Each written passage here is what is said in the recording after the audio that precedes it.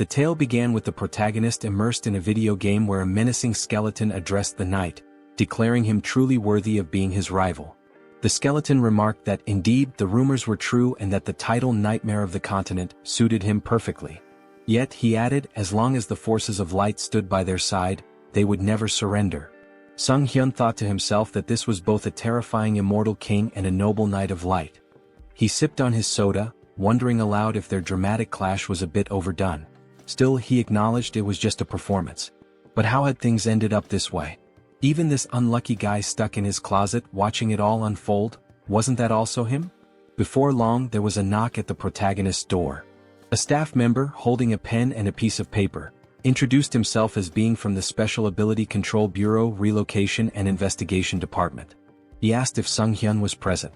The protagonist confirmed with an eager expression. The employee explained that his identity had been verified and requested that, should he awaken, he report it immediately to the Special Abilities Control Bureau. Sunghyun reflected that it was the first time he had spoken to a stranger in half a year. Now that the conversation was over, he figured he wouldn't need to open the door for another 6 months. It had been 2 years since he last stepped outside. Some might call him pathetic. Others might accuse him of lacking willpower. But in truth he saw himself as a casualty of a twisted world. Suddenly the TV news caught his attention. A reporter announced that firefighters were battling a blaze at a shopping mall. The arsonist, it was said, was an awakened individual who had started the fire before transitioning to another world. Sunghyun stared at the screen in shock, thinking, an awakened person.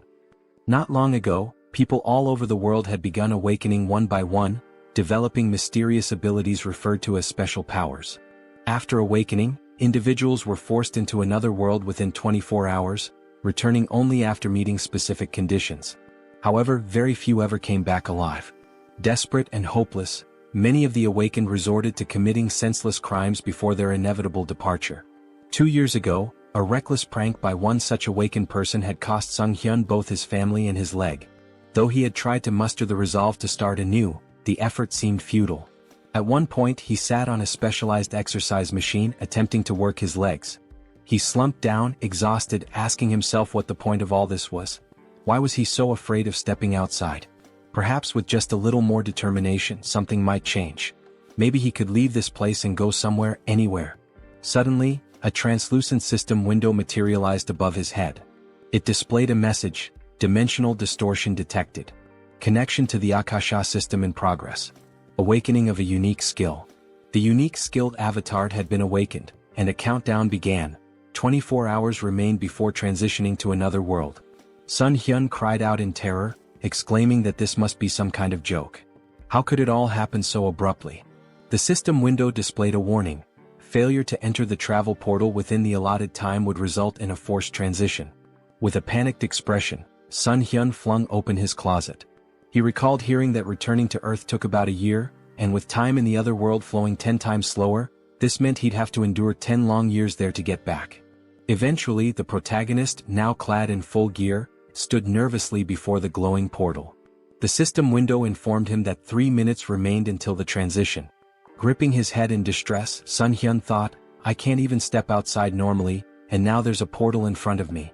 I have no strength, no skills. How am I supposed to survive in another world? Suddenly he remembered his unique skill. Sunghyun shouted, determined, activate the avatar skill. At that moment, a clone materialized before him. He stumbled back in shock, gasping, that's me? Staring at the figure, he realized he was looking at a perfect copy of his own face. The clone saw everything he did as though they shared the same vision. This is dizzying, Sunghyun muttered, trying to move and control the avatar. The realization hit him. It was impossible to act simultaneously with the clone. Then the system window chimed again. 1 minute remained until the transition. Failure to step into the portal would trigger a forced move. In desperation, Sunghyun slumped against the clone's chest. This avatar is useless, he groaned. Just like me. If only someone else could take my place. Acting on a sudden impulse, Sunghyun directed the avatar toward the portal. The system window acknowledged the identity of the awakened individual, confirming the start of the transition. Watching the avatar vanish into the portal, Sunghyun cried out in astonishment. It worked. The move portal had accepted the avatar instead of him. The system window updated. The transition to the Auterica dimension was complete. Moments later, Sunghyun found himself looking at a dense forest. His heart raced with fear.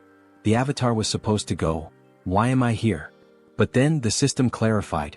He could return to Earth via the return option in the karma store.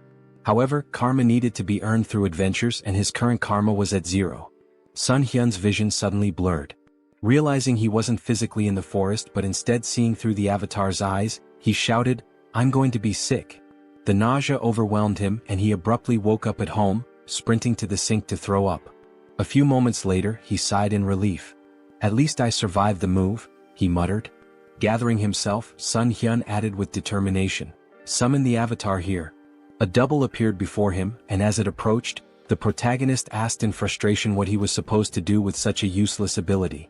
Suddenly, a system window appeared, announcing that he had achieved something remarkable, returning to Earth without using the karma store. As a bonus, he was granted the ability to teleport back once daily to his previous location using a portal. Additionally, his karma had increased. Sunghyun was stunned, realizing that he had become the first awakened individual to return to Earth so quickly. The system window displayed his balance: 1,910,213 karma points. His jaw dropped in shock. Could this much really be awarded just for sending the avatar? In one move, he had earned points equivalent to 10 years' worth of effort. The system explained that karma is granted based on a person's impact in another world, whether through good deeds, misdeeds, murders, or honest labor. It made no distinction. Accumulated karma could be spent on improving abilities or returning to Earth. Sunghyun wondered if there had been some kind of mistake. What if he was still required to travel back to another world? Then, with a wry smile, he said, "Well, I didn't expect this to work, but who cares?"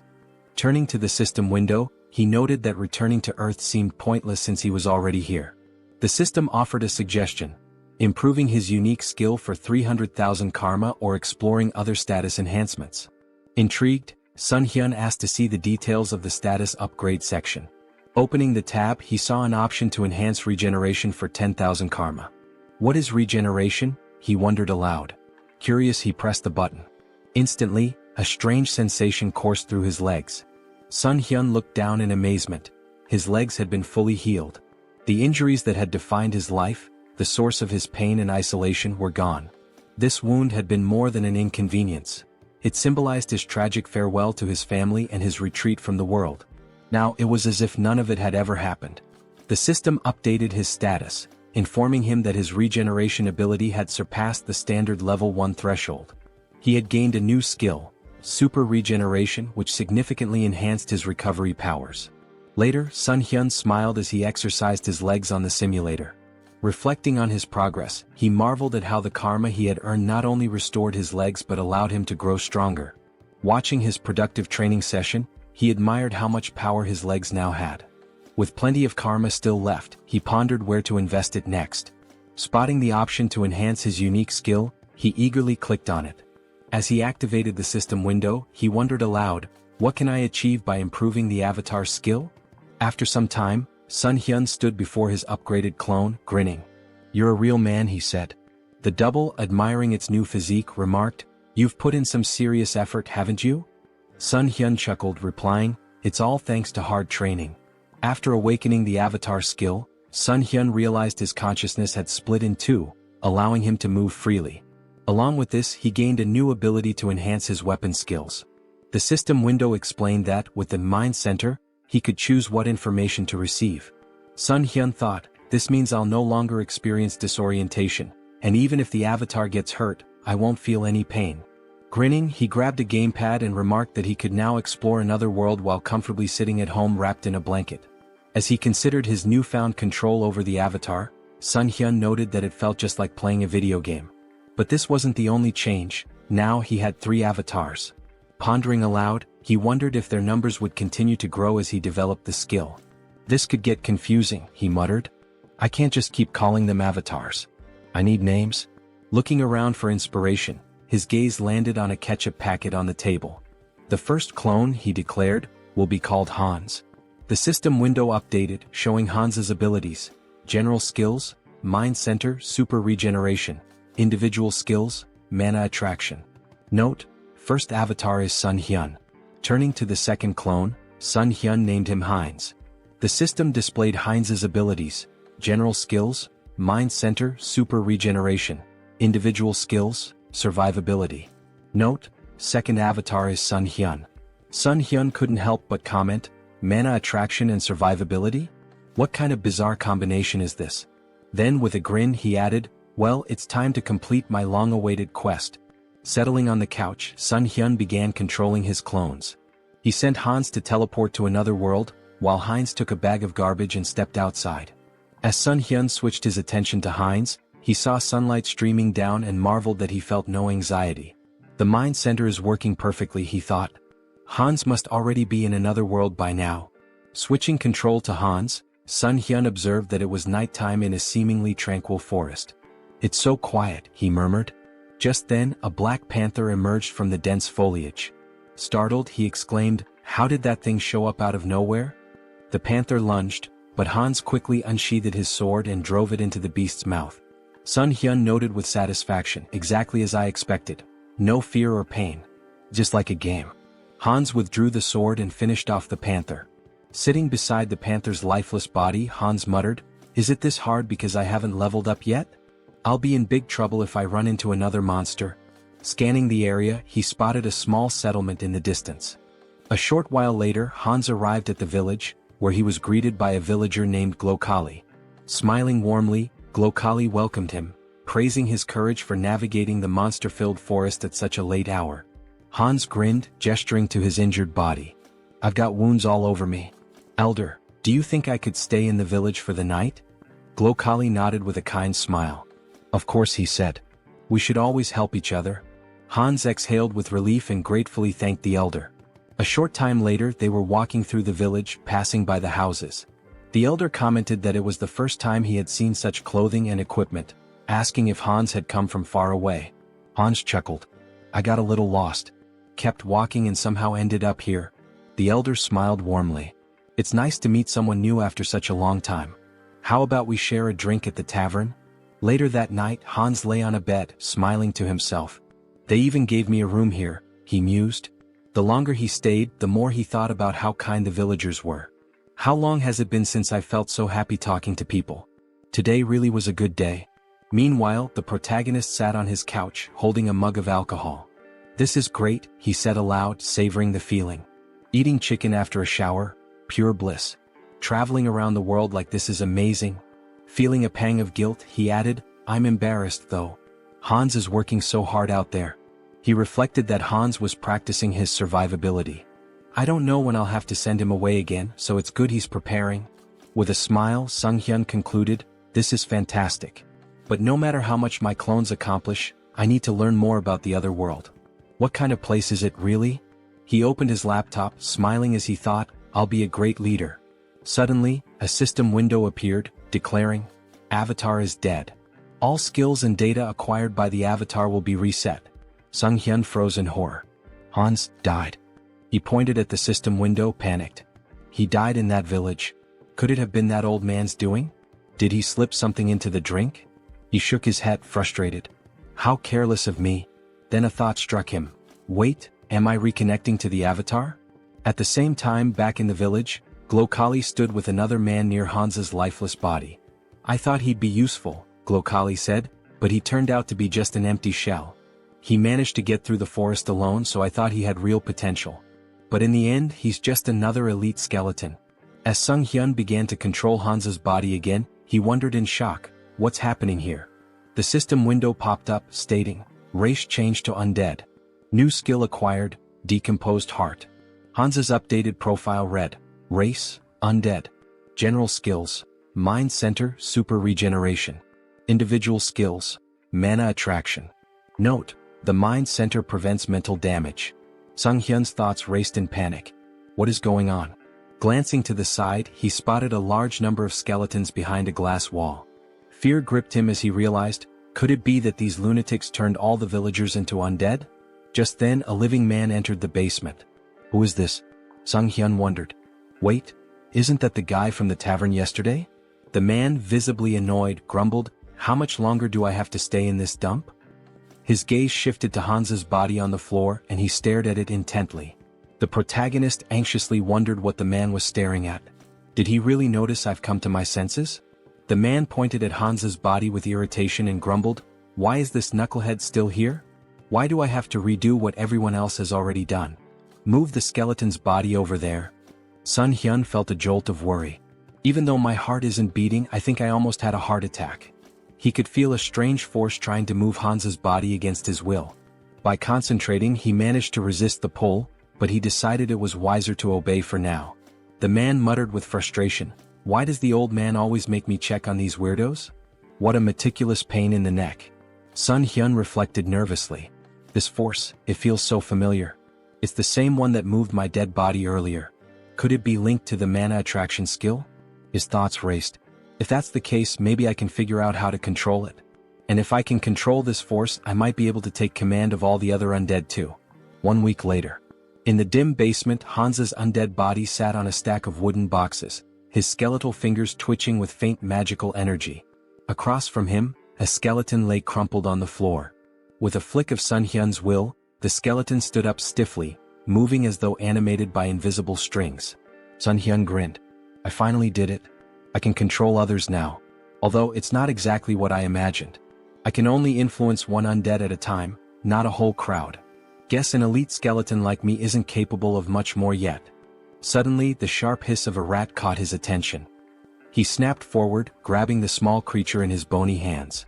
"So, it was this little pest gnawing at my heels all week? You're a fast and nimble one, aren't you?"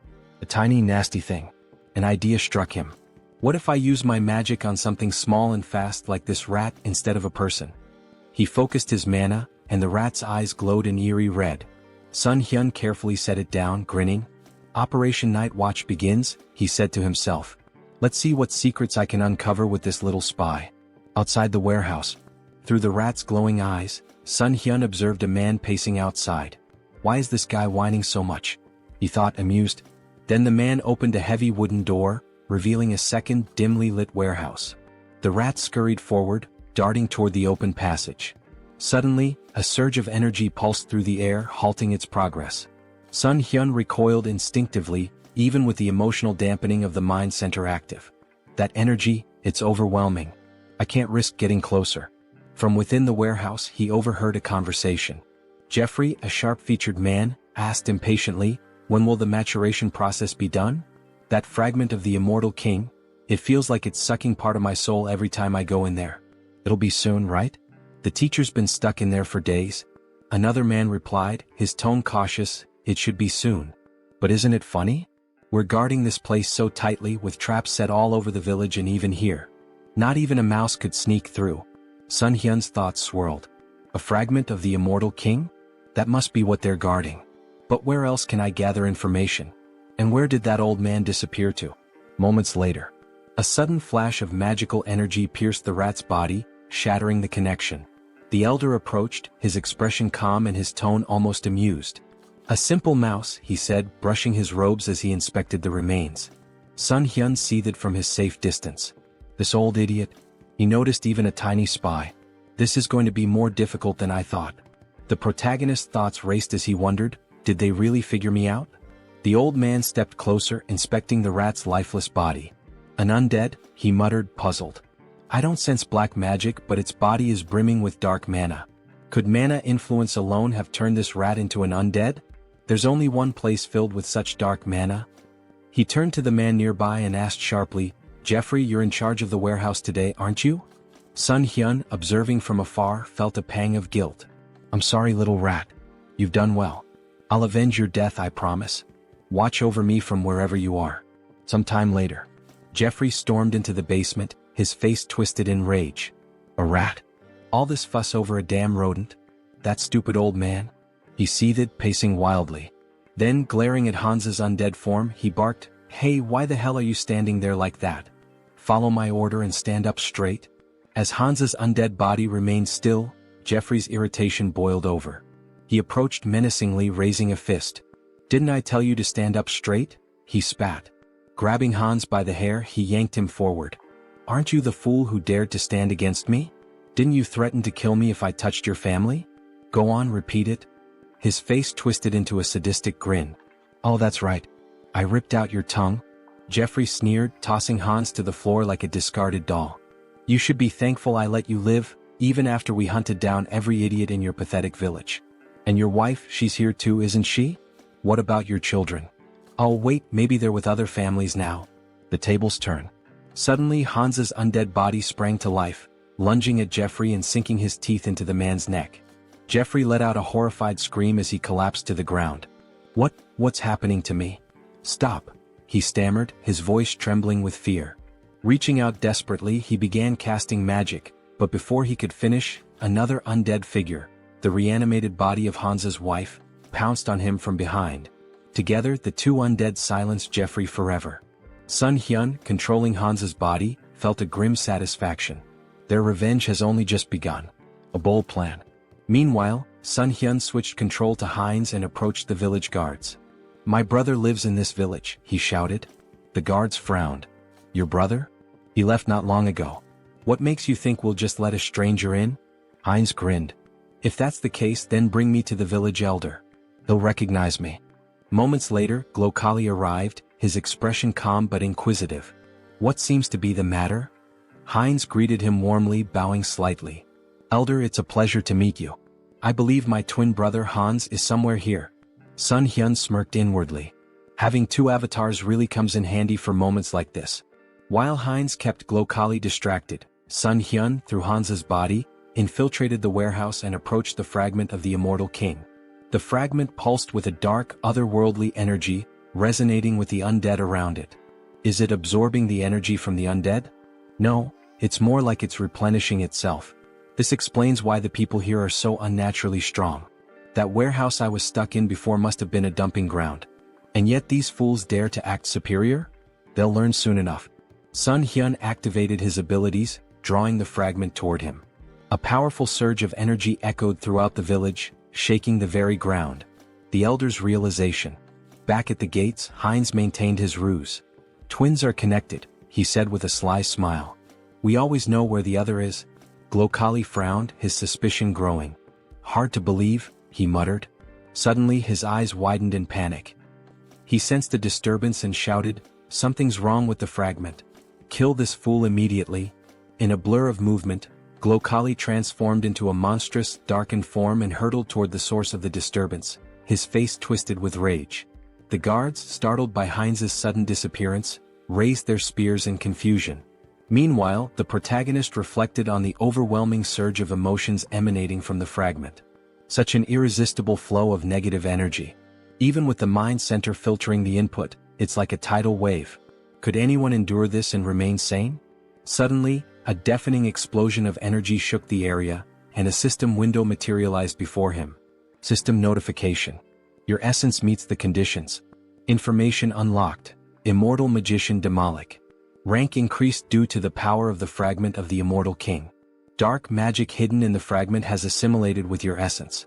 New skill acquired, demonic wisdom. This skill grants mastery of dark magic and an innate understanding of its mechanics. Sunghyun marveled at the new power. Demonic wisdom.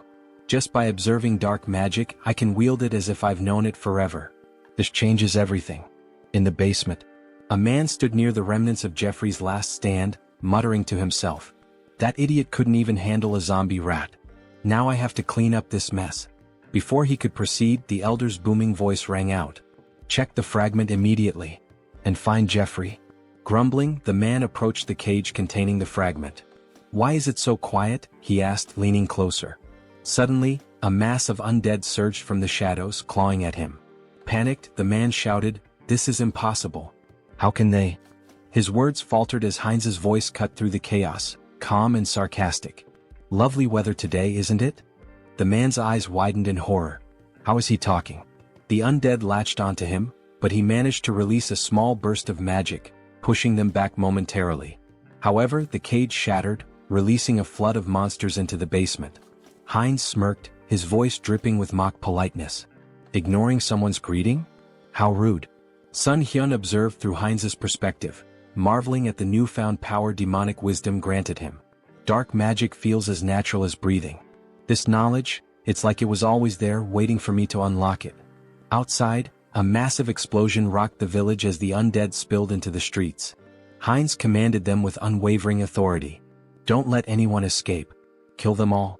The confrontation with Glokali. A skeleton's body fell before Heinz and the elder, Glokali, emerged, his expression cold and furious.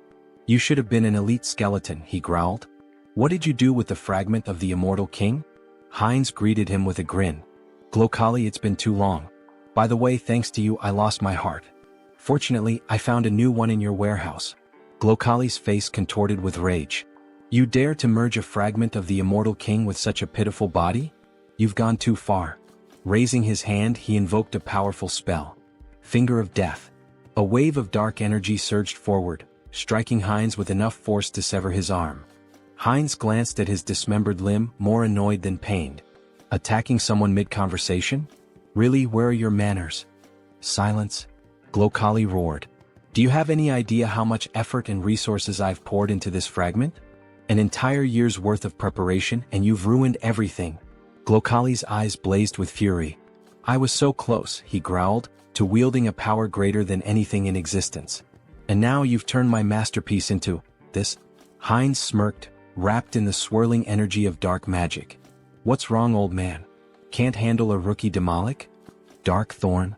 Glokali roared, sending tendrils of shadow magic spiraling toward Heinz. Heinz laughed. "Using high-ranking magic against a beginner? You must really be desperate." His voice turned cold as he countered effortlessly, "I'm the only one who can truly control the fragment, and you know it." Glokali sneered. "You may have survived the destruction of your body, but I'll dismantle it and use it for experiments. Let's see how you handle this destructive ectoplasm." Heinz scowled. "Stop reciting your skills like an amateur." His voice rose with disdain. "And just die already, Alfred." The elder froze for a moment. "Alfred?" His expression twisted into suspicion. "How do you know that name? Did you sneak into this village intentionally?" Before Heinz could reply, a surge of dark magic shot toward Glokali from behind. The elder reacted swiftly, deflecting the attack with ease. He narrowed his eyes. "You're adapting quickly to dark magic. Is it the fragment's doing? No matter. I have no time to waste." Raising his hand, Glokali activated another spell. Pact of Destruction. The battlefield dimmed as the souls of the fallen black magicians coalesced, swirling around Glokali like a maelstrom. A dark crown materialized on his head, amplifying his power. Heinz watched warily. "You're sacrificing the souls of your own allies for this? How fittingly vile of you." Glokali snarled, his voice thunderous. "With the full power of this fragment, I would have crushed you. But no matter." Now, flame of souls soaked in darkness. A massive surge of fiery dark energy erupted toward Heinz. The final blow. Before the spell could reach its mark, a streak of magic pierced Glokali's chest. The elder stumbled, his expression frozen in disbelief. Heinz stood unimpressed. "Took you long enough to tire yourself out. Honestly, I almost fell asleep while you were chanting all those fancy spells." He added with a smirk, "By the way, thanks for plunging me headlong into dark magic. I think I've finally mastered it." Blood trickled from Glokali's lips as he collapsed to his knees. "How could I die like this? So, senselessly?" Heinz watched him fall lifelessly to the ground. Raising his gaze to the sky, he muttered, "Alfred, I hope you saw all of this. Your revenge is complete. Rest in peace." Elsewhere. In a grand cathedral, Rista knelt before a massive statue, her hands clasped in prayer. The flickering light of candles illuminated her solemn face. A knock interrupted her meditation. Rising, she opened the door to find Martin, his face pale with urgency. "Are you finished praying?" he asked. "Yes," she replied calmly. "What's the matter?"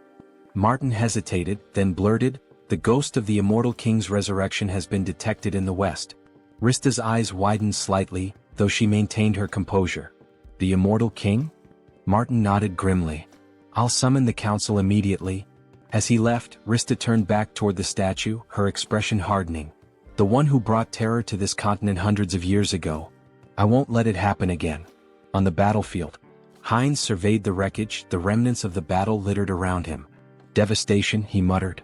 "Hundreds of undead destroyed." A grin crept across his face. "But losses can always be replenished. There's no need to mourn." He turned, the dark magic emanating from him pulsating with new strength. "After all, this is only the beginning."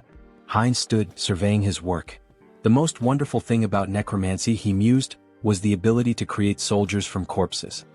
He glanced at his missing limb, irritated, and muttered to himself, First things first, we'll need to take care of the hand. He had already walked a lot today, moving through the battlefield and observing the aftermath. His thoughts turned to his own body and the need to fix it before going any further. Looking around, Heinz's eyes fell upon a lone skeleton, its bones still fresh from the battle. Without hesitation, he tore off its arm, examining the form.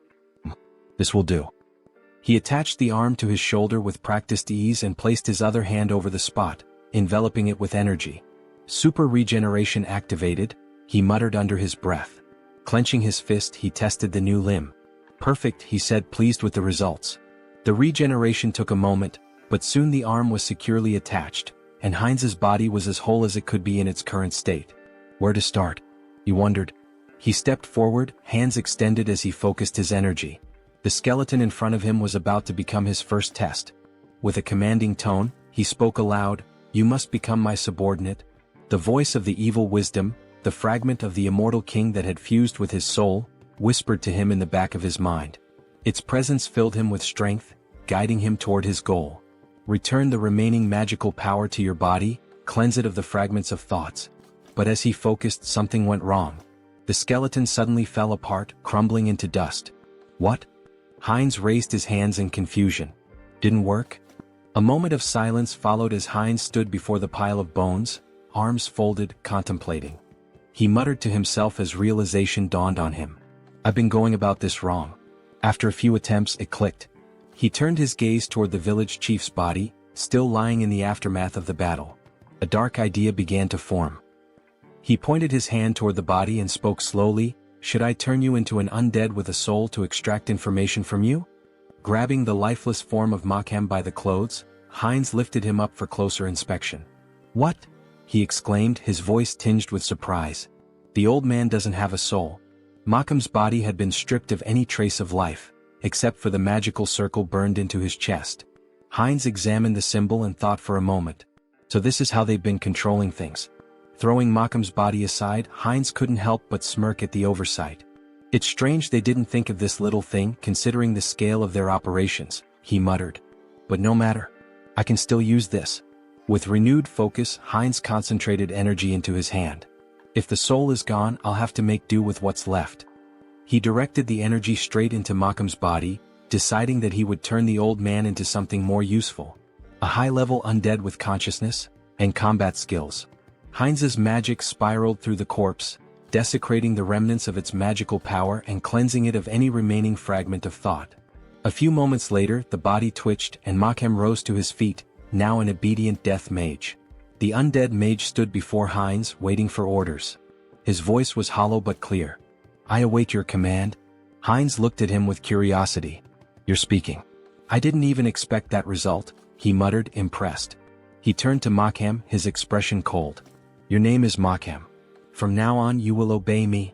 Without hesitation, Heinz slammed his hand against the undead mage's skull. Makhem flinched but immediately responded with desperation. I will obey." Heinz smirked, rubbing the bruise on Makhem's head. "Even if he lost his memories, his sins remain. I'll enjoy this." Turning his attention to Makhem's cane, Heinz casually remarked, "It looks pretty good."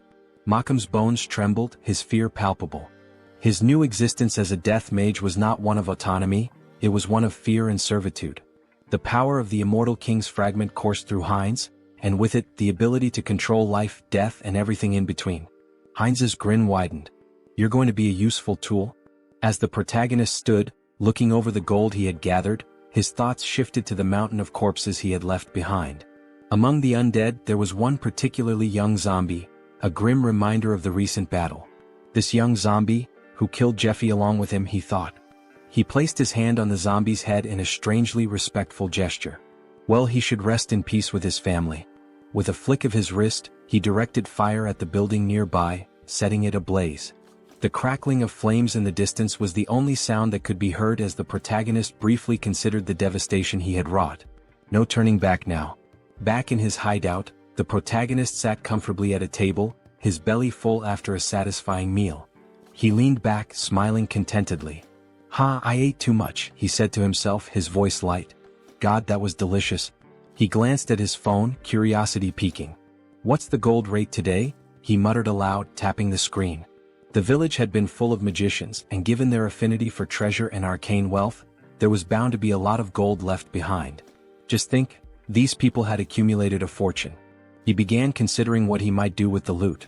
Maybe I should take a closer look at what's left. With a deliberate motion he reached out, muttering, "Summon Hans." In an instant his avatar appeared before him, and an ominous aura filled the room. The feeling was intense, suffocating, his presence too strong for the quiet of the space. The protagonist's eyes widened in panic as he recoiled, covering his face. "Cancel the summoning," he shouted in fear. As quickly as the avatar had appeared, it vanished. He gasped for breath, his heart racing. "I thought I was going to die," he muttered to himself. "What should I do now?" He scratched the back of his head in frustration, trying to regain his composure. "I need to summon Hans, but maybe I should improve my unique skill first." The protagonist's thoughts turned inward, and he focused on accessing the Karma Shop, a place where he could enhance his abilities. Moments later, a system window appeared in front of him. He marveled at the results. "I earned more than I expected," he mused. The last time he had just over 400,000 karma. Now the amount had grown. He selected the item to improve his unique skill and spent a hefty 300,000 karma. A message popped up on the screen stating that his skill had improved. The number of avatars you can own has increased. His mental strength exceeded the norm, and as the information sunk in, he clenched his fist, enveloped in a surge of energy. Serenity. This skill would protect him from external stimuli and mental attacks. A welcome upgrade for the challenges ahead. Later he began filling a paper bag with gold, thinking about the potential. With my normal state of health, Hans can benefit from serenity, unlike the center of the mind. It was incredible how he always seemed to pick the right skills when needed. When the bag was full of gold, he smiled with satisfaction. Great. Time to sell the gold. He quickly moved the filled bags as well as a backpack full of gold to the table in front of the committee. As he laid the bags out, the workers couldn't hide their astonishment. They gasped, shielding their eyes from the precious glow radiating from the gold. The protagonist nodded, maintaining his calm demeanor. "Please deposit all the funds into my account." He then turned and walked outside, leaving the employees to complete their task. They bowed in gratitude, thanking him for his trust. Sunghyun offered a smile in return, wishing them well. As he walked away, he glanced at his shadow on the ground, remembering how Hans had hidden it with dark magic just in case. "Maybe I was worried for nothing," he mused. The shadow was well concealed, even masked to avoid detection. Just as he was about to leave the area, an explosion echoed from behind him. The building rocked, debris flying through the air. Wolf stood amidst the destruction, his grin wide as he surveyed the damage. "Looks like we hit the jackpot," he said, his voice dripping with satisfaction. Holding a bag of gold in his hand, the protagonist, Sunghyun, grinned, looking at the treasure he had gathered. Who would have thought there'd be so much gold in such a remote place? He mused, clearly pleased with the haul. His grin was wide, but it was quickly interrupted as a bandit beside him urged, "Stop chatting, it's time for us to run." Without wasting time they made their way forward, running swiftly through the streets. "I know," Wolf shouted, his confidence undeterred as they sprinted. Ahead of them they spotted Sunghyun, who looked at them in fear and shouted, "Villains! Someone needs to report them. These criminals using their awakened powers for evil, and the ones who protect citizens from them are..." His words were cut off as a powerful blow struck his cheek. Wolf, dealing the blow, shouted, "Shut up." His voice was a harsh command, shutting down Sunghyun's words before they could gain any traction. The protagonist touched his bruised cheek and thought to himself, "The guards will probably track them down. I can't do anything." Meanwhile, Wolf ran confidently forward, saying, "Great. Everything is going according to plan." The bandit hanging from his back added, "We've got plenty of time. The guards will be here in about 3 minutes. We just need to reach the portal." "Is she here?" As they neared their destination they saw something that made them stop in their tracks. A girl lying unconscious on the ground. The wolf stopped and shouted, "Portal? What happened to her? She needs to wake up." His voice was laced with urgency. The bandit, looking around nervously, turned to the wolf and said, "Look over there." His voice trembled as he pointed, and the wolf looked to see a figure standing in front of them, masked and glowing ominously in the distance. "Hans?" the wolf muttered, trying to make sense of the situation. He couldn't help but ask, "Who's that?" "The guards?" The bandit, shaking his head, whispered, "That idiot isn't one of them." As Hans moved closer, he reached up to remove his mask. Sunghyun won't be able to do anything, Hans thought, but he knew that his avatar, was a different matter entirely. The bandits looked on in fear, raising their hands in surrender. Time passed and soon the guards of the South Korean Returned Association arrived at the scene, their boots pounding the ground as they ran. The lead guard shouted confidently, "Here?" He looked back at his colleagues, urging them forward. "Are we going to miss him again?" When they arrived, they froze in surprise. "What happened here?" the guard asked. He surveyed the area where the bandits lay defeated on the ground. The wolf, still dazed, had lost his mask in the scuffle. The lead guard assumed that someone had dealt with the villains but that they couldn't have gotten far. He turned to his colleagues, gesturing around the area. Searched the surroundings carefully. Meanwhile, Hans, like a shadow, moved swiftly through the area. He flew past the guards, heading straight toward Sunghyun. As they reunited, Sunghyun couldn't help but smile. "I see you've warmed up well," he remarked, pleased with the success of their plan. The tension hung in the air as the scene shifted to what would come next, the consequences of their actions and the looming threat of the guards' arrival. Heinz strolled around the parking lot with his hands in his pockets, feeling a sense of satisfaction as he reflected on how relieving stress like this could sometimes be a good idea. His mind was clear for the moment, and the mundane surroundings seemed to offer a rare calm. Meanwhile, Hans, his second avatar who possessed the unique skill Vitality, stood at the entrance to a city on the east side. With a smile on his face, he shielded his eyes from the sun as he looked out at the unfamiliar skyline. "I finally made it here," he said, a hint of excitement in his voice. He remembered Malcolm's words about this city, and after seeing it for himself, he concluded that the old man hadn't lied after all. Stepping into the city, Hans mused aloud, "This is my debut in another world." But even as he admired the bustling surroundings, something didn't feel right. "Although there's still everything ahead," he added, scanning the area. However, as he walked deeper into the city, he realized something. Why was the city so empty? It seemed that the locals weren't paying much attention to newcomers. People went about their business as if strangers were a normal occurrence, not even sparing Hans a glance. Just then, in a nearby alley, a robber turned to his companion Diana and exclaimed, "Was this a joke?" He pointed an accusing finger at her, his expression dark. "I warned you."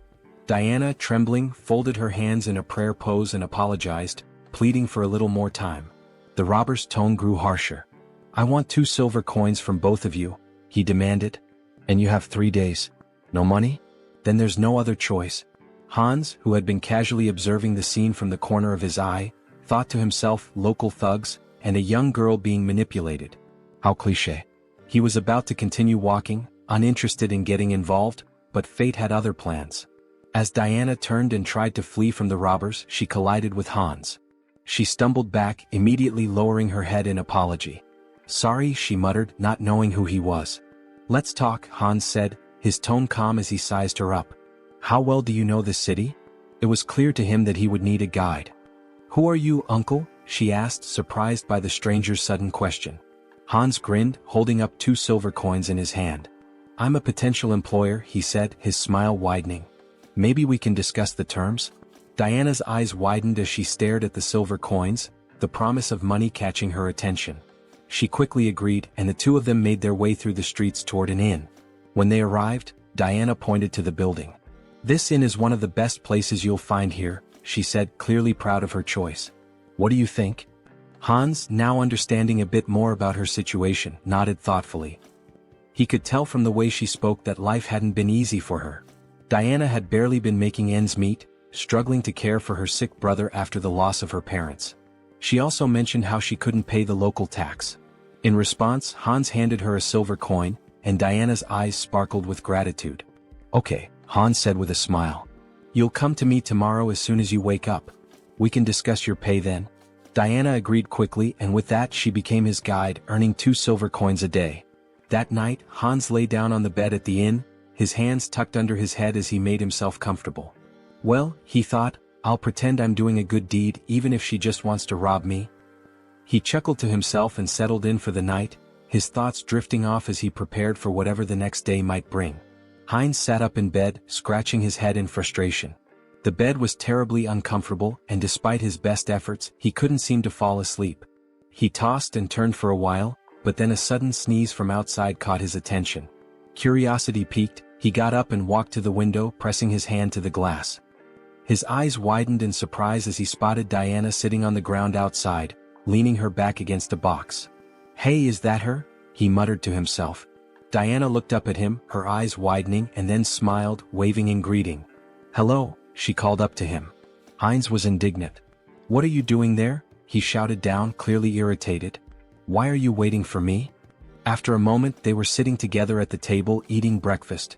Heinz frowned as he took a bite, his frustration still simmering. "You shouldn't do that again," he said, trying to sound stern. "Next time, wait until closer to lunch." Diana, chewing a piece of food, nodded absent-mindedly. "Yes, uncle," she said. Heinz shot her a glare. "I've already told you not to call me that," he replied, annoyance creeping into his voice. She looked at him, then glanced at the piece of bread on his plate. "Are you full?" she asked. "Yeah, I'm fine," Heinz replied. "You can take it if you're hungry." With a smile, Diana took the bread and slipped it into her bag. "Thank you," she said, grateful. The town they were in was called Ozantu, a small village located on the western edge of the kingdom of Talia. As Heinz and Diana walked through the streets, Heinz noticed something odd. He ran his hand along a drawing on a wall, which reminded him of ordinary medieval towns, but something about the symbol that was repeated throughout the town felt off. "This symbol? It's strange," he murmured, his curiosity growing. Heinz examined it more closely and said, "It looks like paint, but something's not right." Diana leaned in to take a closer look, and her face darkened. "It's blood," she replied, her tone serious. Heinz blinked, not believing it at first. He sniffed the symbol and gave a skeptical look. "Is that true?" he asked. Diana, not missing a beat, quipped, "Didn't you eat venison soup yesterday?" Heinz turned to her in surprise, blinking in disbelief. "How did you know?" he asked. With a smile, Diana pointed to her nose and said, "I have a very good sense of smell." Heinz found it fascinating. A good sense of smell? He thought. Is that her special skill? They continued walking through the streets, Heinz still pondering the implications of her statement. He asked, "What does the symbol mean?" Diana hesitated for a moment, then answered, "It's the emblem of the Varkalak Guild, which controls this place." But before she could finish, she froze, her face paling in fear. She began to slowly back away, bumping into Heinz. "What's wrong?" Heinz asked, alarmed by her sudden change in demeanor. Diana's eyes darted around nervously. "That smell," she said, her voice tight. Heinz furrowed his brow. "What smell?" he asked, not sure what she was talking about. Diana inhaled deeply, her eyes closed as she focused on the scent. Then, with a sense of urgency, she turned around, her fists clenched. "Freshly baked bread," she exclaimed. "I have to try it?" Heinz, confused but amused, asked, "Didn't you just eat a minute ago?" Diana pointed ahead, her face lighting up with anticipation. "I'm hungry again," she said, clearly excited by the smell. They followed the scent down an alley which led them to a door. When they peeked inside, Heinz's stomach dropped. Behind the door was a corpse, its lifeless body sprawled on the ground. The smell of bread was still in the air, but the sight of the body made it clear that something sinister was at play. A few days later, Heinz stood against a wall, arms folded, waiting impatiently. "She's never been late before," he muttered. "Something must be wrong." Just then, a bandit approached him, a smirk on his face. "Hey buddy," the bandit called out, drawing Heinz's attention. Heinz looked at the bandit in surprise, unsure of what to make of the situation. The bandit, arms folded and wearing a smug expression, said, "We should talk." Heinz felt a moment of frustration, thinking to himself, has it really come to this? The next instant, he handed the bandits a handful of silver coins, offering them a smile. "Take this," he said, trying to remain calm. "There aren't many, but I hope they help maintain some sense of public order." The bandits exchanged looks, then one of them picked up a silver coin, a grin spreading across his face. "Seems we've quickly found a common language," he remarked, clearly amused. Heinz thought to himself, I brought money just for this kind of situation. But then, his eyes narrowed as he noticed something. The bandit had a symbol on his neck, one that looked strikingly similar to the emblem Heinz had seen on the walls of the city earlier. His thoughts turned grim. Diana had warned me to avoid the alleys. We need to leave this place as soon as possible. Heinz couldn't help but wonder just how terrified the girl must have been, given how deeply afraid she'd seemed of the thugs. The bandits moved away, but one of them turned to the other and asked, "Why did you grab this brat?" His comrade responded dismissively, "How should I know, idiot? We're just following orders." The word struck Heinz like a blow. "Brat?" he thought. "Don't tell me those two bastards grabbed Yen?" Without thinking, he shouted after them, "Wait a minute!" The bandits turned around in surprise, eyeing him curiously. Heinz clenched his fist. Damn it, timing is everything in situations like these. If things get dangerous, I can just cancel the call. He forced a smile, trying to stay calm. There's something I wanted to know. At that moment, Diana's voice suddenly called out to him, and he turned around in shock. "Ah, Diana?" The bandit, now flexing his fist with an irritated expression, remarked, "So, what's your friend interested in?" Heinz gave an awkward smile, trying to keep the conversation light. "Is the silver I gave enough?" A little while later, one of the bandits returned with a bag in his hands. "They took everything," he said nonchalantly, tossing the bag aside before turning toward Heinz. The bandit's expression hardened. "And where's the rest of it? You were supposed to meet us long ago." Heinz shot him a glare. "Did you even know how much I gave you?" In that moment, Diana's face fell and tears began to form in her eyes. "My little brother is missing," she sobbed, her voice trembling. "He was just starting to get better, he could eat again, but now I can't find him anywhere." Heinz's mind raced as he recalled the conversation he'd overheard between the bandits. Could they be talking about Diana's brother? He asked, his voice tinged with suspicion. Could it be Varkalak? Diana looked up at him, her face stricken with terror. "No," she whispered, shaking her head in despair. Heinz frowned and asked gently, "What do you mean?" Tears streamed down Diana's cheeks. "They really took him," she choked out. "Aaron will die if they hurt him." Heinz's heart sank as he watched her crumble in front of him, the weight of her words sinking in. He knelt down beside her, trying to comfort her the best he could. "Don't worry so much," he said softly. "If they want a ransom, I'll pay it. You won't be alone in this." But Diana, her voice barely above a whisper, whispered in disbelief, "They really took him. Aaron will die." Heinz's heart pounded in his chest as Diana's words hit him like a cold shock. "Blood," she had said. He repeated the word in disbelief. "Why blood?" he asked, struggling to understand. Diana, still shaking with fear, managed to sit up. "This city," she whispered, her voice trembling, "is a warehouse for live blood bags. For vampires." Heinz's mind reeled as the weight of her words sank in. Before he could process it further, a voice from above cut through the tension. A vampire stood on the roof, his figure silhouetted against the setting sun. "The smell of dark mana is strong," he said with a low, cruel smirk. "Did they kill each other over the fragment of the immortal king? How unfortunate. I wanted to destroy it once it fully matured." The vampire folded his arms, his smile widening as he continued. "I don't know who stole it, but I know exactly where it's going. So, finding the thief won't be difficult." Heinz, still processing the bizarre situation, looked at Diana, his expression confused. "A vampire?" Tears streaming down her face, Diana nodded. "Yes, vampires. The Varkalaks and all the other organizations in this city, they're all run by vampires. Even if you escape the city, none of us will survive. They're all connected and they'll hunt us down." She buried her face in her hands, sobbing. "We've been trying our best to hold on, but we're just getting picked off one by one. In the end, I know what will happen to us." Heinz reached out, gently grabbing her face and forcing her to meet his gaze. "Listen to me," he said, his voice firm. "If what you're saying is true, we don't have much time. Do you know where they've taken your brother?" Diana hesitated, looking down at the ground. She looked at him, uncertainty in her eyes, and then whispered, "I don't know. But, if you try to help me, it will be dangerous. You won't survive either." Heinz smiled, though the weight of the situation hung heavily in the air. "Don't worry about that," he said confidently. "I know how to fight back against these scoundrels. We'll make it through this." In his mind, the mission to save the girl, and to get to the bottom of the sinister operations in the city, had just begun. Sometime later, in a dimly lit tavern, a group of bandits sat around a table, laughing and playing cards. One of them tossed silver coins onto the table, calling, "All in." His companion looked at him with a grin. "Where did a debtor like you get such a big pile of money?" The first bandit leaned back and smirked. "I robbed some idiot this morning. Made a nice profit." At that moment, the tavern doors flew open with a loud crash. The bandits turned in surprise, just in time to see Heinz stride into the room, his expression determined. One of the bandits stood up with a sneer. "What's this then?" he said, striding toward Heinz. "Who's this idiot?" His comrade snickered. "Is he some new fool who thinks he can challenge us?" The bandit raised his hand to stop his friend, looking Heinz up and down before saying, "So, you're the idiot we robbed. Came to give us more money, did you?" Heinz didn't flinch. He held his ground, his eyes steely with resolve. Meanwhile, near the entrance of the tavern against the wall with the vampire symbol, blood dripped slowly from a wound. A guard lay slumped, his broken body leaning against the wall. The bandit sneered at the scene.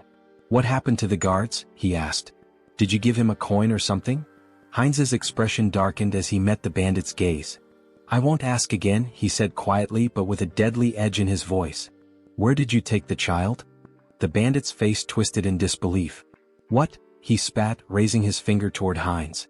"Are you out of your mind? Do you know who you're dealing with?" In the blink of an eye, Heinz drew a knife from his belt and drove it straight into the bandit's throat. The man gasped, his eyes wide with shock as the blood began to spill. "I know exactly who you are," Heinz said coldly, watching the life drain from the bandit. "You're scum. You prey on families to satisfy your own selfish desires." As the bandit crumpled to the floor, the others in the tavern fell silent, eyes wide with fear. Heinz stood over the fallen body, his knife gleaming in the dim light, ready to face whatever came next. The mission was far from over. Heinz stood in the midst of the fallen bandits, his breathing heavy as the weight of the fight settled in. His knife was lodged deep into his shoulder, but he didn't flinch. Blood seeped from the wound, but he didn't have time to focus on it. There were still too many enemies around. "Why are there so many?" he muttered to himself. He had lost count of how many bandits he'd taken down in the chaos. Each one had been dispatched swiftly, his skills in combat and the magical tools he'd brought with him giving him a significant edge. But now more were coming down the stairs. He wrenched the knife out of his shoulder with a grimace, his gaze scanning the room. A couple of new bandits appeared at the top of the stairs, looking down at the carnage below. One of them shouted, "What's all the commotion about? Who the hell is this guy?" Heinz paused for a moment, annoyed at his own carelessness. Damn it, he thought. His mouth had gotten him into trouble again. This wasn't the time for reckless talk. There were more screams from the building, growing louder as the fight escalated. The bandits kept coming one after another. 6, 7, 8. It felt endless.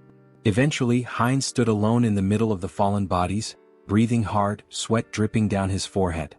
His shoulder throbbed where the knife had struck, but he had no time to think about it now. His focus was on the bandit still alive, groaning beneath him. He stepped over to the bandit, placing his foot firmly on his head. "Hey big guy," he said with a sneer, "where's the boy you captured today?" The bandit, still dazed and groaning in pain, glared up at him. "You think I'm just gonna tell you everything?" he snarled. "You're an outsider, aren't you? You don't even know who's behind this. You're gonna regret this." Heinz's expression darkened, his eyes cold as steel. "I don't care who's behind this," he said, his voice low but steady. "I'll find the boy and I'll make sure your little game ends here." The bandit struggled under Heinz's foot, but Heinz wasn't about to give him any leeway. He leaned in closer, whispering, "Tell me where he is and I'll make it quick. Otherwise, we'll see how long you can last." The bandit growled through gritted teeth, but Heinz could see the fear in his eyes. Despite his bravado, the man was terrified. I don't know where they took him," the bandit spat, "but the leader, he's the one with all the answers. He's got a place near the old mill. Go there if you want to find the kid." Heinz's eyes narrowed. This was the break he needed. The mill. Got it? He stepped off the bandit's head and turned, heading for the door. As he did, he thought to himself, this isn't over yet. They've taken too much from this town and I'm going to put an end to it. He left the tavern, the weight of the mission heavy on his shoulders. There was no turning back now. After some time, Heinz opened the door to the room. Seeing the boy sitting on the floor, he asked, "Is this Aaron?" Trembling with fear, Aaron held his head and begged for mercy. The avatar knelt down, extended a hand toward him and reassured him, "Don't be afraid." Aaron's sister had pleaded for his rescue. Confused, Aaron asked, "Do you know my sister?" At that moment, a vampire in bat form flew into the scene. Heinz turned to Aaron, confirming, "It's true. I'll explain everything once we're out of here. But first we need to leave." The vampire landed on the window and shifted into his human form. Glaring at Heinz, he sneered, "Who are you? How dare you touch my food in my restaurant?" Heinz froze, feeling a sinister presence behind him. The vampire taunted him, saying, "Are you from an oath of disobedience?" Taking Aaron by the shoulder, Heinz thought, "A vampire." The vampire continued, "Or perhaps you're this boy's brother. Do you know what happens to those who defy us?" Smirking, the avatar replied, "Me? Just an outsider, robbed by your rabble." Shielding Aaron, he added, "It's pure coincidence I helped this boy. The vampire extended a hand and scoffed, "Really? How dull. I prefer my meals lively. Both of you will die here." As the vampire fired a magical projectile that shattered the surroundings, Heinz shielded Eren with his body, yelling, "Run!" The avatar, now lying on the ground amidst spilled alcohol, gasped heavily. He sat up, noticing the smell of liquor, and muttered, "Alcohol? Is that a barrel?" He patted Eren's head, asking, "Are you okay? This is it, you need to hurry and get outside." Just then the vampire landed nearby, sneering, "Dodged? You're faster than I expected. A good warm-up before dinner." The vampire lunged with claws extended, but the avatar shoved Eren toward the door, shouting, "Run and don't look back." Wielding his sword, he blocked the attack but noticed the vampire's claws growing longer. They pierced his body as the vampire mockingly praised his regeneration abilities. Heinz clenched his teeth, realizing the power gap was immense. The vampire, licking his lips, remarked, "Unexpected, but you'll make a fine delicacy." Despite the pain, Heinz thought, "If I hesitate, I'll die." He swung his hand, but the vampire severed it effortlessly, laughing, "Oh dear. I'll carve you up before I feast." Lifting Heinz into the air on his claws, the vampire declared, "This is where your resistance ends." As he leaned toward Heinz's neck, Heinz thought, "If strength isn't enough, then we'll both die." From his mouth, he unleashed a hidden fire spell, engulfing the area in flames. Shocked, the vampire shouted, "What is this? A fire magic tool? You were hiding this." Thrown to the ground, Heinz noticed the alcohol spilling across the floor. A plan formed in his mind. The vampire screamed in terror, "You're insane. Do you want to burn us both alive?" The vampire attacked, slashing Heinz's body. Laughing maniacally, he jeered, "Fragile flesh." But Heinz headbutted him with full force, sending him flying. "You said it yourself. I have a strong body and good regeneration. Tough enough for you?" he growled. The vampire screamed, "No. Stop." But Heinz advanced, and the next moment an explosion consumed the building. Amidst the flames, Heinz lay on the floor, murmuring, "Impressive. I survived. Being strong has its challenges." A notification appeared before him. "Mission complete. Help the unlucky girl." Outside the burning building, Diana clung to her brother, staring at the inferno. "Uncle," she cried. Meanwhile, a system window announced, "Avatar Heinz has died. The avatar will respawn in 7 days."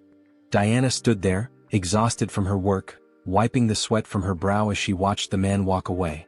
She had been cleaning his shoes for what felt like hours, and now that the job was finished, she could finally take a moment to catch her breath. The money left on the table was a small consolation, but it would be enough to help with the next day's bills. Her thoughts drifted to the events that had unfolded not long ago. The building that had once been the scene of chaos was now nothing but a smoldering wreck. She had heard that the avatar Heinz had been consumed by the flames, leaving her to wonder about the fate of the man who had helped her and her brother. The world around her flickered, and a new, familiar figure stood before her. It was Heinz, alive, standing in the middle of the street as if nothing had happened. His body was covered in bandages, but the intense aura he exuded made it clear he had come back, somehow. Diana stared at him, mouth agape. Her heart skipped a beat. "Uncle?" Heinz's eyes softened, and he smiled faintly despite the pain he was clearly in. "I told you I'd be back," he said, his voice hoarse. It was then that the system window appeared in front of him, announcing that Avatar Heinz had been reborn after 7 days. His rebirth had been completed, and with it came a sense of purpose, a new mission to carry out. The flames from the explosion, the chaos, the danger, they were all behind him now. But Heinz knew this was just the beginning. Whatever had happened, whatever lay ahead, he was ready. And this time he wouldn't fail. Diana slowly approached him, her eyes filled with disbelief and relief. "You're really here? You're alive?"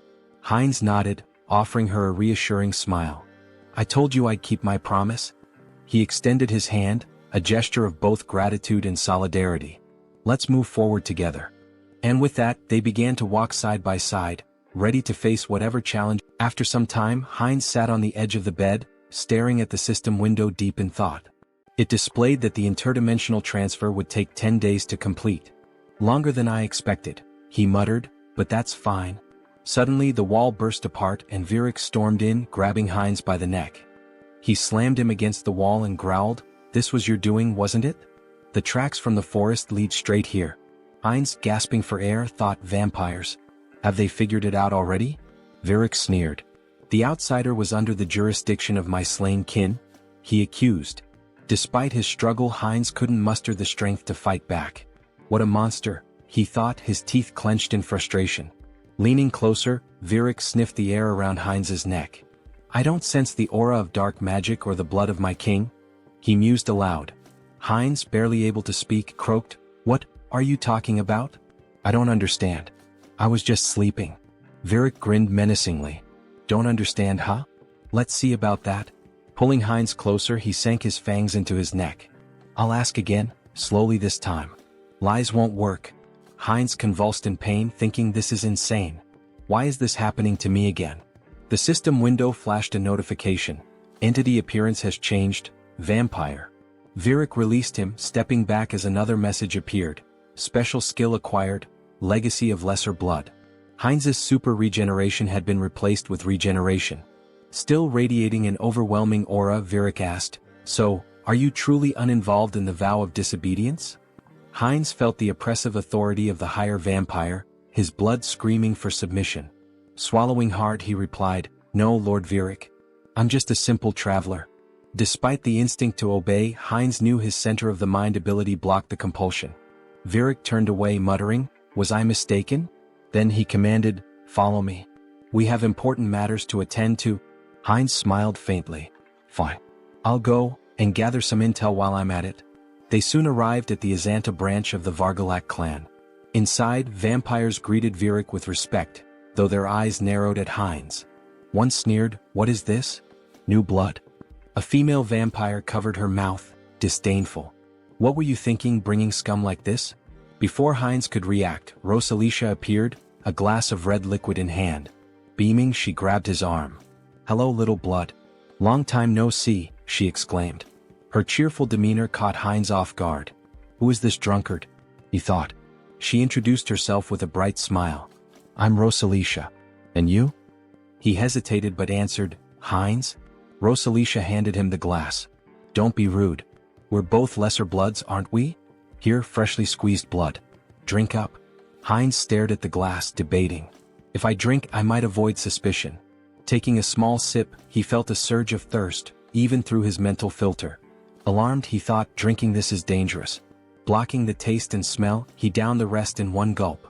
Delicious, he said flatly. Rosalicia ran her finger along his cheek with a playful grin. I like you.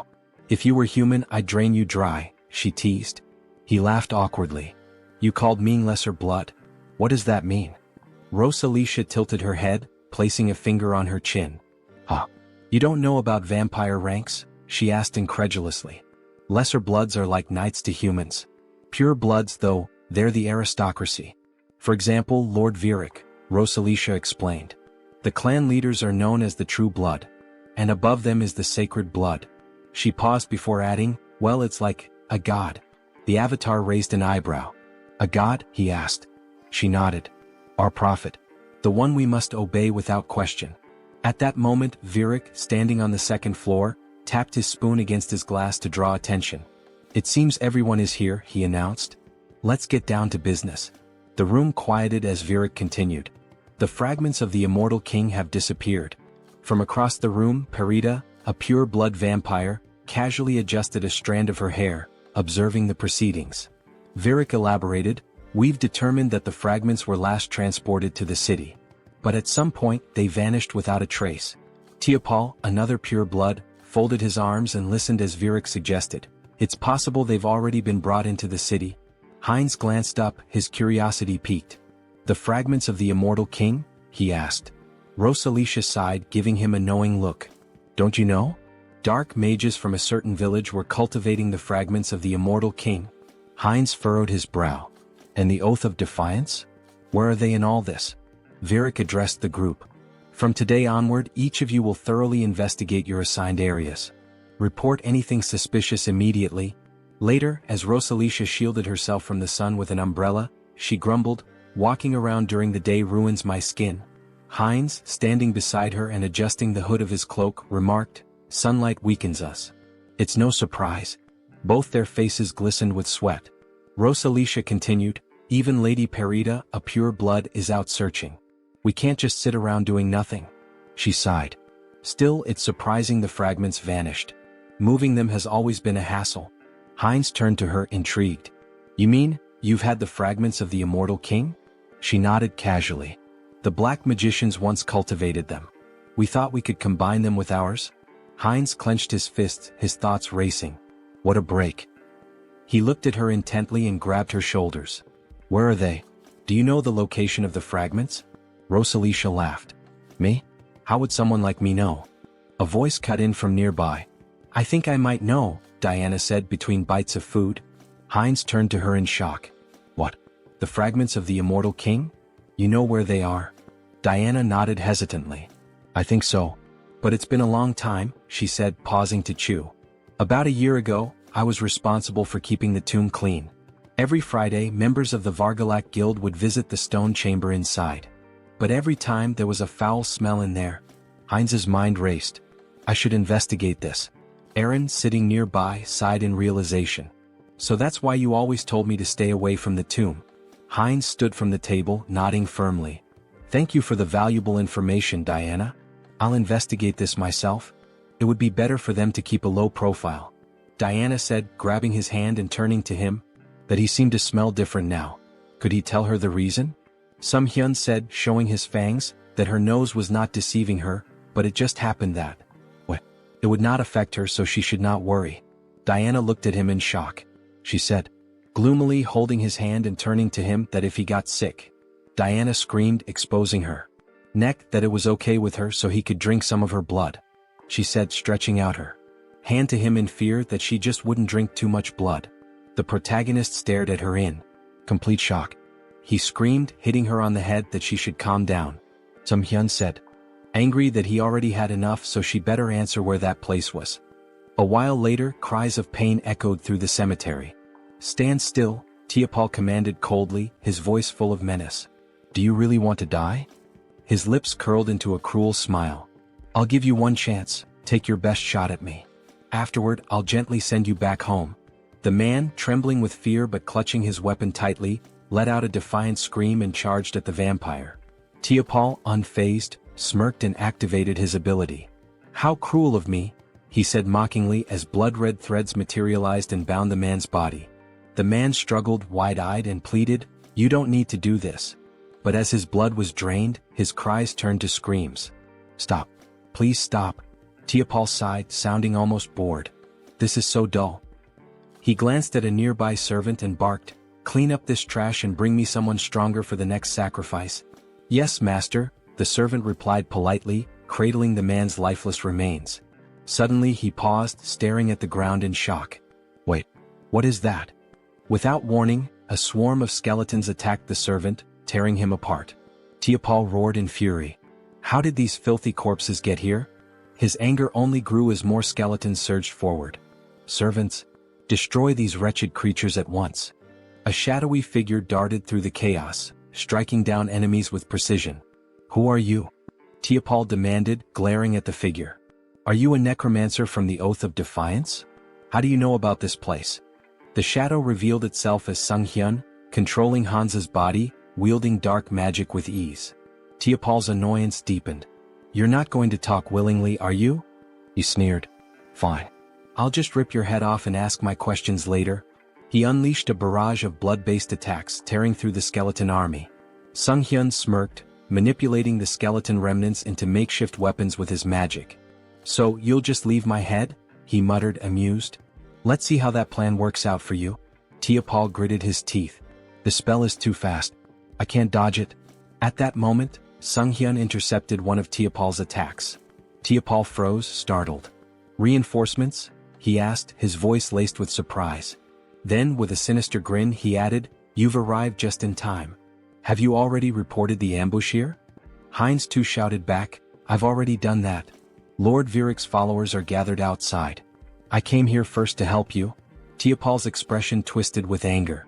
Great news, he snarled sarcastically. Then you'd better make yourself useful. This Demolic is strong enough to hold us off. We need to buy time for reinforcements. Suddenly, the younger vampire, representing the protagonist, sank his fangs into Tiapal's neck. Tiapal whipped around, shocked. What blood? He shouted. Have you gone insane, you fool? The protagonist, through Heinz, cast dark magic. Dark magic? Teopal gasped, wide-eyed. You've conspired against me? How could this happen? His voice turned desperate. Stop this madness immediately. Teopal screamed in horror as his strength faded. How could you drink the blood of your own kind? It's a grave sin. It clouds your mind, corrupts your soul. His voice faltered as he collapsed to the ground. This can't happen. Heinz too wiped blood from his lips and smirked. Clouds the mind, huh? Well, it seems to be working just fine for me. A system window materialized, displaying skill acquired, blood magic. Heinz too grinned. This is fantastic. With this new power, breaking the blood barrier will be a breeze. Heinz interjected, we don't have time for that. Then I'll smash through it. Heinz too replied with a sly smile. A deafening explosion shattered the tomb's roof. Sunghyun, standing amidst the rubble, smiled confidently. We found it. Heinz nodded, his eyes narrowing. This is what we came here for. Heinz too, gesturing to the glowing object before them, said, the second fragment of the immortal king. Heinz reached for it, his voice filled with awe. Another fragment. Amazing. As the fragment's power surged through him, he thought, even with the mind center filtering the negative thoughts, this fragment holds too many. He focused the mental power of all the clones on his core personality. Suddenly, a massive pillar of dark energy erupted skyward. Virik, observing from a distance, looked up in astonishment. What is this fog? Are we too late? He froze as his gaze locked on the floating skeleton radiating dark energy. That silhouette, it seems familiar. Virik barked orders to his subordinates. Attack it. The vampires unleashed a barrage of blood arrows, aiming for the figure. Heinz retaliated with dark magic, striking down one of the attackers with devastating force. A system window appeared. Skill evolution, regeneration, immortality. Skill acquired, forbidden knowledge. Personality status, Heinz Archlich. Meanwhile, the holy paladins arrived at the cemetery's outskirts. What is this? One asked, shielding his face. Smoke? Fire? It seems to be coming from Azanthu. He coughed, overwhelmed by the dark energy. Tuscan dismounted, his face grim as he examined the ashen residue. We're turning back. This isn't ordinary ash. What do we tell the saint? Another asked nervously. Tuscan looked up at the ominous energy pillar. Everything. This changes everything. The ominous energy surged in the air, thick with power and foreboding. System notification. The rebirth of the immortal king is imminent. Heinz stood motionless, overwhelmed by the rush of newfound strength. This is incredible, he thought, his mind racing. I've become 10 times stronger than before. A system window materialized before him, detailing his transformation. New skills acquired. Power of the immortal king fragment. Rapid rank advancement, plus 2/3 rank. Secret dark magic energy amplification. Traits gained. Evil wisdom. Unlocks insight into forbidden knowledge. Unconditional understanding of dark magic. All secrets revealed. As long as my source remains intact, I'll endlessly revive. An unkillable existence, he mused. The dark energy coursed through his body like a tidal wave, and Heinz unleashed it in an explosive attack. Tendrils of shadow surged toward the vampires surrounding him. Virik's eyes widened in alarm. What is this smoke? Is this a trap? What is your plan? A subordinate rushed to his side. My lord, we must retreat and recover our strength. Before the words could settle, the dark energy swallowed the subordinate whole, obliterating him in an instant. Virik froze, staring in horror at the remains of his servant. This is an attack spell? Dark thorns erupted from the shadows, piercing through Virik's chest. He screamed in agony, his strength waning rapidly. Heinz, through the avatar Hans, stepped forward, his cold gaze fixed on the pure-blooded vampire. You're stronger than the others, he said calmly, but right now you're nothing more than a blood bag to me. Virik gritted his teeth, his voice trembling with anger and disbelief. Where did you get such power? Did you truly absorb the fragment completely? How did you endure so much darkness alone? Heinz too smirked, stepping closer. Alone? He asked mockingly, leaning in. Who said I was alone? Before Virik could respond, Heinz too sank his fangs into the vampire's neck, drinking deeply. Virik's body convulsed, then went limp, crumpling to the ground. System notification. Conditions fulfilled, skill growth activated. Legacy, minor blood legacy, pure blood. Heinz too wiped the blood from his lips, his smile sharp and predatory. A pure-blooded vampire now? He murmured, savoring the moment. The realization struck him like a bolt of lightning. By devouring other vampires I can grow faster. He laughed darkly, his voice resonating with malevolent triumph. Let them wait for me. I'll devour them all, one by one. After some time in the forest, Rosalicia cried out that they needed Parita. Fearfully she asked what they should do now. With tears in her eyes, Rosalicia lamented that if Lady Parita had been there, they wouldn't have succumbed to the enemy so easily. Parita responded, stating that Virik had been defeated but warned against underestimating this adversary. She touched the lingering dark magic and noted that the fragments contained an overwhelming amount of power, indicating the enemy's formidable strength. As the sun began to rise, she urged them to return to the base quickly to request reinforcements. Elsewhere, a man sprinted through the city streets, shouting curses. Leaning against a wall, he demanded angrily, "They won't chase me to the very end, will they?" He blamed everything on the vampires, accusing them of arrogance before being destroyed in an instant. He cursed his own mistake of trusting them. From the shadows, Heinz too grabbed the man, dragging him away. A terrified scream echoed from the alley. Meanwhile, Sunghyun reflected on leaving Hans in the city to deal with the remnants of Varkalak. He had also arranged for Heinz too to be connected to a minor merchant guild so he could escort Diana and her brother out of the city. Later, in the forest, Heinz too, holding a frying pan, joked that with enough pepper, he could make a special steak. Diana and her brother gazed at the meal with admiration, thanking him for the delicious food. The protagonist smiled, assuring them it was healthy and safe to eat. Sunghyun thought about how their happiness stemmed from being free of danger. Smiling, the protagonist asked if they had an uncle who ran a store in eastern Lapillas. Diana nodded nervously, unsure if her uncle would be pleased to see them. He reassured her not to worry, and Sunghyun considered giving them money if things didn't work out. A wave of sadness hit him as he thought about their eventual parting. When was the last time he'd felt this way? Perhaps he'd changed since arriving in this world. Diana called his name, reaching out with concern. "Are you okay? Do you need blood?" she asked. Laughing, the protagonist replied that he'd had enough to drink, having drained the vampires left in the village. At the same time, Hans, embodying another side of the protagonist, was reanimating the corpses of vampires in the cemetery. He decided it was time to finish up and retreat to their secure space, marveling at how convenient and boundless it was. He wondered if forbidden knowledge could help him create a similar subspace on Earth. Suddenly, blood magic struck him. Varkalak, a purebred vampire, confronted him with fury. "Still lingering in our city? Do you underestimate us so much?" she demanded, using blood magic to challenge his membership in the Oath of Defiance. Hans smirked, introducing himself as an honorary member of the Oath. She accused him of stealing the fragment of the immortal king and destroying their hideout. Holding a weapon forged from her blood, she declared it no longer mattered. He would die. Her attack was swift. Though he narrowly avoided a fatal blow, Hans felt the strength of a purebred vampire firsthand. Crashing into a barrier, he realized it was the work of her clan's blood mages. "Did you think escape would be so easy?" Over taunted. The protagonist analyzed the barrier, recognizing he could break it but would need more time to adapt to his new power. Over vowed to crush his skull and personally reclaim the fragment. Grinning, the protagonist declared she should remember his name and that he was from the Oath of Defiance. "I am your death," he added dramatically. Though retreating for now, he promised to return. In true villain fashion, he made a theatrical exit, summoning Hans to escape. Over was shocked to see him bypass the barrier, while her subordinate deemed his departure inappropriate. Suddenly, an arrow struck one of Over's servants from behind, a holy silver arrow from the paladins. Realizing they were surrounded, Over clenched her teeth in fury, cursing the Lich for delaying her. Wherever he had gone, she vowed to find him. She shouted furiously that she would find him and kill him no matter what.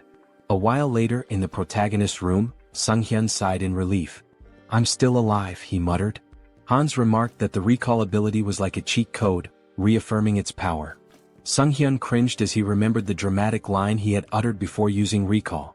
Swinging his legs off the bed, he asked himself, "Why did I have to use such a typical villain line?" He groaned, clutching his face. "Am I crazy? What possessed me to say that?" Adopting Hans's persona, he tried to justify it. "You're proud of your strength, aren't you? You took down a group of evil vampires, saved a defenseless girl and her brother, and even protected an entire city. Sunghyun smiled at that thought. Now that I think about it, I feel like a hero. Stretching, he added, surely I've earned myself some karma points, right? Calling up the karma shop, he stared in disbelief at the system window. His balance was 731,002 points. How do I have over 700,000 points already? He exclaimed. Didn't I spend everything on upgrades? With a nervous laugh, he speculated that enraging the vampires and dark mages must have significantly boosted his karma. Dismissing the thought, he pressed the system window. I'll figure it out later. For now, should I upgrade my special skills again? A notification appeared. His limit on summoning avatars had increased. Smiling, he noted that his avatar count had gone up. But were there any new skills? The system revealed that he had acquired a special skill, Persona. Sunghyun beamed. This is exactly what I needed. Is Persona similar to Mind Center? I should check it out. After reading the description, he realized the skill allowed avatars to act as vessels for emotions, adapting and growing based on his needs. The system had clearly determined this skill was essential for him. I get it now, he thought. I've been forming connections, defeating powerful enemies and making a difference. But in reality, I've spent 2 years locked in this room. What happens there feels like a game, but the truth I've been avoiding is still here, right in front of me. He reflected on the loneliness, sadness, and anger he had suppressed, emotions that had accumulated over time. Turning to Hans, he said, I need to transfer these terrible feelings into a vessel. As he did, he felt a strange relief as though his emotions were neatly boxed away. Curious, he wondered how Hans, now burdened with those emotions, was handling it. Hans reassured him. Don't worry about me. Pain and despair have always been my companions. They don't bother me. Yet, Sunghyun noticed a subtle change in Hans's tone. Laughing, Hans confirmed, You noticed, huh? It dawned on Sunghyun that an avatar filled with emotions could develop its own personality. Before he could say more, a loud noise erupted outside. Was that an explosion? He asked, rushing to the window. Is there another villain? Here in the city? He groaned, holding his face. Let the guardians handle it. It's not directly in front of me like last time. It's none of my business. Hans interrupted. Do you need a reason to eradicate evil? Sunghyun met his gaze and realized the truth. Since transferring his negative emotions to Hans, things had become clearer. Avoidance had always been his habit. Despite his desire to defeat evil, he had lacked the courage to act. Hans, now exuding determination, declared, The world order is in chaos. Criminals are everywhere. It's time for me to become their law. Using his power and donning a mask, he left to confront the chaos. At the explosion site, residents gathered, expressing their frustration. How many times has this happened?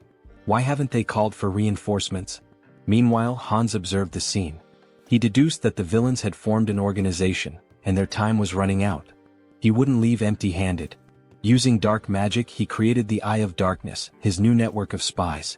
You will be my eyes and ears in the shadows, he thought, ready to hunt down hidden sinners. In an alley nearby, a group of schoolchildren bullied a classmate.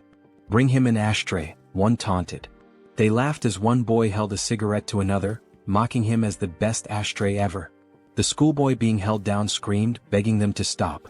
At that moment, a woman clutched her child tightly and asked where they could possibly run. A man, drunk and swinging his belt, shouted accusingly that she was lying to him. Meanwhile, a masked robber shattered a store window, climbed inside and declared, while opening the cash register, that this was all he needed. Hans observed it all, his thoughts dark and resolute. These villains were no better than trash, and he resolved to punish them.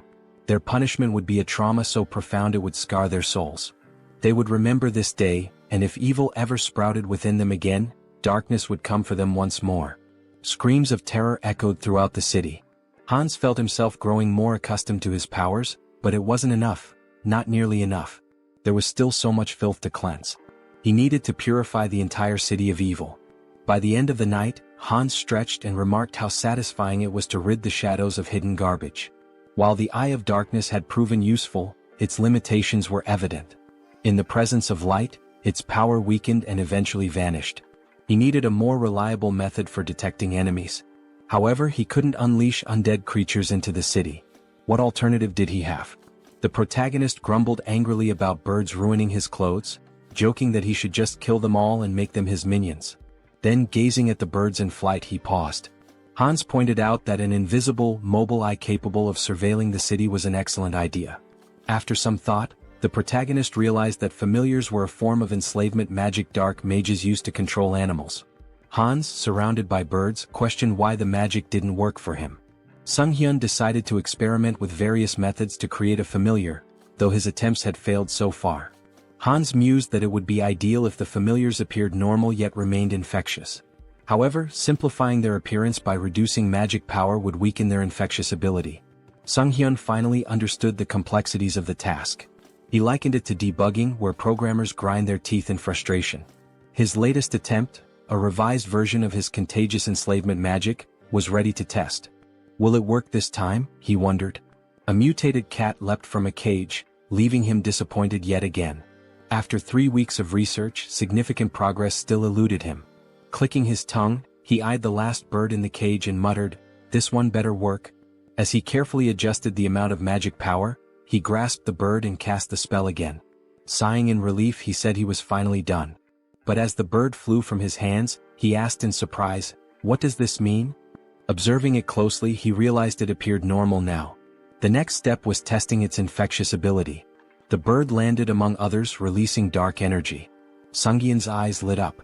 "This is a success," he declared. The infected creatures would serve as his eyes and ears in the city. Stretching out his hand, he commanded, "Fly and find the enemies for me." Meanwhile, in a forest nearby, Lucius knelt and touched the ground, recalling Hans's words when he used the recall skill. Tuscan approached, informing him that his knights had arrived. Irritated, Tuscan added that after interrogating the remaining vampires, they learned these captives weren't allies of the Immortal King's descendants. Lucius replied that more evidence was needed. The Immortal King was regaining strength, though they hadn't yet confronted him. Using the magic within his cross to communicate, he asked respectfully if there was any news. A saint responded via magical transmission, reporting that traces of the Immortal King's presence had been detected in a cave northwest of their location. Holding the cross tightly, Lucius expressed his gratitude and promised to meet their expectations. At the cave, Sunghyun thought about how he had successfully trained his familiars to report encounters with monsters. Now he had to confirm that the information was accurate. But something felt off. The ground familiars weren't behaving as usual. Instead, they seemed to be fleeing. Were they frightened? If they had found a monster, they would have reported it immediately. This behavior could only mean one thing: humans?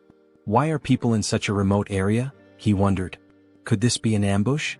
But that seemed impossible. How could such a large group remain unnoticed while hiding their presence? Suddenly, one of his familiars was struck down. Tuscan stepped forward and declared, "You are a participant in the oath of disobedience. Your pathetic tricks won't work on us," Tuscan declared. "No evil can escape the saint's sight. You won't leave here alive."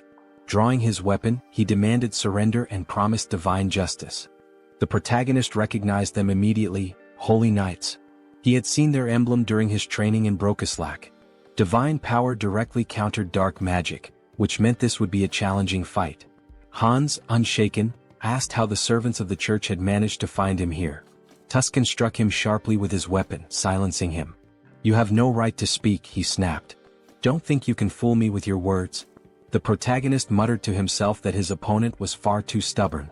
Should he deceive them and flee instead? Tuscan seemed to read his mind. "Cheap tricks won't work against us," he said, wielding light magic. "You cannot deceive the servants of the saint." A weapon infused with light pierced the protagonist, and he winced in pain. "Do you truly consider punishing villains a crime?" he asked. "Silence," Tuscan barked, his light magic intensifying. "From the moment you embraced forbidden power, you became one of them. A villain." Sunghyun activated his dark magic and retorted, "Where's the logic in that?" He felt an unusual weakness. Something had been interfering with his magic recently. The Holy Knight's anthem began to play, sapping his strength. Tuscan ordered the singers to keep going. The hymn was draining Sunghyun's energy, but he couldn't bring himself to harm innocents, even if it meant stopping the song. He groaned in frustration as a weapon stabbed him from behind. "Now's our chance," Tuscan declared. "Restrain him." Sunghyun realized his mistake. He had been too careless, and now he was bound in chains. These restraints were not ordinary, they blocked both his movements and magic. "Impressive work catching me," the protagonist admitted. Tuscan smirked. "Exactly as expected. No evil has ever escaped these chains. Will you resist any longer? Grinning, the protagonist replied, as if I'd make it that easy for you. He knew there was no reasoning with them. It was time to part ways. Let them think they had won. Tuscan, now wary, activated his light magic. I don't know what you're planning, but don't think I'll just stand by and let you try anything. He launched another attack. But the protagonist only smirked.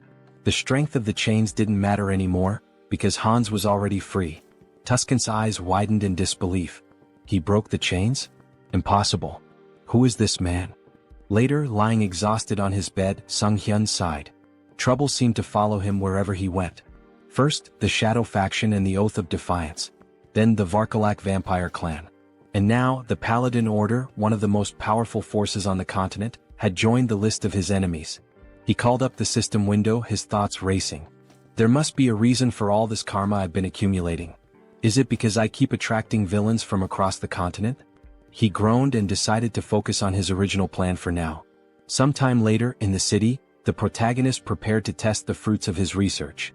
Controlling the essence of black magic was simple in principle. His familiars could serve as his eyes and ears, even covering a massive area like Seoul with ease. His thoughts were interrupted by a terrified scream. A girl, tears streaming down her face, begged for mercy. Please, I'll do anything. Just let me go. She spotted a figure in the window and pleaded, help me.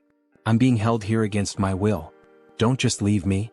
The man holding her sneered, gripping her hair tightly. Scream all you want, he said. No one will hear you except me. He explained that his ability rendered them invisible to others. Go on, scream louder, he taunted. You've got such a cute voice. As he raised his weapon to strike her, he boasted, you'll be among the top 3 in my collection. At that moment, Hans burst through the ceiling, wielding dark magic. The man with the knife asked, bewildered, how could this happen? My ability is sound suppression and invisibility, isn't it? The protagonist glared at him, his voice cold. That won't work on me. Your vile deeds end today. Angered, the man demanded, who are you? A guardian? How did you even get here? Holding the weapon to the woman's throat, he threatened, don't come any closer or she dies. Sunghyun activated his dark magic. Is that so?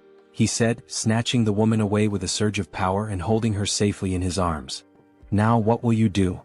The man with the knife gasped in disbelief. A Ritterney? You dare to steal my prey? Then I'll kill her along with you. He lunged at the protagonist but was suddenly restrained by tendrils of dark energy. Judging by his words, Hans deduced, this isn't your first victim. Binding the man tightly with dark energy, he pressed his fingers to his forehead. You won't mind if I confirm that for myself? Using necromancy, Sunghyun activated the Cry of the Dead skill, peering into the man's memories. He saw vivid scenes of the man torturing and murdering his victims. You're a serial killer, Hans declared grimly. I don't need to look any further.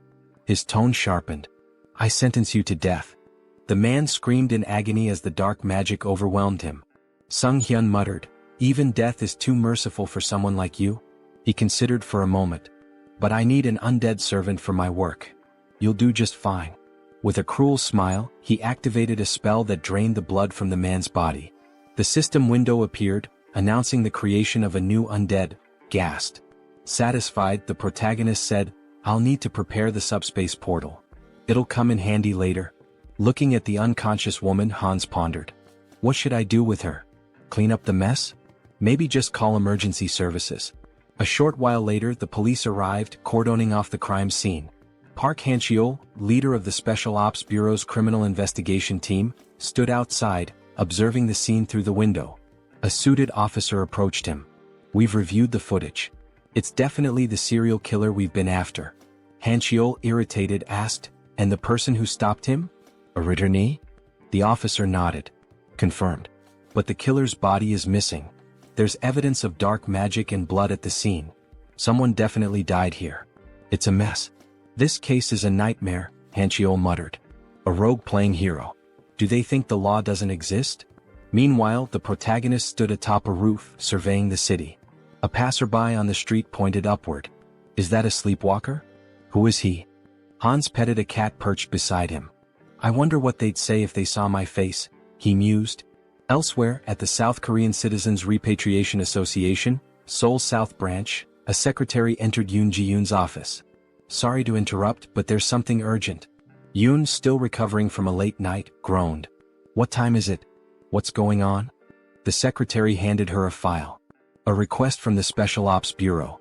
They're investigating the serial killer case and... Yoon skimmed the file. So, the dark mage in the long coat and mask strikes again. Public security's already a mess. She sighed, placing a tablet over her head. We should hand this over to that guy. The secretary, shocked, exclaimed, That guy? The murderer?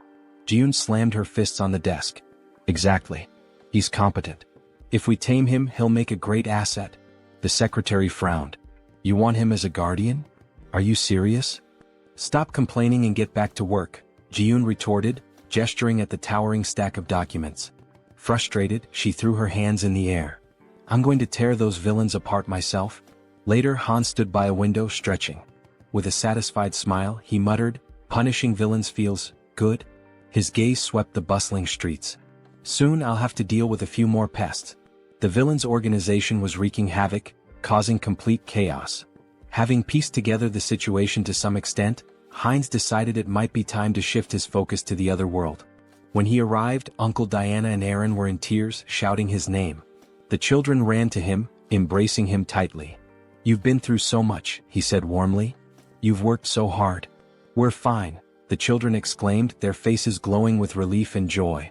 Heinz watched the scene with a smile, thinking how happy he was to see them reunited. He seemed like a genuinely kind person, one whose actions didn't raise suspicion. If he had acted otherwise, Heinz might have resorted to threats, but it didn't seem necessary. Their uncle took Heinz's hand, thanking him profusely for bringing the children back safely. Heinz waved his hand dismissively.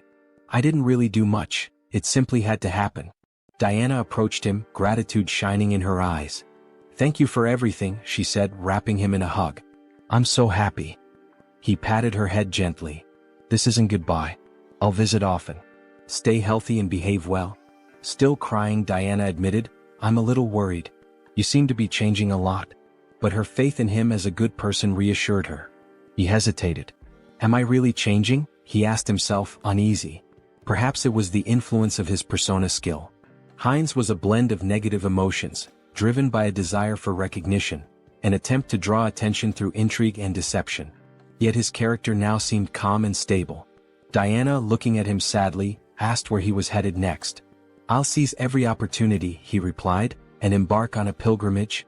Sometime later, in the capital of the kingdom of Talia, Teleria, a city known as the heart of the Church of the Goddess and home to its grandest temple, Heinz wandered the streets, observing everything with keen interest. Stepping into a secluded alleyway, he ensured no one was following before activating his abilities to summon his fourth avatar, Heinlich. This avatar embodied key traits: a composed mind, persona, super regeneration, and calm demeanor. Its unique feature, the spirit of a warrior, granted additional bonuses to skills and experience acquired through combat and training. Handing a bag to Heinlich, Heinz instructed, walking through the holy city as a vampire isn't ideal. Take this and step into the light. Heinlich made his way to the elder, who sat on a chair surrounded by his subordinates. Next, believer, step forward, the elder called. In response, Heinlich emptied a bag of gold at the elder's feet, startling everyone. The elder began counting the coins, stacking them neatly. How much is this? He asked, astonished. This is everything I have, Heinlich declared, placing a hand over his heart. I wish to dedicate it all to the goddess and serve as a paladin to fulfill her will. Reflecting on his past avatars, an undead, a dark mage, and a vampire, Heinlich mused that this time his form would embody light. A paladin respected by all. The elder slammed his fist on the table, sending coins scattering. Instructor Marco stepped forward with a hearty laugh. A sincere young man like you will make an excellent paladin. The elder, still hesitant, said, Wait. No matter the sacrifice, we can't just accept an unknown person as a paladin. Marco reassured him. Don't worry. Training reveals a recruit's true nature. Are you prepared to show us yours? Heinlich nodded eagerly. I am. Weeks into the grueling training, Heinlich gasped for air, sweat pouring down his face. I need water, he cried moments before a massive iron ball flew toward him. What is this madness? He thought, summoning his strength to stop the ball.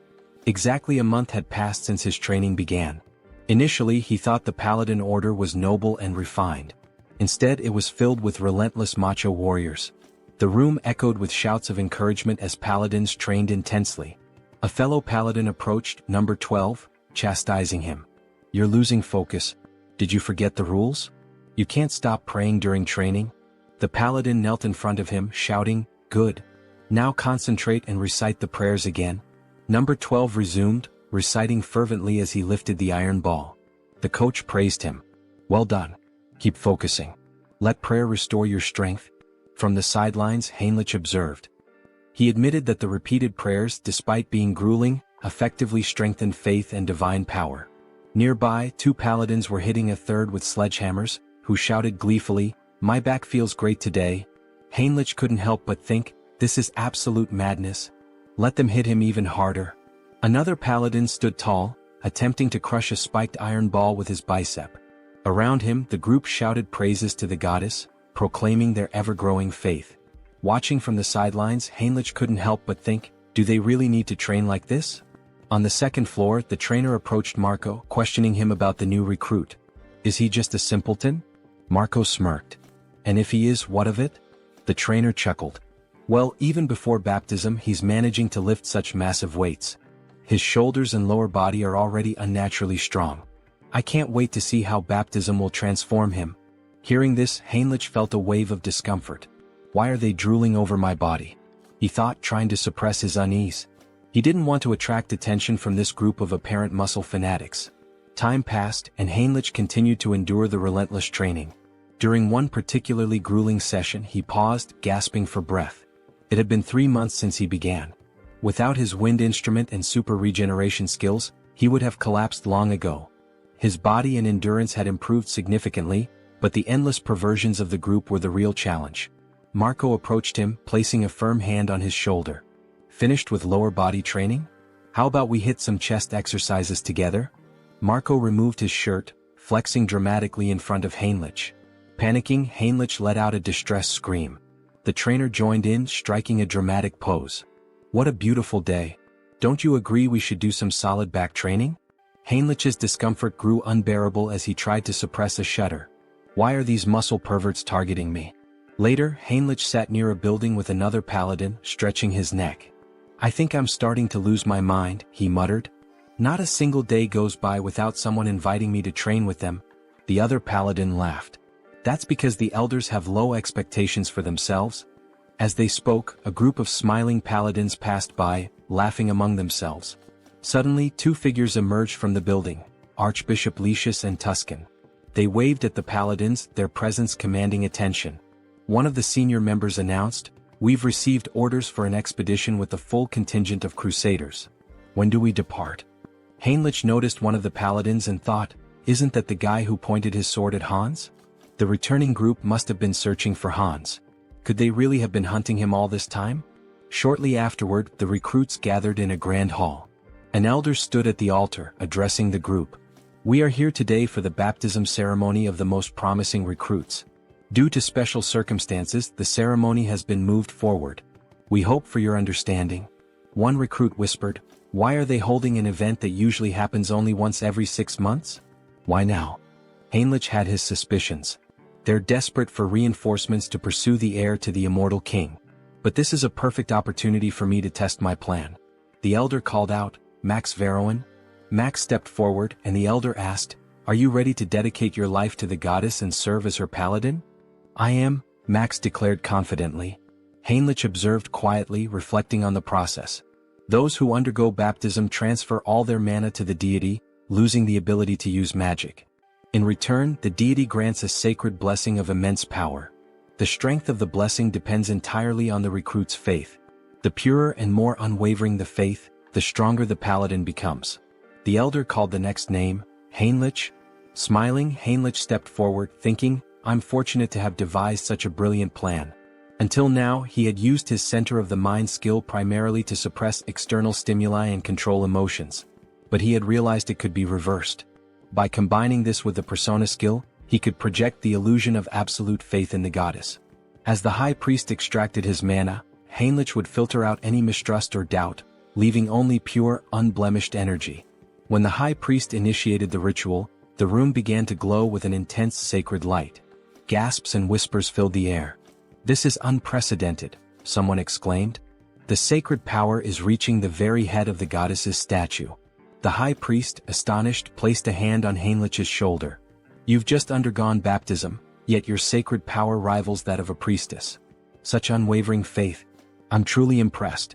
Heinrich's plan had worked perfectly, and he smiled inwardly. Heinrich continued to train diligently, a smile forming on his face as he thanked those around him.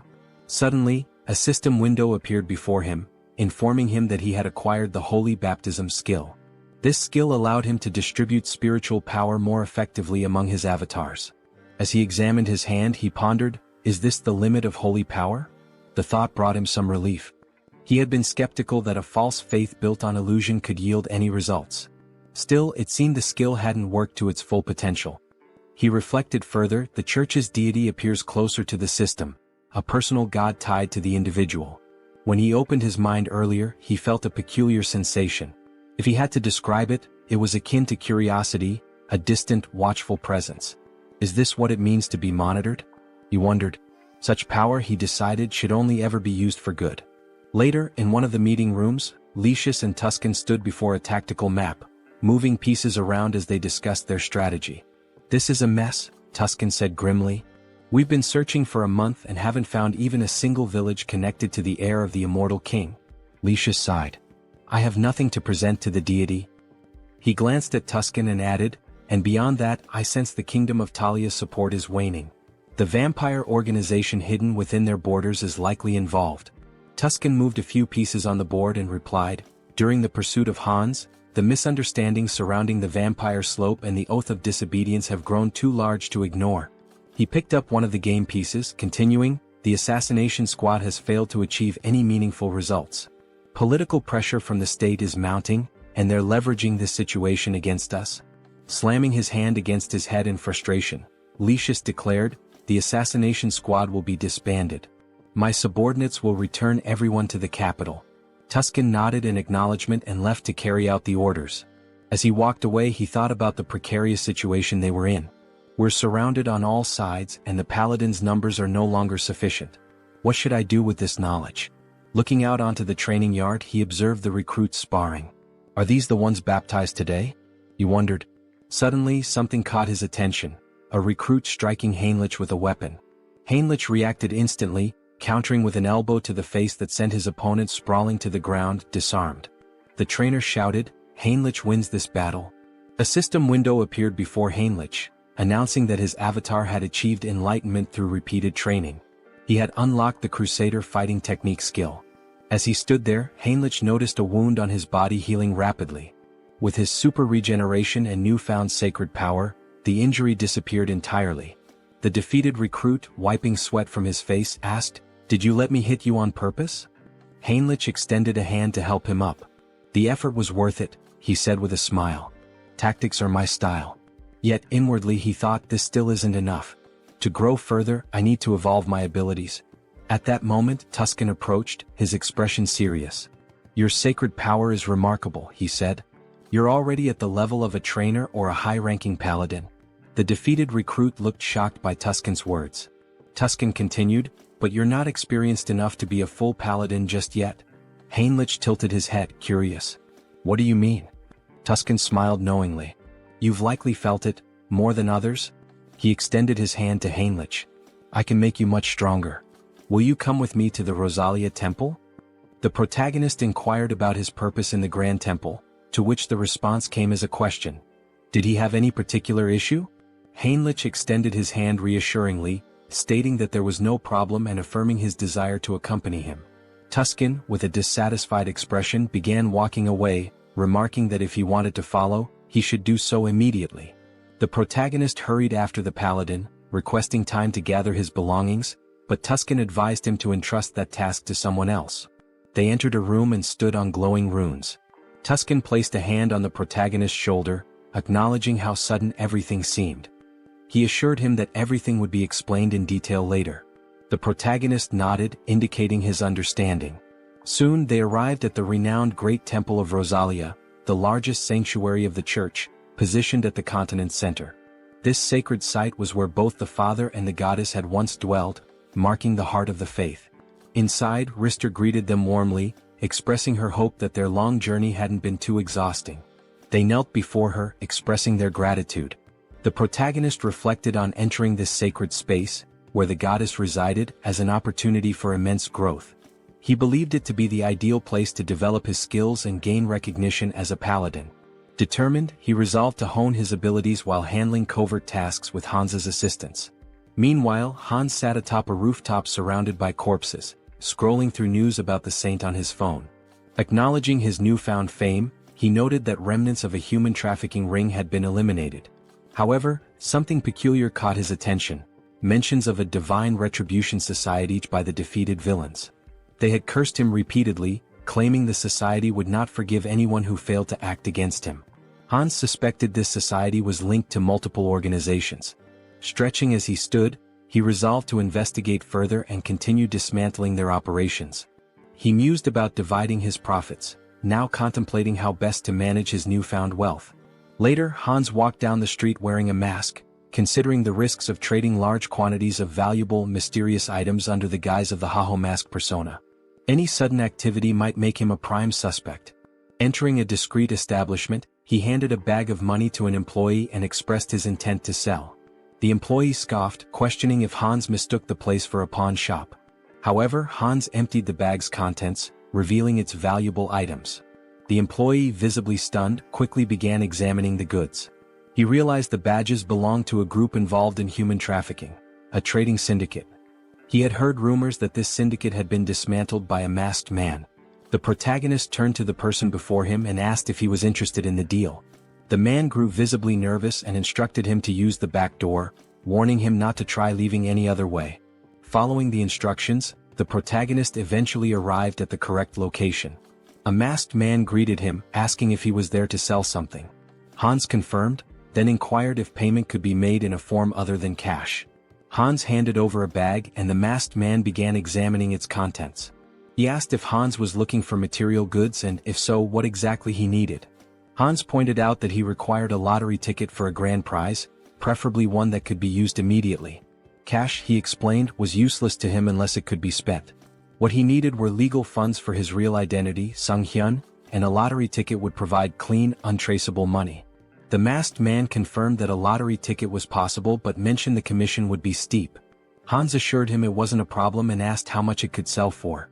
The masked man replied that it would be 6-1, with a redemption period of 4 months. Hans requested 2 tickets, but the masked man stated that the payment provided wouldn't cover that. Unfazed, Hans assured him there was no need to worry and retrieved gold bars from his subspace storage. He asked if those would suffice. The masked man, stunned, felt the bars and asked incredulously, "A subspace storage tool? Who are you? These are extraordinary materials. Where did you get them?" Hans, annoyed at the man's curiosity, complained about being touched and stated he wasn't there to chat. He urged the masked man to finish the deal quickly. Apologizing, the masked man agreed to proceed.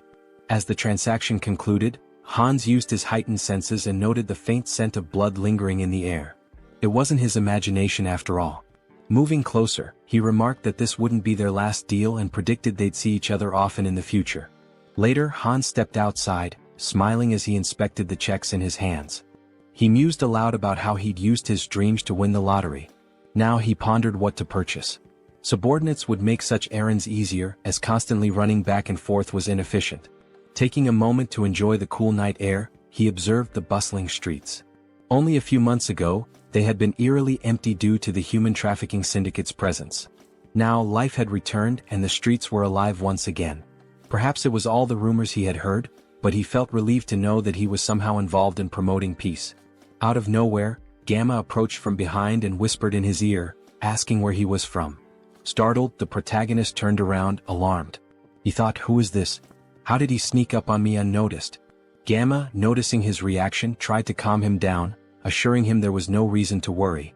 He simply wanted to have a conversation. The protagonist, still uneasy, asked what exactly Gamma was talking about. He had snuck up behind him and even sniffed him. What was going on? Gamma asked if he was a vampire. The protagonist froze. That's right, Gamma confirmed. He was at level 6, born from Demir's transformation. Gamma pressed further. What's your name? When did you return to Earth?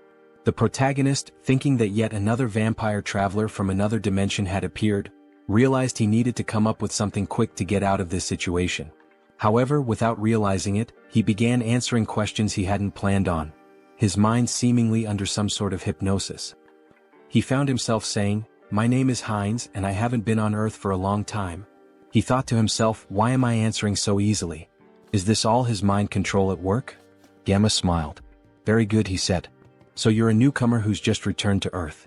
Let me introduce myself properly. He handed the protagonist a business card. I'm with the Blood Pack organization, which encompasses all the vampires on Earth. My job is to track down those who have recently returned. The protagonist took the card, still processing the information, and asked, is such an organization real?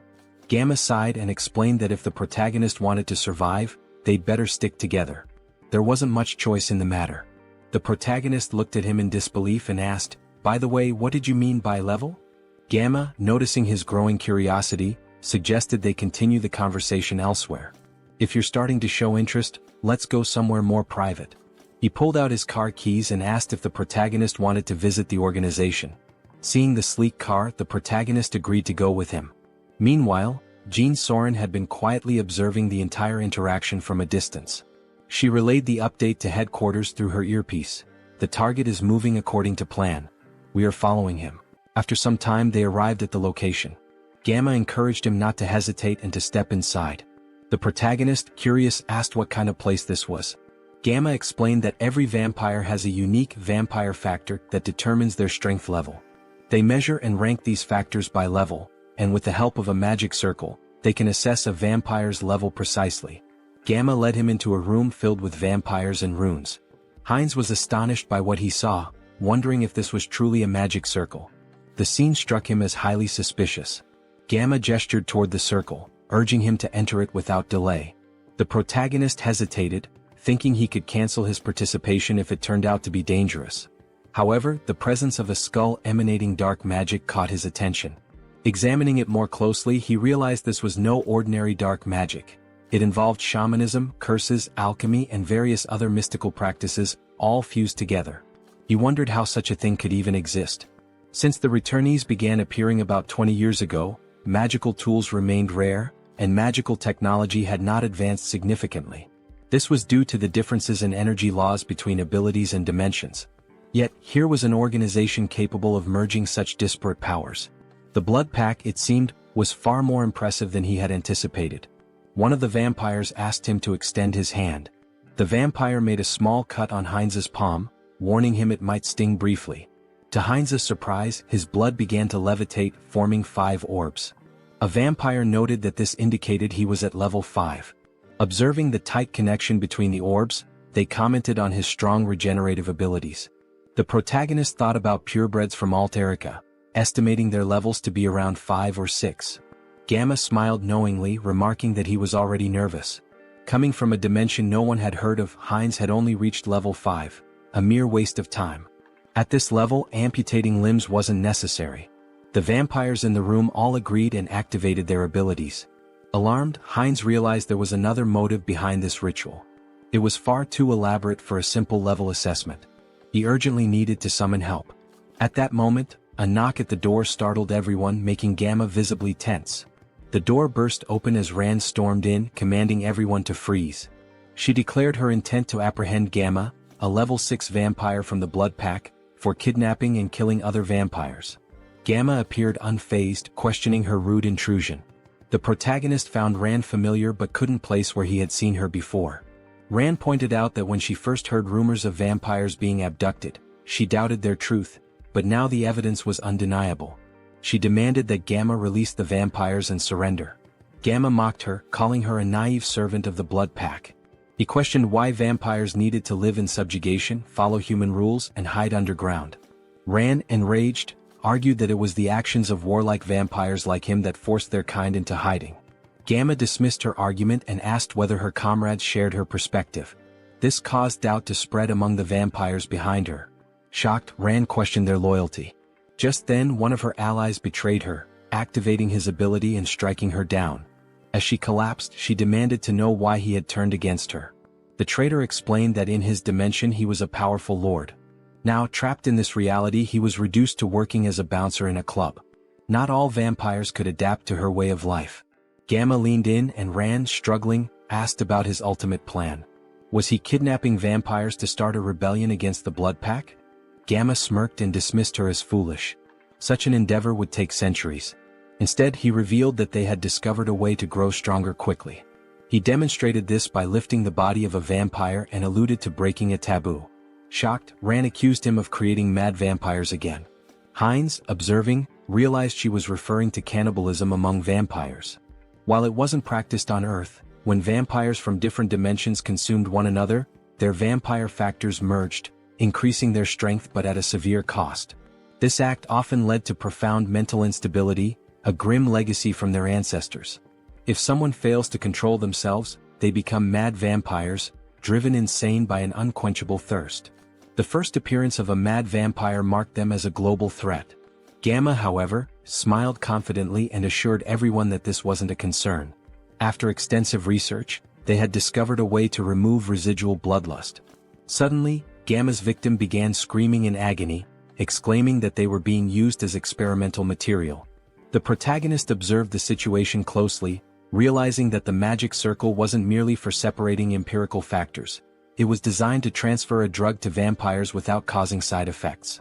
Minhyun reminded Gamma of his promise, pointing out the risks he took to follow him secretly. Gamma, keeping his word, tossed him a pill. Minhyun consumed it and his body began to transform, becoming larger and stronger. Smiling, he marveled at his newfound strength, unable to believe the change. Grabbing Rand by the throat, he demanded more pills immediately, threatening violence otherwise. Feigning panic, Gamma urged Minhyun to stop, assuring him that while he was pleased with his strength, he needed to be patient. After all, another guest had arrived before him and was still waiting. Surely it wasn't too much to ask to wait a little longer? The protagonist rose to his feet, calmly stating that there were 2 purebreds and 4 half-breeds, proof that cannibalism worked. Gamma looked at him, stunned. Filled with newfound strength, Hines expressed his eagerness to see just how powerful he could become. As he prepared to absorb the others, chaos erupted. The vampires screamed in confusion and fear. Suddenly, Hines and his army burst into the room. Addressing the group, he mocked their attempt to hide but scolded them for neglecting their safety. From now on, no one would leave this place without his permission. His army launched their attack, causing Minhyun to panic. He turned to Gamma, demanding answers about who their attackers were. Gamma roared for everyone to stay together, warning that separation would mean death. Using his abilities, he charged into battle, targeting Hines directly. Hines observed Minhyun's unusual transformation, noting that vampires from different dimensions often had distinct appearances. Slamming his staff to the ground, Hines summoned magical spikes that pierced through Minhyun's body.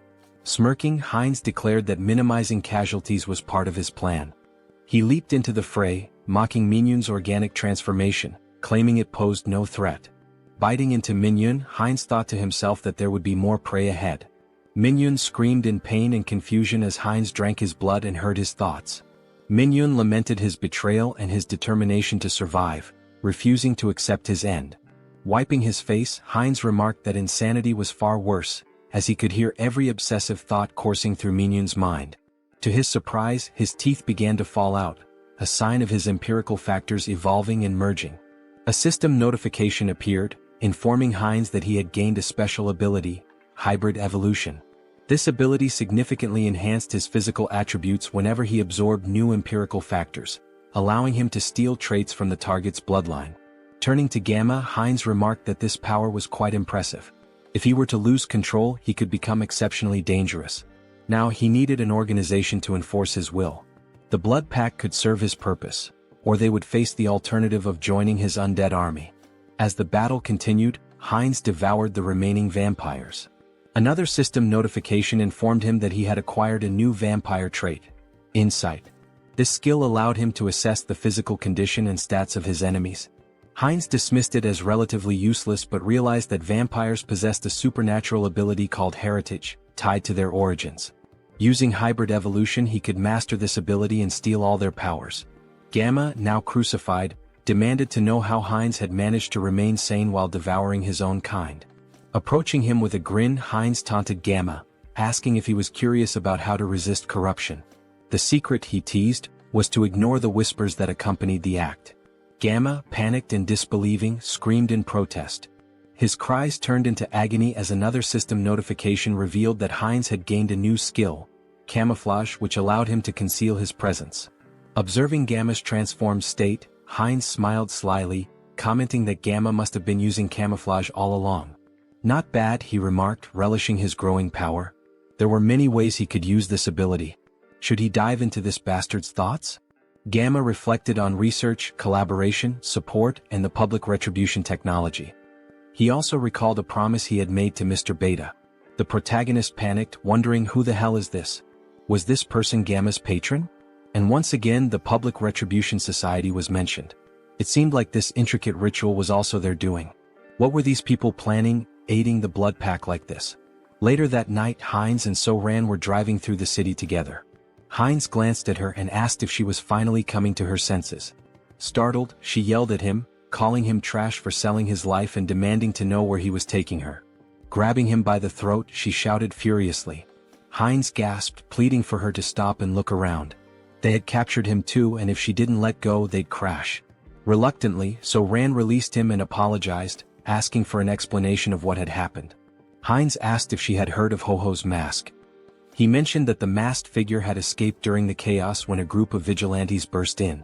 Placing her hand over her heart, So-Ran expressed her gratitude, saying that even amidst the chaos, Heinz had gone out of his way to save her. As Heinz observed her closely, her face and voice felt oddly familiar. Yet no matter how much he tried to place her, he couldn't shake the feeling that he'd seen her somewhere before. He asked why members of the Blood Pack were fighting one another. So-Ran explained that the group was divided between radicals and moderates. She and her team had discovered evidence that the radicals had kidnapped one of their own, so they infiltrated the radicals' territory. She expressed relief that they had escaped in one piece and even managed to learn the radicals' plans. She intended to inform the higher-ups and put an end to it. Heinz, skeptical, thought to himself that resolving this wouldn't be so simple. It was likely that even the highest-ranking members of the radicals were involved. So-Ran cheerfully asked about Heinz's identity. Who was he as her savior? He seemed incredibly strong. Heinz replied that she could call him whatever she wanted, as she felt comfortable.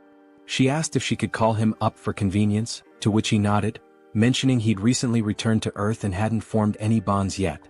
Heinz explained he had followed Gamma out of curiosity about the Blood Pack. So-Ran smiled and suggested that he join the group, mentioning that most vampires were part of it. She assured him that moderate vampires didn't engage in shady activities and had steady blood supplies through partnerships with blood banks. Heinz expressed interest and So-Ran promised to show him more. After some time they arrived at their destination. Inside, a little girl named Nahi ran to the door when she heard them. So-Ran greeted her warmly and Nahi hugged her, asking if she was okay. Smiling, So-Ran reassured her, introducing Heinz as their friend and a new member of the Blood Pack. Nahi, looking nervous, greeted Heinz. He waved back with a friendly smile. So-Ran patted Nahi's head, asking her to stay and play while she showed Heinz the room. Nahi agreed but asked her to return soon. On the way up, Heinz commented that Nahi seemed very small. So-Ran clarified that it wasn't just her appearance. Nahi wasn't a returner. Confused, Heinz asked if all vampires weren't returners. So-Ran explained that wasn't true. Nahi had been born and raised on Earth, but her father, a returner, had turned her into a vampire to save her from a chronic illness. This revelation made Heinz reflect on why the government wanted strict control over vampires. In many ways they were like an infectious disease. So-Ran continued, explaining that turning someone on Earth took significantly more power than usual. Nahi's father had reached his limit but wanted her to live confidently, even under the sun. Eventually they reached a room. So-Ran let Heinz in, telling him to call her if he needed anything. Since it was late, she suggested he rest. She said goodbye with a distinct gesture. Heinz froze, startled. That gesture, her voice, it all seemed so familiar. Pointing at her, he asked, "Is she the streamer Orchid?" So-Ran's eyes widened in shock and she screamed in embarrassment, covering her face. She stammered, asking if he'd just mentioned her stream. She blushed, saying that moment from her stream was stuck in her head, then nervously asked if he was one of her subscribers. Heinz awkwardly waved, denying it, explaining that her videos had simply popped up in his recommendations a couple of times. She sighed in relief and said it was a good thing because she had nearly died of embarrassment. She explained that she had been a trainee, and after quitting she felt lost and decided to try streaming. Heinz asked how old she was back then. She replied that she was 22 now and had awakened at 19. Then she asked his age and when he had awakened. Feeling awkward, Heinz quickly shut the door behind him, calling out that he'd tell her later. She blinked in surprise, wondering aloud if she had said something wrong. Inside, Heinz exhaled deeply, realizing she was much younger than he had assumed, which explained his casual tone earlier. At 20 years old himself, he found it surprising that she was older than him. Lying on the bed, he muttered to himself that regardless, she still looked familiar. As a streamer, she was quite famous. Maybe he should look her up online? Opening her streaming page, he found a notification about her recent hiatus. In the post, she mentioned taking a break from streaming for about a week due to work obligations. She assured her audience she'd return as soon as possible and hoped to see them again soon. Heinz swiped through the updates, thinking to himself. After she posted this, she went straight to the crime scene? If he hadn't intervened, that post might have been her last. The thought unsettled him. The situation had been far too close and dangerous.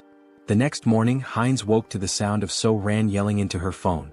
She was shouting, demanding to know why there was no evidence. How could they find nothing? Groaning from his headache, Heinz got out of bed, wondering what the commotion was about so early in the morning. Heading downstairs, he heard her shouting again. He says there's no proof of this. How is that even possible? Noticing Heinz, So-Ran paused her argument and asked if he was awake. Holding the phone away, she explained that her colleagues had gone to the crime scene yesterday, but everything had been burned. There was no evidence left, and now they couldn't act against the radicals. Heinz clenched his fist, thinking to himself, they've gone too far. Were they trying to erase all traces of me?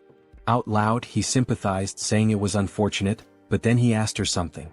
Could she tell him where the radicals' base was? Her eyes widened in surprise. Why do you need to know where the radicals' base is? She asked. Then, raising her voice, she added, don't tell me you're against the blood pack. Heinz raised his hands to calm her down, assuring her it wasn't the case. He explained that the radicals were dangerous, and it would be better to know their locations to avoid them. Taking a deep breath, So-Ran nodded, placing a hand over her heart. That does make sense, she admitted. She pulled up some information on her phone, handing it to him. Here, hold on to this. Avoid the marked locations and you'll stay safe. Heinz studied the screen, noting the map of locations. While doing so, So-Ran offered to cook him something since he was already up. He waved his hands, politely declining. No need to trouble yourself, he said. I'll grab something nearby. There are plenty of good restaurants around. Looking at the map's marked spots again, Heinz licked his lips and muttered, that's why I'm thinking of going for a walk and finding something good to eat. Moments later, he appears indulging in the blood of vampires, as if feasting at a banquet in a restaurant. Suddenly, a still-living vampire calls him a bastard, warning that he cannot leave peacefully because the clan leader will hunt him down, leaving not a single bone marrow behind. The protagonist asks if they know who he is and thanks them, mentioning that after stealing the concealment skill from these vampires, they are now worse than blind fools. So, he won't have any trouble for now. He then demands they reveal where their other friends are. By touching the vampire's head, he accesses their memories and discovers that the next day, there will be a gathering in a secret location, and their leader will also be present. The protagonist sees this as a perfect opportunity to eliminate all of them and feed. After finishing off the last living vampire, he says it's time to clean up. Using the Blood Bloom skill, he spreads blood to create a burning flower that won't extinguish unless the caster wishes and burns only the target. This new technique, which he acquired after stealing from the vampires, is perfect for erasing his traces. As for magical traces, he'll use his concealment skill to hide them. With these two skills, no one will be able to track him. Suddenly, the protagonist's heart starts pounding. This feeling, his body was beginning to evolve again. While spitting blood and groaning in pain, he acquired new abilities. The special skill, Bloodline, Pure Blood, evolves into Bloodline, True Blood. Due to the effects of hybrid evolution, he gains enlightenment and acquires the skill, Blood Flow Amplification. His recovery ability has transcended its limits, and the skilled regeneration has evolved into hyper-regeneration. Finally, he has become a True Blood and gained some new abilities. Let's test what they do. He makes a deep cut on himself and within seconds his artery heals. Now he can control blood and has absurd regeneration. During a fight, he can absorb the blood of enemies to recover, making him practically invincible. If a True Blood is this strong, imagine how powerful a Holy Blood might be. In the next scene, we see Jean Soren thanking someone for donating 1 million cheeses. The donor earned 1,000,000 points in her heart. She thinks this donation will allow her to buy many blood packs without worrying. Suddenly, the protagonist enters the room. They look at each other and blush. He apologizes for interrupting and tells her to continue her work. Soren, embarrassed, shouts at him to knock before entering and punches him. Soren then asks what happened. He tells her they received a letter in her name. The letter contains images and information about a group of criminal vampires. Someone mysterious sent this dossier with such valuable information. She has no idea who it could be. Perhaps the famous masked figure people keep talking about? But the only person she had discussed this with was Mr. Hines. These details came after she gave the location to Mr. Hines. Could these two be working together, or is it just a coincidence? The next day, Hines observes a house from a rooftop where a secret meeting will take place to discuss measures against the masked figure and the recent attacks. Hines uses a skill to peer inside the house but notices a blood magic barrier. On the first floor, he sees several high-level vampires emanating intense energy.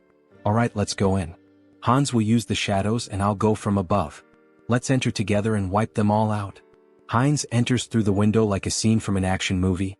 Prepare yourselves, you criminal bastards. But when he looks, there are no vampires on the first floor. Suddenly, the wall begins to crack and a voice claims, I would have loved to capture the masked one, but only some random vampire appeared. No problem, we'll hunt down this mosquito. Beta 1 Beta Shin, do you recognize this vampire? We don't know him. He seems to be level 7 but he's entirely unfamiliar. It looks like this vampire came from somewhere unknown. Hines recalls the name Beta from the vampire memories he absorbed. Their leader is called Alpha, while the others are Betas and Gammas. Both Betas are here today. The big problem is the masked members. Perhaps they belong to the secret divine society I've been searching for. I can't sense their energy, they're using a strong skill to conceal it. For now, get this bastard out of my sight, and, of course, the one hiding in the shadows. They point toward Hans. Hines is surprised they know about the shadow. Since you're so eager, I'll end you right now, Hines says, irritated, with veins pulsing. Using the skilled blood flow amplification and acceleration, he quickly jumps on the vampires, draining their blood. The other vampires are shocked to see Hines cannibalizing his own kind, which is unacceptable. Hans, meanwhile, summons skeletons from the shadows. One vampire tries to flee, begging for his life, but Hans appears in front of him, saying, You're not the only ones who can create barriers. From now on we'll perform the dance of death, where there's no place to run. And so, the dance of death begins. Vampires lose their lives one after another.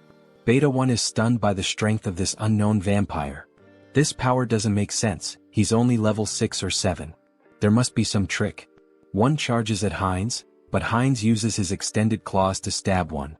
One, however, hardens his skin like crystal to block the attack. Realizing the enemy blocked him, Hines decides to increase his strength and lands a heavy punch on one's chest. One is shocked to see his crystal armor shatter, something that had never happened in combat before. Recognizing Hines's superior strength and speed, one orders the other vampires to assist him. Hines taunts, Do you think these small fries will stop me? With open hands, Hines releases jets of blood, piercing one's subordinates. Enraged, one seizes the moment while Hines's hands are occupied, slicing off one of Hines's arms with a sharp strike. But it's useless. Hines absorbs blood from the fallen vampires and regenerates his arm instantly. Gaining a new skill, invisibility, Hines disappears in front of one, reappearing behind him and driving his hand into one's body, humorously described as into the vampire's butt. Checkmate, Hines declares as he begins to absorb one's blood. New vampiric factor collected. The skilled blood magic evolves into the special skill Mystery of Blood. Mystery of Blood absorbs subordinate skills, Blood Bloom, and Blood Flow Amplification. Hines feels the surge of power, now able to control all abilities with sheer will and manipulate them rapidly. Beta Shin curses Hines for devouring his own race, calling him a corrupted bloodline, and blaming his strange abilities on it. Hines responds, So what? Are you just going to keep yelling nonsense all day? Why don't you come at me like your brother did? Or are you too scared for that? Beta Shin charges at him, shouting, Bastard. Hines uses Mystery of Blood and traps Shin with blood chains. Shin continues cursing, saying, These tricks are unfair. Unfair tricks? That stings a little, Hines replies sarcastically. Let me tell you something too. Checkmate. He slices the vampire's neck. As Hines absorbs Shin's blood, the other vampires are terrified, muttering, This vampire is insane. Who would have thought the masked one would have such a strong helper? Prepare the orb, we need to deal with him now, says one assistant. One of them casts a spell and launches it at Hans. At that moment Hans appears saying, "That's an interesting spell," and reflects it back at the vampire who cast it. The other assistant, now terrified, says, "The enemies are too strong. There's no hope, we need to flee." The leader, hearing this, declares, "We're not running," and uses a skill on the subordinate, saying, "You've been useful until now, but you'll be even more useful by dying for the Society of Divine Retribution. Go and die for freedom." The leader then uses a spatial manipulation skill to escape. Hans notices something strange about the vampire left behind. Auto-destruction mechanisms? And abandoning your subordinates on your own? What an irresponsible leader. He thought this spell would force me to leave the battlefield. What a pity, it's nothing, Hans says. Inspecting the vampire's body, he observes, there are 2 energy orbs attached to him. If they are removed? Hans continues, I control the rules of death here. Do you think you can escape death in my presence? Meanwhile, the leader is teleported to an unknown location. It was tough escaping such a strong barrier, and the magic didn't work properly. But it was enough to survive, he says. Suddenly Hans appears behind him. So, you were here, leader? Hans contemplates playing with the leader for a while but decides it's better to act decisively to prevent another escape.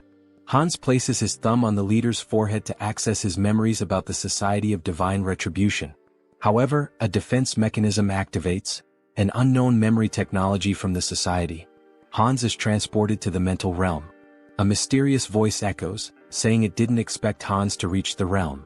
Hans questions, so you've been watching this whole show from inside your own mind? He realizes this is the leader of the Society of Divine Retribution. That's correct, Haho Mask. Why don't you join us? The entity asks. Hans considers and asks, what's the society's goal? The mysterious entity replies, it's simple.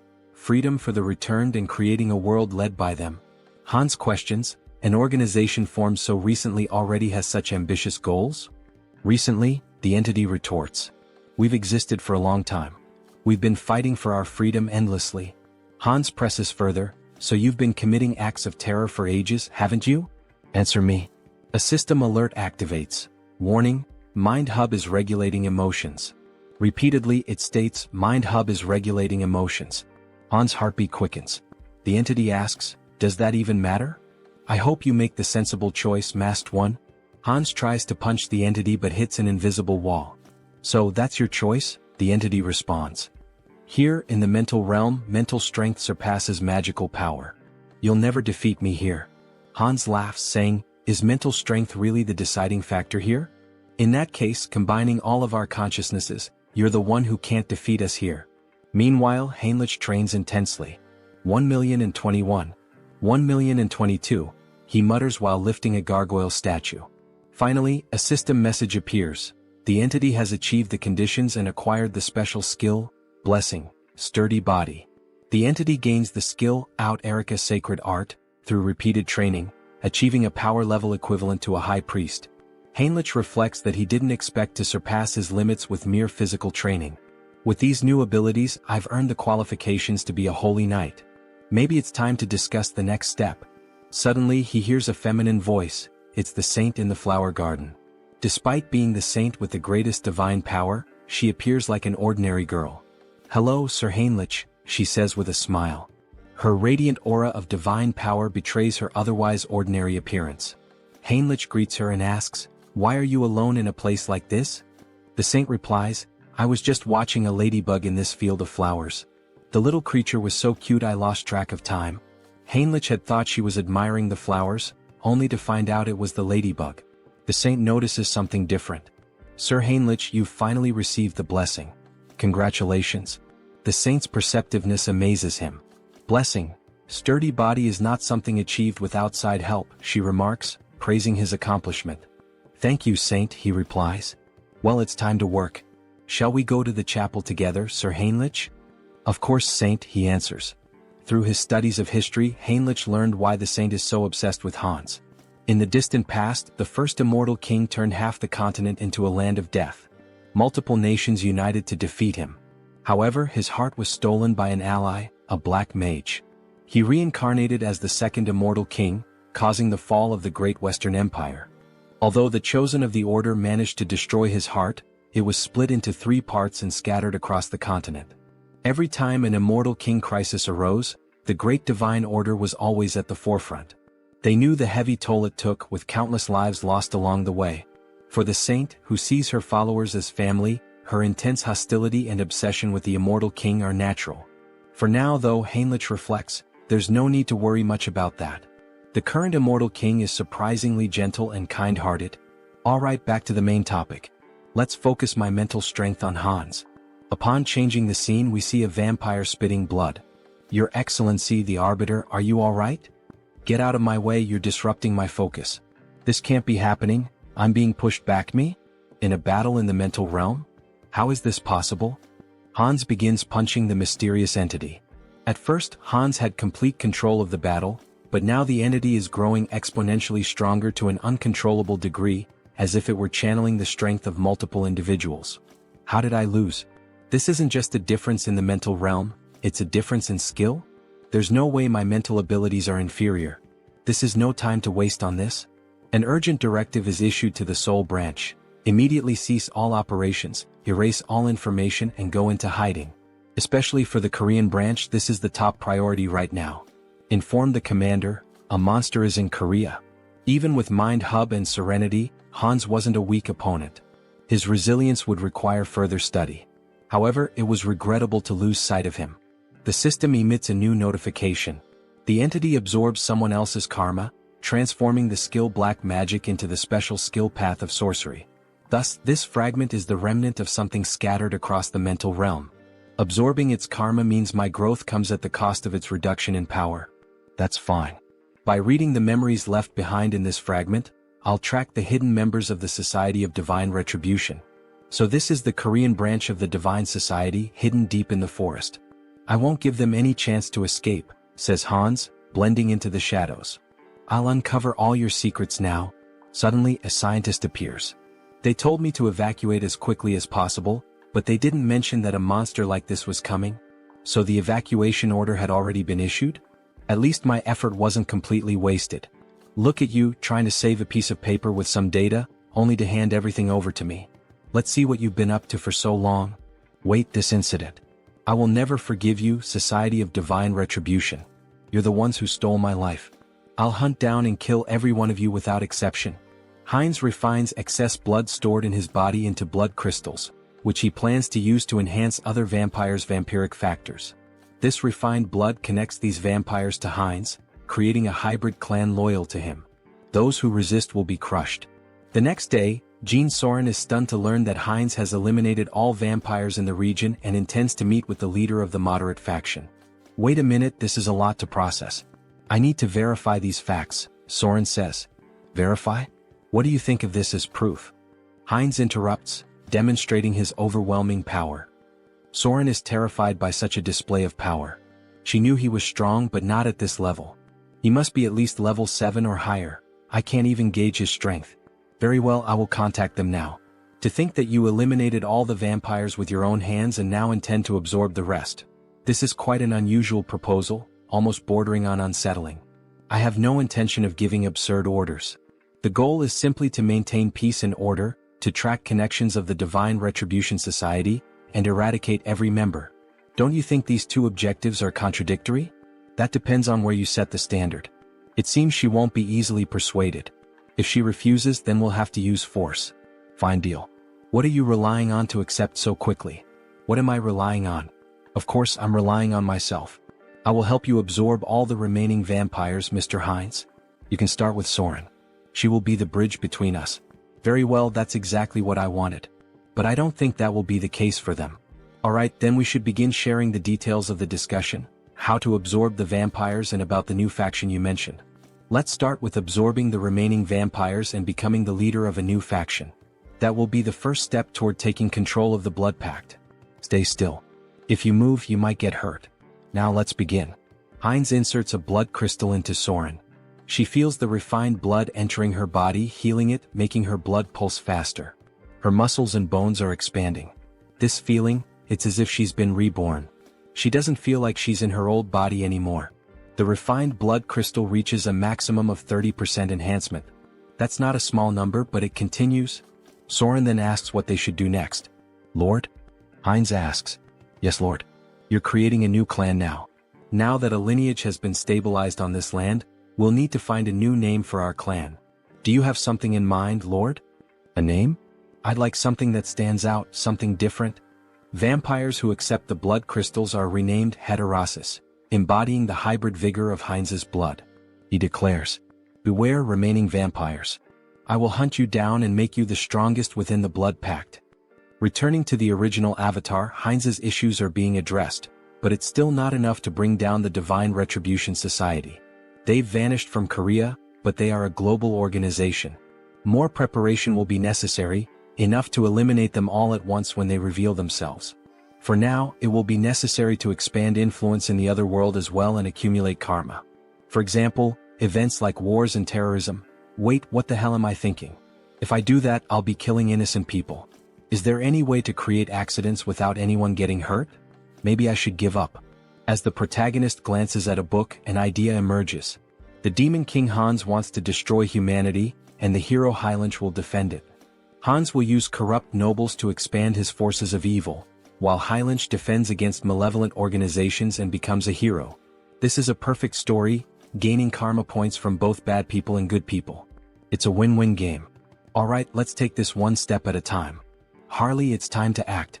A system message appears. Harley is the fifth avatar of Han Seong-gyeon's adaptation. He can adapt quickly and efficiently to extreme conditions. I intended to strengthen him appropriately after creating him as a new avatar with an extended limit. In the meantime, I'd like to further develop his adaptation. There might be a way. Yes, this is the right path. After exterminating the remaining members of the Divine Retribution Society, experiments were being conducted underground. They were transplanting demon bodies into humans, something akin to chimeras. Among the samples, the item I was searching for was this. Something that would contribute to stronger absorption, more powerful traits, and evolution. Dragon blood. If Harley can adapt to this process and I manipulate some discoveries I've made, he will become a living weapon, a biological creature. Days later, under rainy skies, the saint is seen gazing at the overcast heavens as though troubled by something. What is worrying the saint? Ah, Sir Heinrich. Why do you wear such a worried expression even in the rain?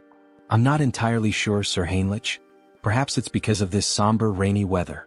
I just feel suffocated, as though my instincts are trying to warn me of something, as if there's a weight pressing on my chest. Even so, Saint, if you catch a cold, it would be a major problem. Please come inside the temple. Alright, the saint said.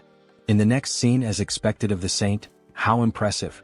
Even in the middle of these remote mountains, surrounded by double barriers reinforced with dark magic, she can still sense that something is amiss in this hidden refuge. Fortunately, it doesn't seem she has uncovered what is truly happening. With this dose, we can continue to the maximum scale of the experiment. The dragon's blood evolves continuously, acquiring traits from its consumed prey. Combined with the research data from those bastards in the Divine Retribution Society, my forbidden knowledge, and finally, the perfect test subject. Let's begin, shouts Harley, exhilarated by the idea. Sir Heinrich, you are the sword and shield that will protect the righteous. Do you swear to be a holy warrior of the great divine order and defend the innocent? Yes, your grace. Then, from this day forth, I hereby name Heinrich Landguard a holy warrior of the great divine order.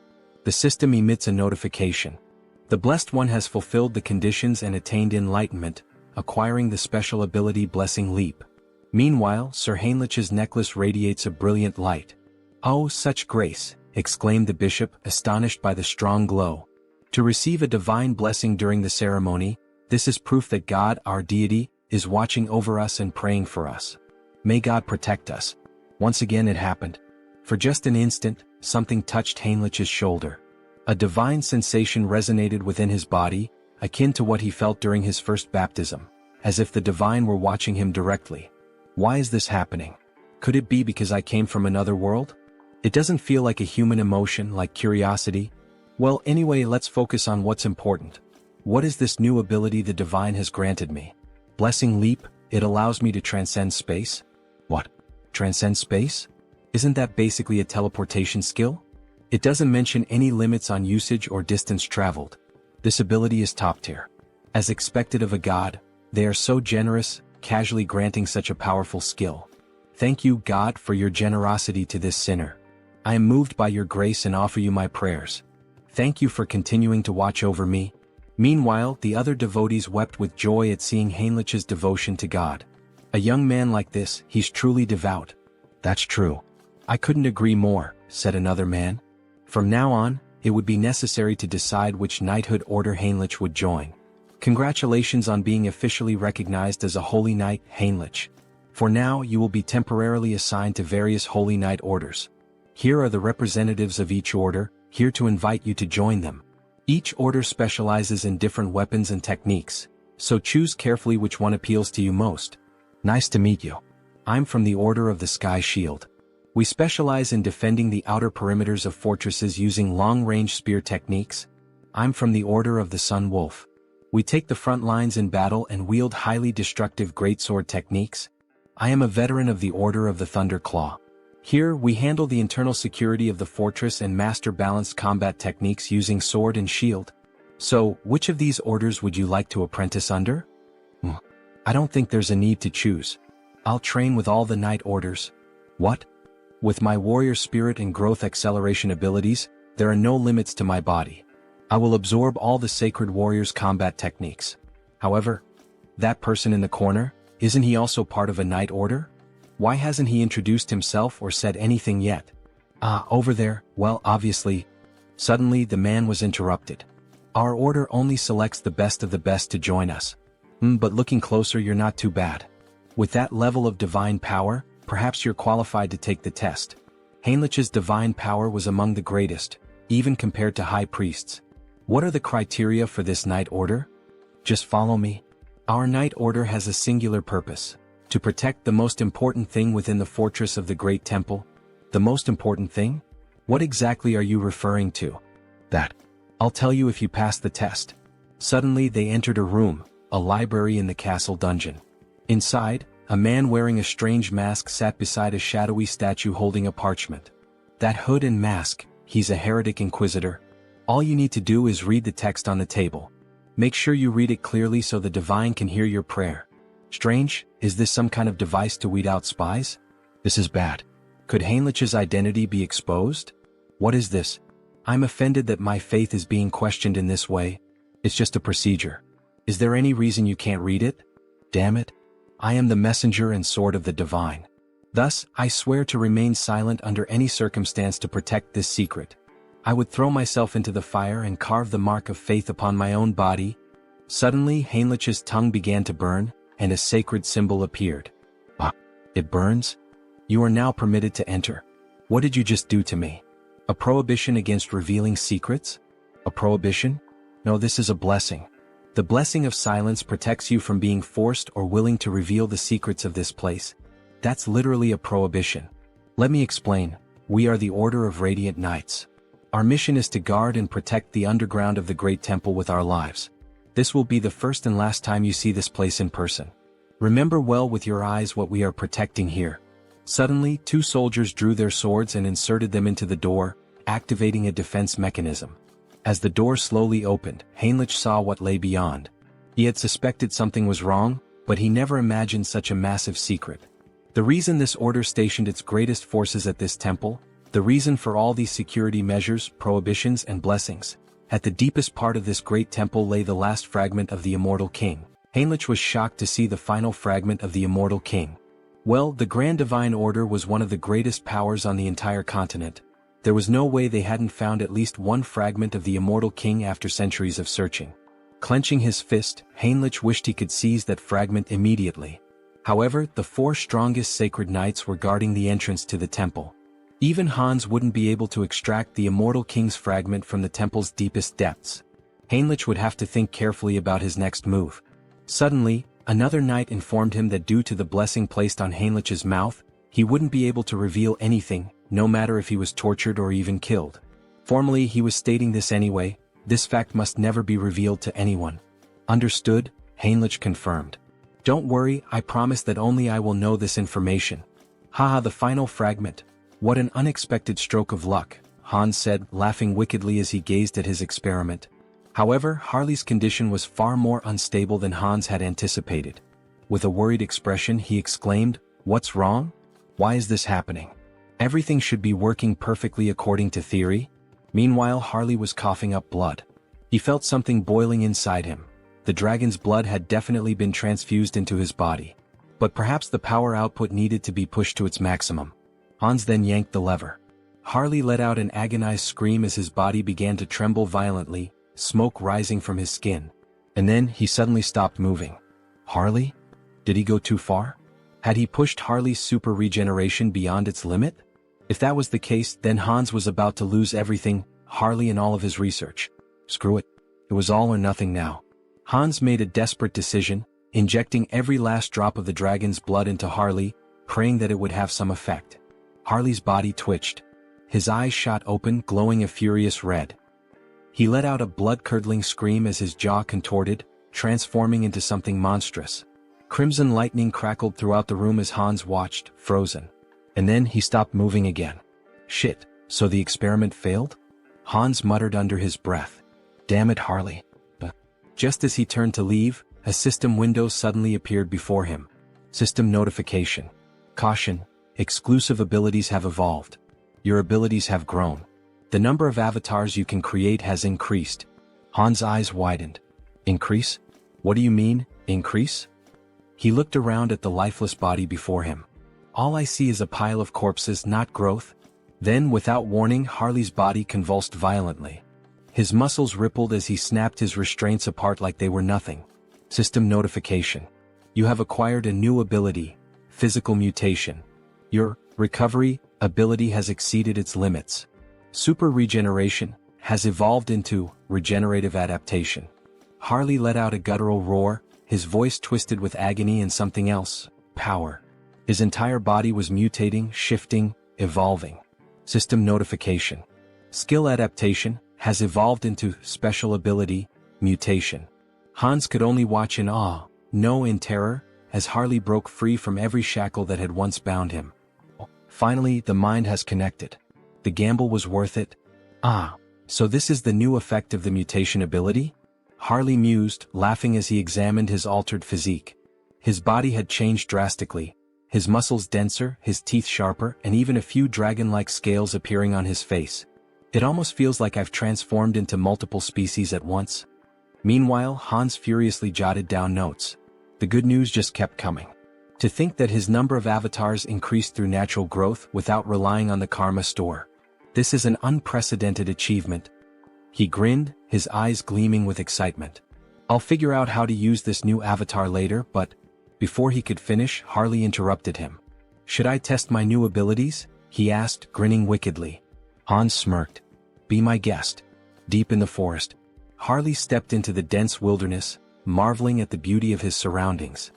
His body had become a perfect killing machine, every sense razor-sharp, his instincts honed to an unnatural degree. Then he heard it. A faint breath, nearly imperceptible, but his new senses picked it up immediately. A predator was watching him. A black panther lurked in the shadows, muscles tensed, eyes locked onto its prey.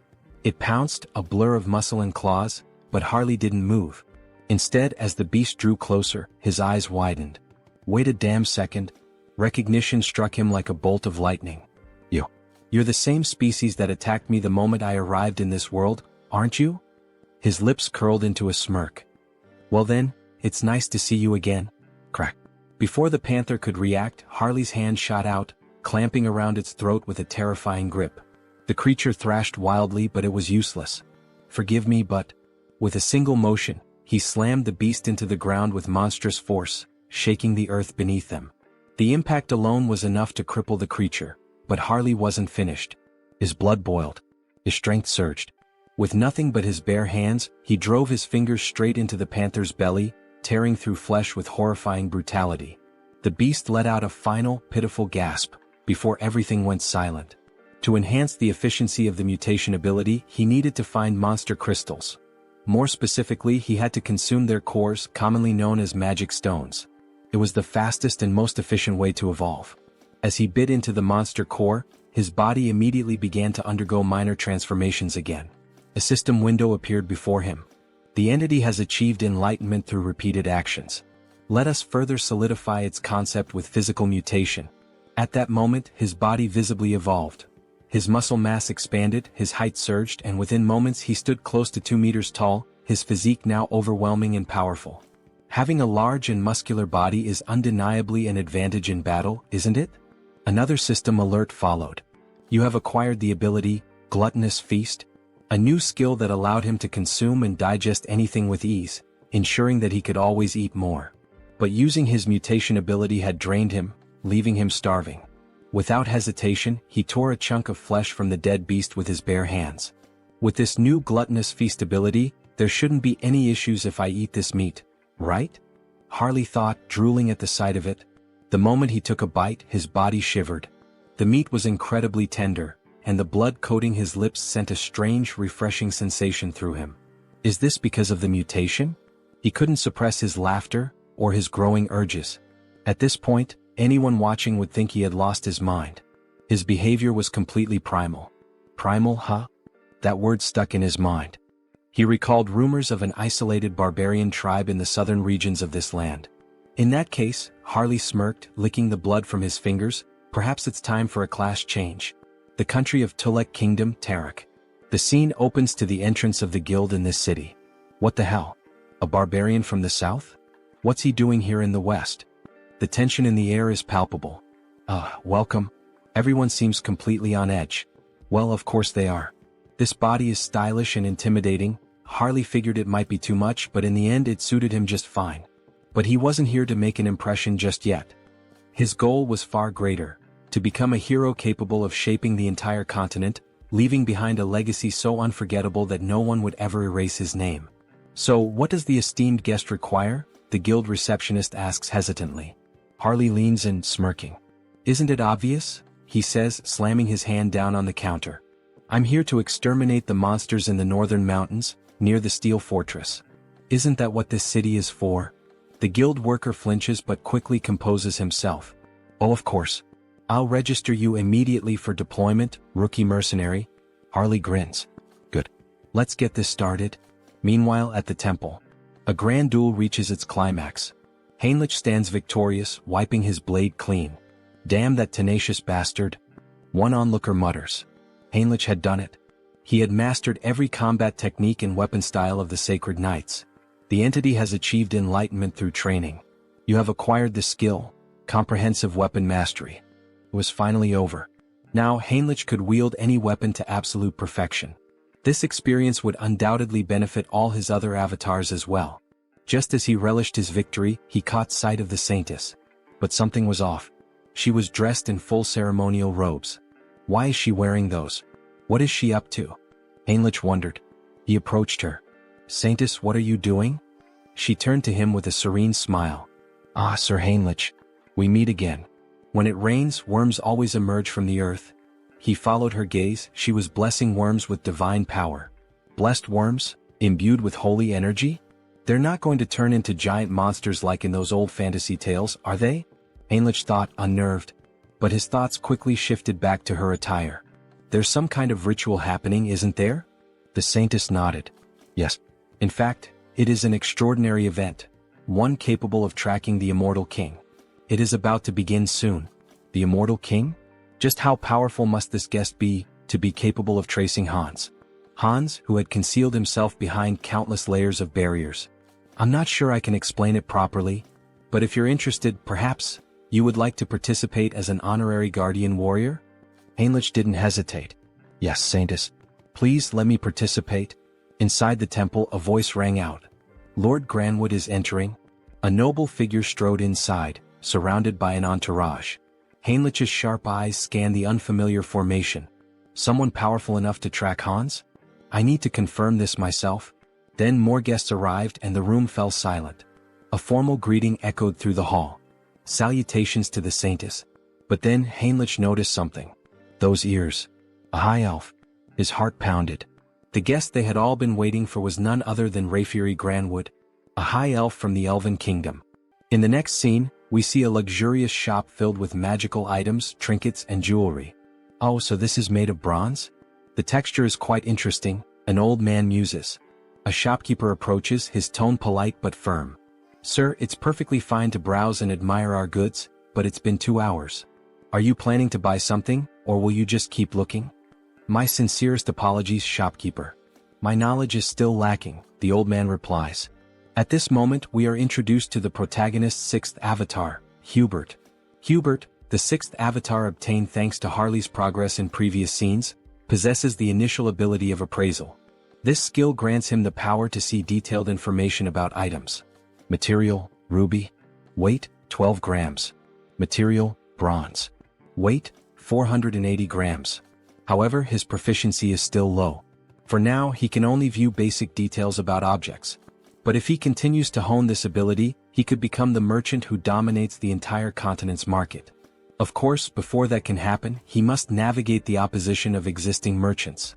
To ensure his success, Harley's heroic influence must continue to grow, so that in the future they can support each other. Shifting scenes, we now find ourselves in a vast landscape of towering ice-covered mountains. Harley has finally reached his destination. So, it's you? The biggest threat lurking in this mountain? Before he can react further, a massive bear lunges at him, wasting no time in launching a ferocious attack.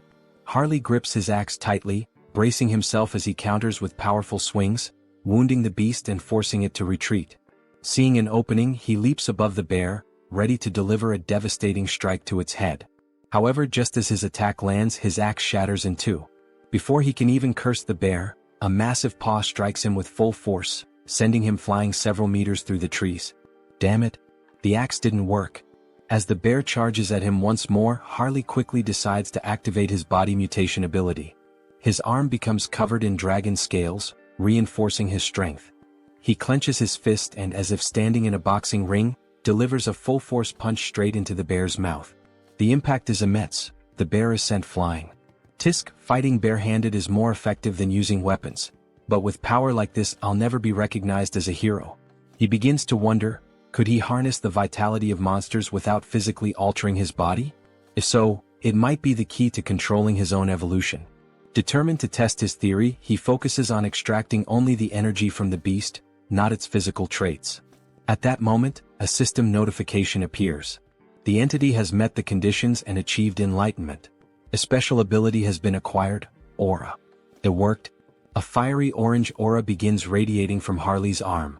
Finally, an ability that lets him grow stronger while remaining human. But before he can fully grasp his newfound power, something approaches. A colossal monster emerges from the icy mist. Without hesitation, the creature kicks Harley, sending him skidding across the frozen ground. As expected from the northern mountains. First a bear and now an ogre? Harley smirks, cracking his knuckles. Well then, maybe this is the perfect time to test my new ability, he says, letting out a wicked laugh. The ogre stomped down on Harley, letting out a deep, guttural laugh, convinced it had finished him off. But then a firm grip. Harley was still there, clutching the monster's foot. You think this is funny? You really want to see something funny? With a smirk, Harley began lifting the ogre's leg as if he were simply doing strength training. Let me show you something amusing. With one final push, he sent the ogre off balance, then used the momentum to leap onto its back. In his hands was a new weapon, gleaming with power. As if invoking the might of a god of war, he roared. The slumbering ogre of the forest, awaken. And with that, he tore into the beast, carving deep, brutal gashes into its flesh. Blow after blow, he cut it apart, reducing it to nothing but lifeless remains. As he stood victorious, his gaze shifted toward his new axe. With this, I will become a hero. But then, a foul stench filled the air. A scent both revolting and strangely nostalgic, like the rotten musk of a neglected wound. Harley turned toward the source, deep within the forest. From the shadows, two armored legs stepped into view. So, it was you all along. Oath of rebellion. Harley's voice was cold, calculating. I don't know what you're scheming in a place as remote as this, but it's obvious who you are. His grip tightened around his weapon. And I'll make sure to tear out the roots of this corruption before it spreads. With a burst of immense speed, he lunged forward. Meanwhile, in a distant, more refined setting. Exquisite. This tea is truly exquisite, said the elf, his tone filled with satisfaction. We are deeply grateful for your warm hospitality, Saintess. The woman smiled, honored to hear such words. It pleases me to know the tea suits your taste. Our great divine church also sincerely appreciates your presence here. The newest ally of the church was not just any elf. He was a high elf. Hailing from the kingdom of elves on the continent of Enamel, a land where the elves revere the world tree. Though their faiths differed, the great church of the supreme god and the elven kingdom had long recognized one another, maintaining a steady exchange of knowledge and culture. For in the grand scheme of existence, acknowledging another's presence and choosing an object of worship were two entirely different things. The High Elves stand at the pinnacle of elven society, the highest class within their kingdom. If one has come all this way, could it mean they intend to use the World Tree's power to find Hans? Regardless, this is incredible. Their pupils, shaped like stars. Ah, so my eyes have caught your attention? The High Elf remarks with a knowing smile. The Saintess, flustered, quickly averts her gaze. Oh, was I staring that much? My apologies, I didn't realize. It's quite all right. In the end, it's an interesting topic to discuss. These eyes are the mark of a High Elf. Elves born with these celestial eyes serve as priests, bridging the connection between the World Tree and their people. However, such a birth is exceedingly rare. Only 2 or 3 are born per generation at most. And even then, most of them have been elderly in recent times. That is why the birth of a new High Elf is an event of great urgency and hope. So, this urgent request for aid, is it related to that situation? Correct, the High Elf affirms. A divine revelation was received not long ago. A child of great potential was born on the continent of Ion. However, before she could be protected, she was captured by slave hunters and sold as a sacrifice to a dark sorcerer. That is why we sought the aid of the great church of the supreme god. We need assistance in locating her before it's too late. This is terrible. Do you have any clues about her whereabouts? She was last tracked to the northern mountains. We've pinpointed them somewhere deep within that treacherous region. The northern mountains? That's a remote and perilous place. Do you have a description of the child? Meanwhile, in the heart of those very mountains, Harley had arrived. As he surveyed the desolate landscape, his eyes locked onto a girl. Pointed ears. Shackled in chains. Back at the church, the High Elf continued their description. She has yet to awaken her celestial eyes, so for now, she appears to be a normal elf. By human standards, she would look like a teenager. Her hair is a light green, and her eyes, a shade of orange. A sharp breath. A sudden realization. Wait a minute, that's not possible. Heinrich thought, his expression shifting. At that same moment, deep in the mountains, Harley took a step forward, looking at the girl before him. Kit, what's your name? He asked. The girl hesitated, then spoke softly. Cecily. My name is Cecily. In the next scene, screams echo through the frozen forest. Harley is running with the girl tied to his back, while lifeless bodies are scattered across the ground. 2 desperate men shout. Damn it. Keep them away from the storage room. I know, but how are we supposed to defeat a monster like him? Harley keeps running, plowing through the men in black hoods. So, this is the storage room you mentioned? Yes, the girl responds, her eyes trembling, possibly dizzy. Hey, snap out of it. You said there was something we absolutely had to find before escaping. Yes, sir, she nods. There it is, the branch from the World Tree. Ah, that branch? That's right. Hold on to it with all your strength. Things are going to get tough from here on out. Understood. Thank you. All right then. Here we go. Okay, but before that, I have a request. Please slow down. Before the elf can even finish her sentence, Harley takes off at full speed, nearly losing his grip on the girl as she clings to him, tears streaming down her face. Slow down. Please. Meanwhile, back at the church, Heinrich has a suggestion. The High Elf decides to listen. This is about that child, Cecily. I think I know where she is. What? The elf shouts. Is that true? Do you know some kind of blessing that allows you to track specific individuals? No, not exactly like that, but I can sense her presence. Sir Heinrich, another guard exclaims. In such a critical situation, relying on something so uncertain. Before he can finish, the saint raises a hand, signaling for a moment of silence. Please explain in more detail, Sir Heinrich, she asks, her gaze serious. Back to Harley. I found it. We finally found the exit. That bastard is escaping with it. Call it, now? Yes, sir. One of the men blows into a flute. Suddenly, Harley and the girl feel the ground tremble beneath them. And then, bursting from the earth, a massive worm emerges, just like the one Heinrich feared, one that could grow stronger through the saint's divine power. Well, no choice then. We'll have to break through by force. Harley plants his feet firmly. Don't block our path. Get out of the way. With a violent kick, he slams into the monster, but the creature endures the blow and lunges, trying to swallow them whole. That's when Harley notices something. Inside the worm's mouth, a strange symbol. What the hell is that? So they're controlling the worm with this? No wonder he found it suspicious. A creature that only lives in the desert showing up here? It all made sense now. Alright then, Harley smirks. I'll save you like a true hero. He grips the worm's fangs. Fly far away from this place, back to where you belong. With a mighty heave, he hurls the worm several kilometers into the distance. From now on, don't get caught. Live a long life.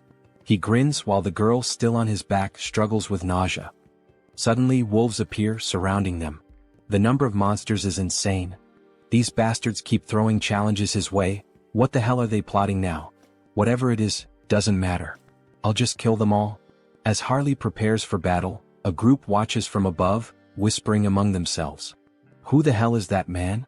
Tomorrow I was supposed to offer that half-elf as a candidate and the World Tree's branch as a sacrifice. Even though I used a sealing artifact to hide their location, how did he find them and make it here? But this is the end. At that moment we are introduced to Vow of Defiance, the Elder Newrabe. There's no way he can defeat that many monsters. That bastard is finished now. Just as a wolf lunges at Harley, he transforms his arm. Scales erupt along his skin, shattering the wolf's teeth upon impact. Their numbers are overwhelming, sure, but Harley crushes one of the wolves with his bare hands, extracting its magic stone. As he consumes the crystal, his stamina becomes limitless. Then his body begins to change. Fascinating. Even though he has perfect control over his body, it still feels as if he's moving on instinct. His form shifts, he transforms into a werewolf-like beast. Fighting alone. Feasting alone. And with a deafening roar, he asserts his dominance. The entity has fulfilled the conditions and attained enlightenment. The skilled wild instinct has been acquired. This can't be happening. That thing is a monster, the men whisper as Harley tears through the wolves. What do we do, Elder Newrabe? At this rate, they'll break through our siege with sheer force. Activate all summoning circles. What? Are you serious? Yes. It's shameful to reveal this to the world so soon, but we have no choice. Either we do it now or we die. Release those two. Ha! I really like this kind of wild fight. Harley grins. Shall we end this battle now? Just as he's about to land the finishing blow on the last wolf. Whack! Two piercing objects strike his arm. What the hell? He looks down. Crystal arrows? Then the arrows dislodge themselves from his body and return, floating back into the hands of a figure gripping them tightly. The hell is that? Harley narrows his eyes. A precious individual? He can feel an immense telekinetic power emanating from the gemstone embedded in the figure's body. Before he can react, another monster descends from the sky. Sir. Above us, be careful, the girl shouts. The beast crashes into the ground with immense force. You won't take another step, you filthy half-breed? It grips a sword engulfed in flames. Harley scoffs. So now we even have demons in the mix? But brute strength alone won't be enough to defeat me. As Harley roars and prepares to strike back, another crystal arrow is fired. This time it pierces his ribcage. And before he can react, bam, the demon lands a brutal punch to his face. Give up, half-breed. You can't win. The girl cries out, Sir, are you all right? The demon raises his flaming sword. You're dead now. The blade comes down. Yeah, this really is over, Harley mutters. Even a demon is capable of speaking the truth. Then, a blinding light bursts forth from the heavens. It shines intensely between Harley and the demon. What? Where is this overwhelming holy power coming from? Harley smirks through the pain. You got here just in time, Heinrich. Going back to the past, my lady. Are you really going to believe in a theory and an uncertain feeling in such an important situation? How can you say something like that? Sir Heinrich is someone the church can trust wholeheartedly, but he has never been blessed with divine favor for exploration. Since the divine has shown interest in him multiple times, he must have received some kind of revelation from our own God. The elf becomes irritated, standing up abruptly and slamming the table. It doesn't matter whether this is a revelation or just another guess. That's irrelevant. If it leads us to the child, I will follow any decision. Show the way, Sir Heinrich. Returning to the present, a great battle is taking place in the mountains. Sir Heinrich is facing the demon of the flaming sword. They clash blades, but when Heinrich imbues his sword with divine power, he delivers a clean and flawless strike, slicing the demon in two. Before dying, the demon himself mutters, so strong, both this divine power and his swordsmanship. This paladin is not normal. The gem-covered creature sees its fallen companion on the ground. However, before it can react, Harley suddenly appears, ready to land a punch on the monster. "Where do you think you're looking?" he taunts. Yet, before Harley can strike, the monster covers its entire body with crystal arrows, striking multiple points on Harley's body at once, including his eye. "Not a bad attack," Harley remarks, gripping the monster's head. He then smirks. "I'll be taking your eyeball as payment, for the one I just lost." Then he begins pressing the monster's head with all his strength. Cracks start forming, spreading slowly until, finally, the gem-like head shatters completely. Gritting his teeth and groaning in pain, he carefully and quickly removes the arrow still lodged in his eye. "Since you were the one who took and destroyed one of my eyes," he mutters, "I'll replace it with yours." With that, he implants the gem into his empty socket. A system notification suddenly appears. A new body part has been transplanted. Ability acquired, Jewel Eye, Psychokinesis unlocked. Ha. Ha ha ha ha. He bursts into laughter. Now he can attack from a distance. As the gem fully assimilates into his eye socket, it gleams with power. "I can't believe it. Those two were actually defeated? But who the hell is that paladin who suddenly showed up?" "Don't act recklessly," a voice warns. "They are just one man and a child, nothing more. Begin the ritual, prepare the other monsters, and get ready to withdraw." But then, a noise. "Elder Nurabe?" A sickening thud echoes through the air. One of the cultists is suddenly struck by an iron club, his body crumpling to the ground. "I'll crush your skulls, you bastard heretics." Paladins charge in on horseback, roaring their battle cries. "The Holy Knight Order." "Damn it," one of the cultists panics. "Elder Nurabe, what should we do? Should we start preparing the teleportation spell to escape?" "Screw that," Nurabe growls. "There's no turning back now." Gripping the arm of one of his devoted followers, he begins the ritual. One by one, their souls are drained, their lifeless bodies collapsing to the ground. With a wicked smile, Elder Nurabe offers up every last soul as a sacrifice. "Descend upon us. Incarnation of greed." Then, a massive pentagram begins to form. "Burn them all," the elder commands as he completes the ritual, his voice laced with eerie finality. Slowly, something monstrous begins to emerge. "Reduce them to ashes." But before the creature can be fully summoned, a radiant light pierces through the darkness. A divine force, so overwhelming, so absolute, strikes directly at the demon, annihilating it before it can even materialize completely. "Forgive me, but the only thing burning today will be you, heretic." With those words, the paladin invokes the light once more, this time beneath the elder's feet. A massive explosion erupts at the mountain's peak, so powerful that even those far below hear its devastating impact. "Looks like things are just about wrapped up here," a voice calls out. "Hey kid, you can stop hiding now. Come on out." Shaky footsteps. A hesitant voice. "That was terrifying. Suffocating. I feel like I'm about to throw up." "Haha. That just means you're healthy," Harley chuckles. "As long as you're not hurt, that's all that matters." The girl lets out a small, relieved laugh. "Sir Heinrich, it seems we arrived at just the right time, all thanks to you." "Thank you." Sir Paladin Tuscan, Heinrich greets in return. But the high elf standing nearby seems troubled. "You were absolutely right about the location, Heinrich. But, how did you know the girl would be here?" "I'm not sure," Heinrich admits. "I just knew." Then, suddenly the elf calls out. "Lady Cecily." For the first time he lays eyes on her, his voice filled with emotion. "It is an honor to meet you at last, Lady Cecily." He kneels before her, his expression solemn. "I am Rayfury of the Elven Kingdom." Cecily looks at him, confused by the formal greeting. Harley watches closely, analyzing the situation. So this is the gaze of a high elf. "Ah. I'm truly glad you were able to reunite safely with your kin," Harley says. "It was an honor to help you as a warrior, Cecily." Cecily smiles warmly. "All right. Thank you so much, warrior." The elf then turns to Harley. "How could I possibly repay you for protecting Cecily?" "Ah no," Harley waves him off. "I didn't do this for a reward." "You are truly an admirable person," Rayfury acknowledges.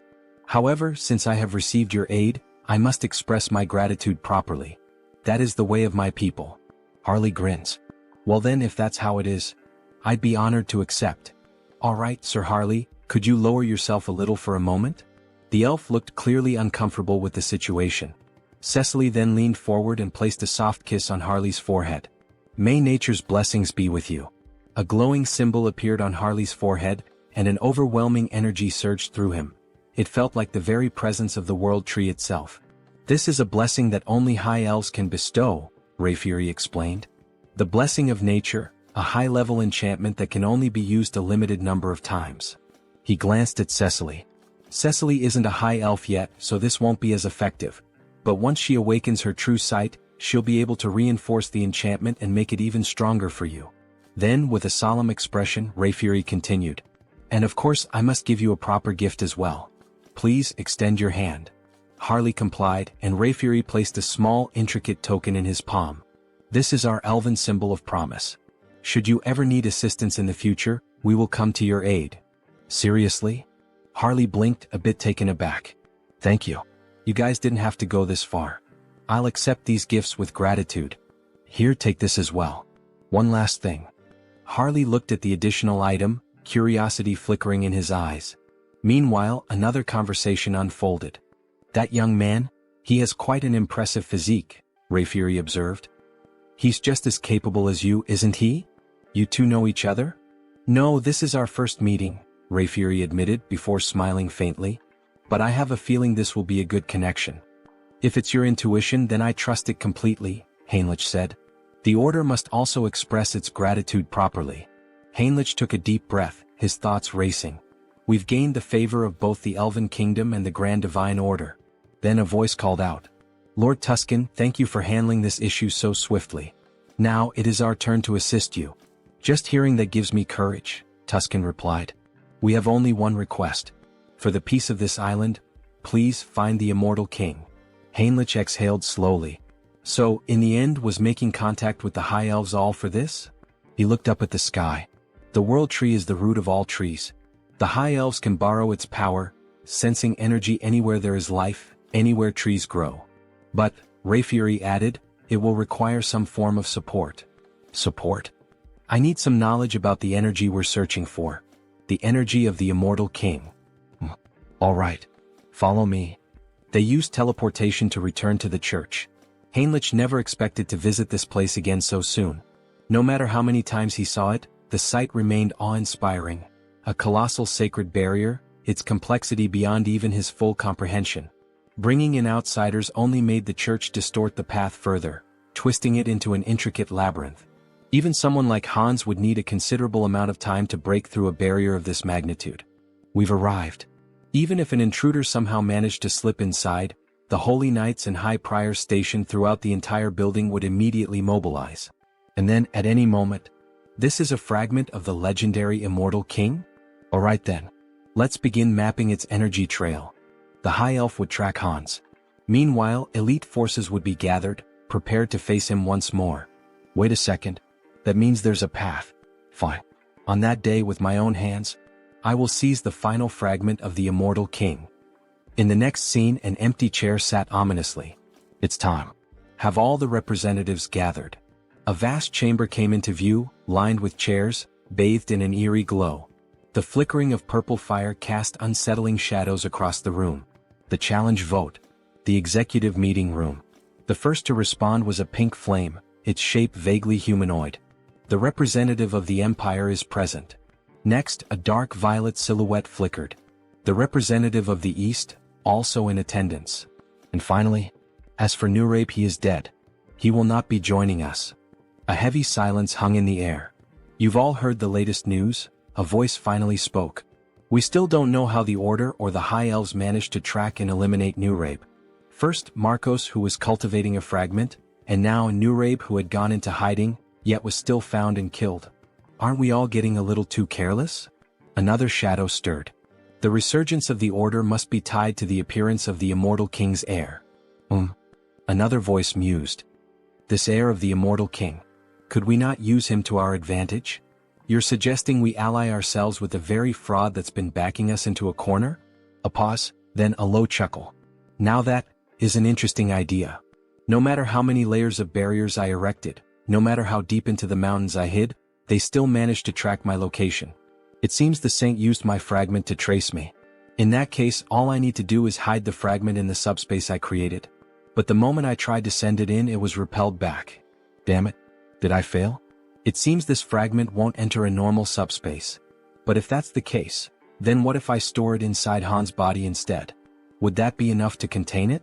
Would that allow me to transport it without being detected? Then Hans himself would become one with the fragment. As he absorbed the fragment into his own body, it worked. Now he could draw upon its full power while perfectly concealing any trace of its energy. Perfect. With that problem solved, I've eliminated my greatest headache.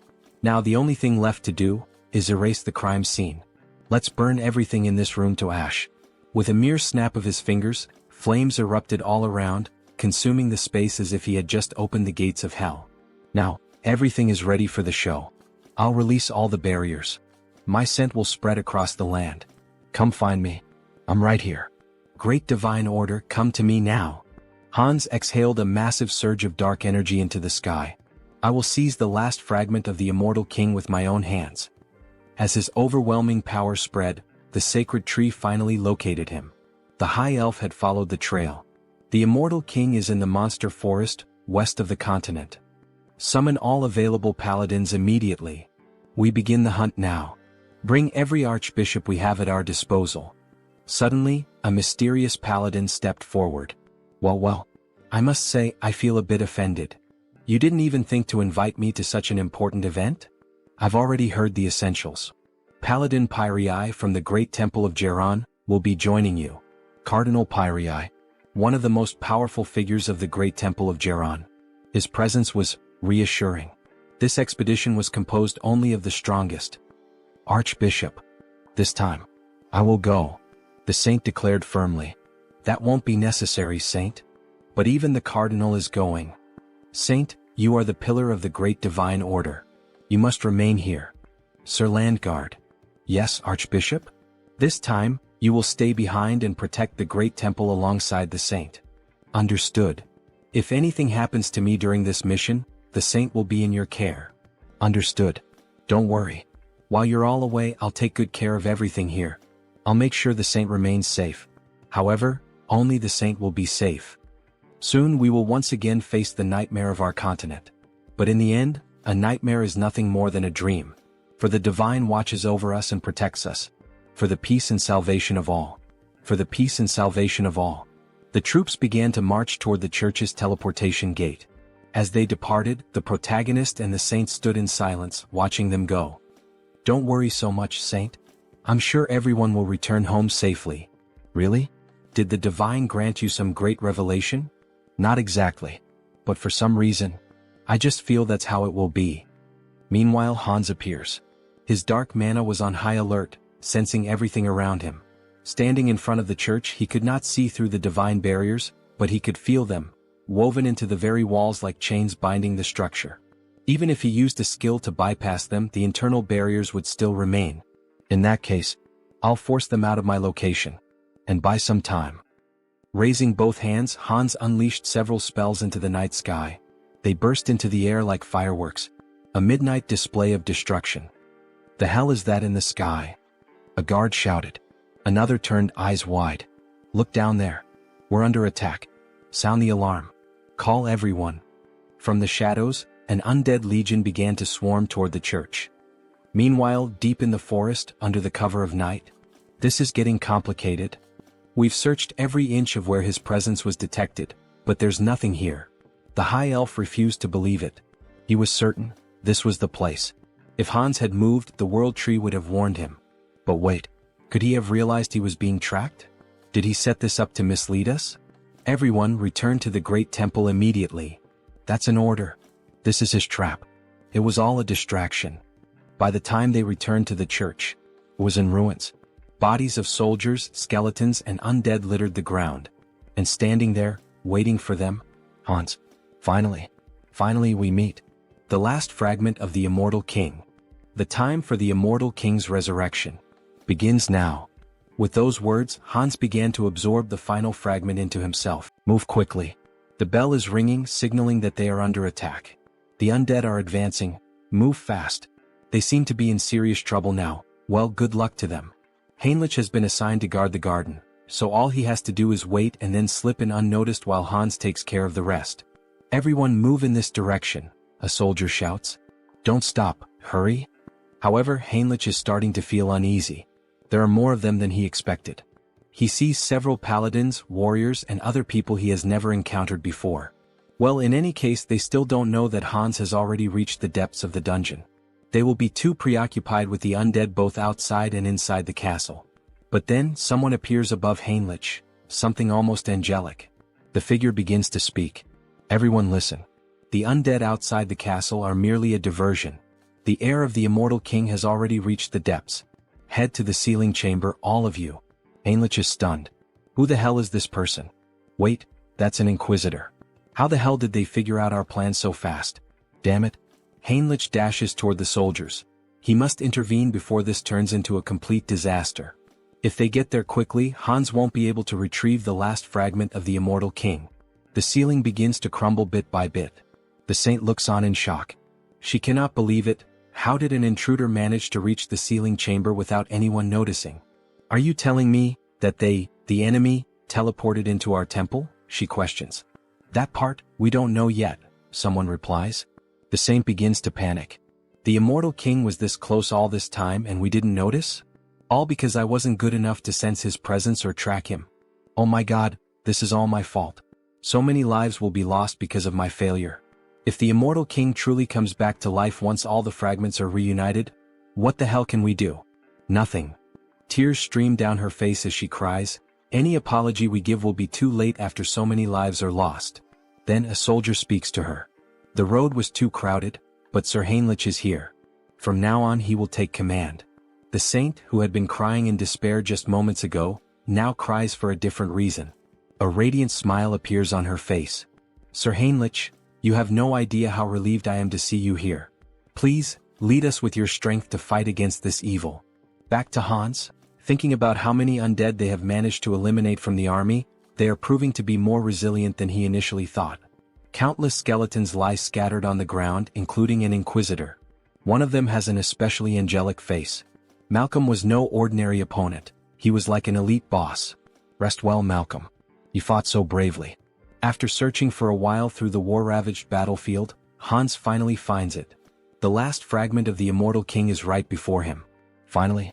Come to me now, fragment. He begins to absorb all the energy from it. The immortal king's final legacy will belong entirely to Hans.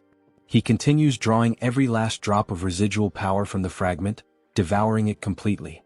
However, when he finishes, he feels something strange. What the hell is this feeling of weakness? Even after consuming the last fragment, he doesn't feel any stronger. Could it be that it takes time to fully absorb the fragment's power? Then he hears a noise, an intruder. Two paladins soar toward Hans, weapons in hand, ready to strike him down. Hans quickly casts a spell, sending them flying backward with a powerful blast. They crash to the ground and everyone looks on in shock.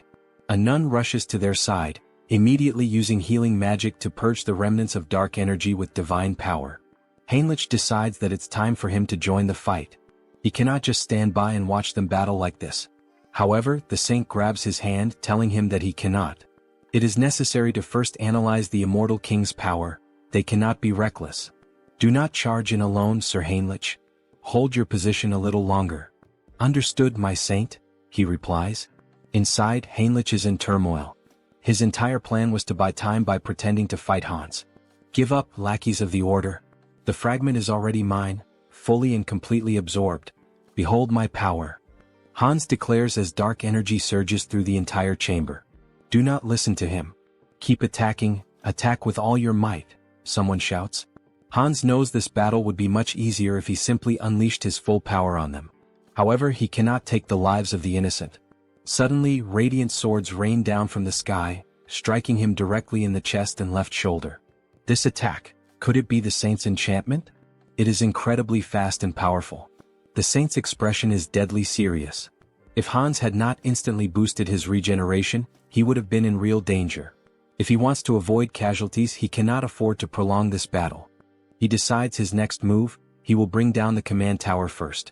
Without hesitation, he unleashes a barrage of spells, aiming to strike the saint and everyone else at once. How dare you attack our saint?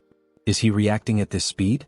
Not only did he block my attack instantly, but he is also counterattacking without hesitation. They are moving with absolute confidence, as if certain that he won't bring them down.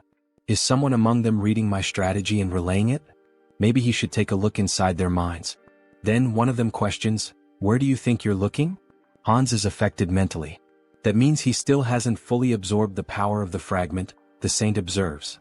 "Everyone stay alert. This is our chance, we can do this." She conjures several beams of light against Hans while, at the same time, the warriors charge at him with full force. They are trying to overwhelm him with enchantments and sword strikes simultaneously, preventing him from regenerating. Such an obvious maneuver. Hans quickly casts a barrier, sending one of the warriors flying backward. "Go ahead, let's see if you can block this next attack as easily," another warrior shouts. "Are you seriously trying to provoke me with such a slow strike?" Hans sneers. He then summons a spectral hand, binding magic, trapping the soldier as if inside a cage. Damn it! How the hell did this happen? How is he reading every single one of our movements now? He shouldn't be able to block psychic intrusion. "Forgive me, senior?" One of them speaks hesitantly. Since Heinrich couldn't help, he must have read the plan from his mind so that Hans would know what was coming. If it's come to this, then the soldier is. However, he is cut off by Hans's laughter. "It's too late, you poor fools. You were too slow." Inside him, the fragment of the immortal king, finally, has completely fused into one. A vision appears as if a heart is pulsating violently. Hans begins to laugh uncontrollably as the atmosphere grows heavier and denser, thick with the overwhelming energy surging from within him. No, this energy. The saint stands in shock, unable to comprehend what is unfolding before her. Sir Heinrich, however, cannot hide the joy on his face. This can't be happening. The saint stands frozen, unable to react, before tears begin streaming down her face. We were too late. The immortal king is truly coming back. We see Hans slowly beginning to transform. You dogs of the order, tremble in fear. System notifications start to appear. You have experienced death, overcome it and conquered it. You have now transcended. Achievement unlocked. He has returned. The immortal king. The calamity of the sidereal dimension. The immortal king. Quickly. We're almost at the sealing chamber. We need to support her holiness immediately. However, as soon as the guards rush into the room, they are struck speechless by what they see. That figure. Could it really be the immortal king? Is it truly him? Are we already too late? Hans stands before them in a new form. He appears more human now, his body no longer just bones but covered in flesh, yet undeniably more powerful than before. We still have time. This is a sacred space that suppresses the immortal king's power. We will sacrifice our lives to stop that demon right here. Sir Pion. Everyone get ready. We attack together. You truly believe you can stop me? Hans scoffs. Since you cannot see the status window, it's easy for you to fall for such delusions. Achievement unlocked. Rewards, grants immunity to instant death. Special abilities Decayed Heart and Immortal have evolved into Immortal Heart. Hans has truly become a mystical being, now even capable of escaping death itself. He is invincible. Very well, come at me, all of you. Let me show you the power of the immortal king. He places his hands over his eyes and activates the Eye of Darkness ability. All the soldiers are instantly ensnared by it. With just a glance, he instills overwhelming fear and confusion in his enemies while also exerting control over lower-ranking demons. The guards begin to hallucinate, some even see worms crawling out from their own bodies. This is the legendary Eye of Darkness. Never look directly into them. Now it's your turn. Hans gathers energy in his hand. Rise once more, my legion of the undead. Return to life and claim the souls of our enemies. Bones and corpses begin to gather around him, forming something monstrous. Be careful. That thing is a corpse golem. If you get hit by its attacks, you're finished. Dodge. The skeletal golem charges forward, laying waste to everything in its path, causing mass destruction. What a pathetic sight, Hans says. Let's end this now. The saint is desperate. She must do something, she must make a decision. If she hesitates here, not only the church but the entire continent will fall into danger. Clutching the cross at her chest, an idea suddenly comes to her. Sir Heinrich. Yes, my lady? She will entrust him with her token. Please take this and retreat. You must become stronger and stop the immortal king in the future. Attention everyone. We must clear a path for Sir Heinrich. Protect him with your lives so that he may escape safely. Understood, your holiness. Everyone pursue the immortal king. Stop him at all costs. These buzzing flies. I'll finish all of you at once. Just then, a soldier attempts a stealth attack, but Hans notices immediately. To think you would try that failed move again. How foolish. It doesn't matter, the soldier says, even as Hans' magic tightens around his throat. Our goal is complete. What? What goal? If we could save Sir Heinrich, our hope, I would throw away this worn-out bag of bones as many times as necessary. Very well, fool. Your wish is my command. I'll crush this skeleton right now. Before he can finish, Hans is sent flying by a sudden punch to the face. It was Sir Heinrich delivering a powerful, blessed strike. Without giving Hans time to react, Heinrich draws his sword and launches a flurry of rapid, precise strikes.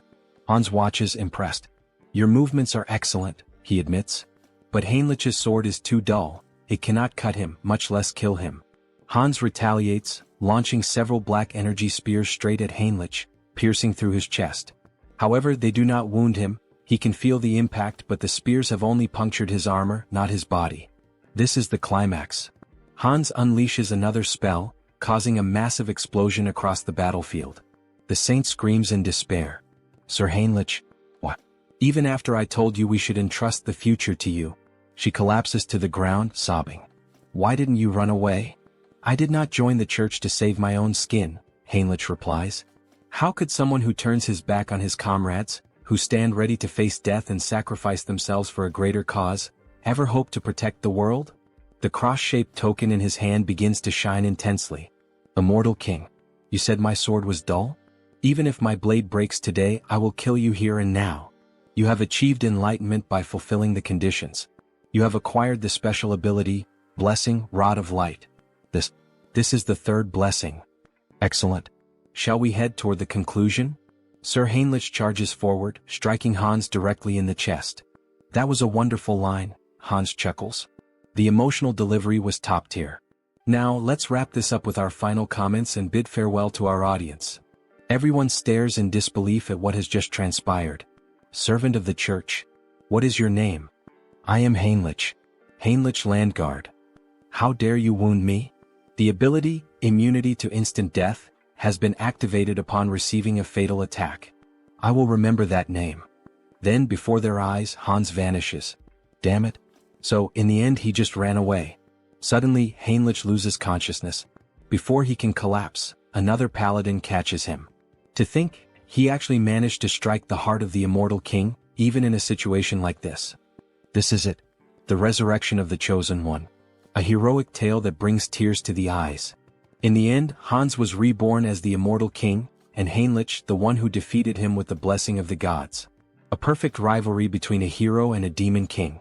Now all that's left is to collect payment. Shall we settle the admission fee? Well, that much money? It increased by about 1 million. There's no need to think too hard about what to do. Looking at the system window, he selects exclusive skill enhancement. Your unique ability evolves, blooming with new possibilities. You have acquired a special ability, customization. Customization? Oh, so this is what a game is all about. A full customization window for Hans appears. Colors, horns, outfits, every model available. The newly acquired customization ability opened up 2 possibilities for him. This includes creating the avatar for the updated feature and modifying the avatar for the new feature. First, in modifying the avatar for the new feature, we see all the possible changes that can be made to Hans. His hair, body, and some details about his status such as SRT, INT, DX, and POW. This allows him to alter both the appearance and the stats of existing avatars. On the other hand, the avatar creation ability lets him define the appearance and stats during the initial creation, including features like hair and eyes. Above all, the biggest difference in this category is the gender selection option, which allows him to choose between being a man or a woman. Feeling excited, he reassures himself that he isn't thinking anything inappropriate or strange. He's just pressing the button out of curiosity. After all, he needs to find out what the difference is. So he presses the button to become a woman. However, it is not possible. The system notifies him that the selection is currently locked, leaving him with only the option to choose a man. However, a new option appears. And what is this below? Media selection. You can generate related species by consuming a specific medium. A medium related to a species? Could it be the branch from the world tree that Cecily gave him last time? He liked the item because it is an environmentally friendly air purifier, but he feels there is no way around it. To create an elf, this should be enough. World tree branch detected. Generating as elf. Then the creation begins. A tall elf, just like the protagonist, with short hair and long ears. How impressive. And with that, it's done. An elf avatar is being created. Since customization is now possible, he adjusts the face to make it more beautiful and refines the arms and legs to be long and slender. As elves are elementalists, the most important attribute distribution is their affinity with nature. His name is Harris. Harris species, ELF. Individual trait, child of the world tree. Then we see a beautiful elf with long golden hair, tall and with the posture of royalty. Special notes. Born as an elf using the branch of the world tree as a medium. The growth rate of nature affinity is significantly increased due to the child of the world tree effect. That well-toned body and that beautiful face, haha, just as expected from an elf. But then the new avatar reacts. How unpleasant, he says before making a face as if he's about to vomit. But what's happening? Hansa's dark magic makes him feel as if Harris is being completely destroyed, as though the dark magic is killing a delicate young plant. Oh shit, why didn't he think of that? He had already gotten used to Hans, so it never even crossed his mind to worry about it. Hans, cancel your summoning. Since the mental center isn't functioning, could it be due to the elf's affinity with nature? He nearly lost the new avatar without even realizing it. For now, he decides to save Harris for later. Then he walks over to the shelf and picks up a book titled Conan the Baba. Maybe it was time for him to start writing the story of the mercenary king this time. Meanwhile, back to Harley, we see him looking quite excited. He really enjoyed that ear-floating feature. The young woman laughs, saying that it's a relief and that it suits him well. Thanks for your support. Hubert had found just the right item for him. Turok truly is the city of artisans. On the streets, we see a few people going about their day, making it feel like an ordinary town. Speaking of which, he had heard that some guys had been causing trouble at Hubert's shop. Maybe he should head over there and teach them a little lesson. Then, a group of 3 people starts making comments. What's with those tattered clothes and tattoos? No wonder the South is mocked as a den of savages, it's the Southerners' fault. Harley tries to ignore the spiteful remarks, but he just can't. Hey, what the hell are you guys even talking about? Which bastards just insulted the Southerners? Was it you? Or maybe you? You bastards better watch yourselves. I'll knock some sense into you. But when one of them swings at Harley, the wooden club shatters the moment it makes contact with his arm. That idiot, he just broke his own weapon against nothing but Harley's body in bare hands? Harley starts thinking. He would say that's pretty rare for this avatar. Ha. All these guys must be true Southern warriors. Tattoos, strong bodies, fierce gazes. That just means he needs to live among them and start building relationships. The great hero of the South and his closest companions who support him. In other words, he might actually become a true Southern warrior. Anyway, hurry up and dress properly. That kind of outfit should only be worn during traditional festivals. People don't wear things like that nowadays, do they? Harley asks. The other man becomes extremely irritated. That bastard, he can't stand hearing another word from him. He then challenges Harley to a traditional Southern duel, striking a culturally significant stance. Oh, a duel in the Southern style. Their tradition is to fight with bare hands, right? Sounds good, but there's one condition. All 3 of you come at me at once. They don't seem to believe what they just heard. You want all 3 of us to attack you? Are you insulting our honor? Fine, then 2 of you can come at me. The third should help the 2 who'll end up on the ground. As he makes this threat, his eyes take on a psychotic gleam, as if he's about to beat the 2 of them half to death. Alright, come at me now, you cowards. Try to take me down. Then the sounds of impact echo through the city, leaving a trail of destruction. 2 of them are lying unconscious on the ground while the last one, still standing, mutters, "That bastard is insane, unbelievably strong. He's not a Southerner. With that level of skill, how is it possible that you don't have a single warrior's mark?" Right, those marks were a thing among Southern warriors, weren't they? How should he make this up? Brothers, I am a Southern warrior. But there's a story behind why I have no marks. What do you mean? It all started 20 years ago. A duel was held to determine the next chief of their tribe. The scene shifts to an arena, where 2 warriors battle while the rest watch from the sidelines. Harley's father, the strongest warrior in the tribe, won the championship, earning the admiration and praise of every member present. "Congratulations," said the king. "As per tribal tradition, you will be granted one wish. Speak, what is your desire?" His wish had already been decided from the very beginning of the tournament. I will not marry the chief's daughter. What? Everyone was stunned. Outrageous. How dare you make such an absurd request? Explain yourself. Well, he had a good reason for making that request. The reason was, she and he were bound by blood as siblings. What? She is left speechless. Father, are you really going to let someone who speaks such nonsense go unpunished? My deepest apologies, my dear daughter. However, everything he said is true. You are not my biological daughter. I adopted you a long time ago. Guards, kill this insolent fraud. Dear, he will buy us time, so run away quickly. At that time, his mother was pregnant with him, which is why she couldn't help his father fight. His father bravely fought alone to protect his wife and unborn child. But he fell heroically, holding back the tribe's warriors. His mother managed to escape her pursuers and hide in a secluded cave, where she raised him. However, even his mother passed away recently due to illness, and that is why he has no warrior's marks. All three men begin to weep. How could such a tragic past exist? They apologize for misunderstanding him. He is a true Southern warrior. He never expected such a sorrowful backstory. Of course, it was obvious that everything Harley had just said was a complete lie, but his performance was insane. Alright then, to our new brother, cheers. Everyone raises a large mug of beer in celebration. By the way, Hyungnim, this place is pretty far from the south, isn't it? What brought you all the way here? Well, there's a story behind that too. After his mother passed away from illness, he was left all alone in this cruel world. It was just him and his own body.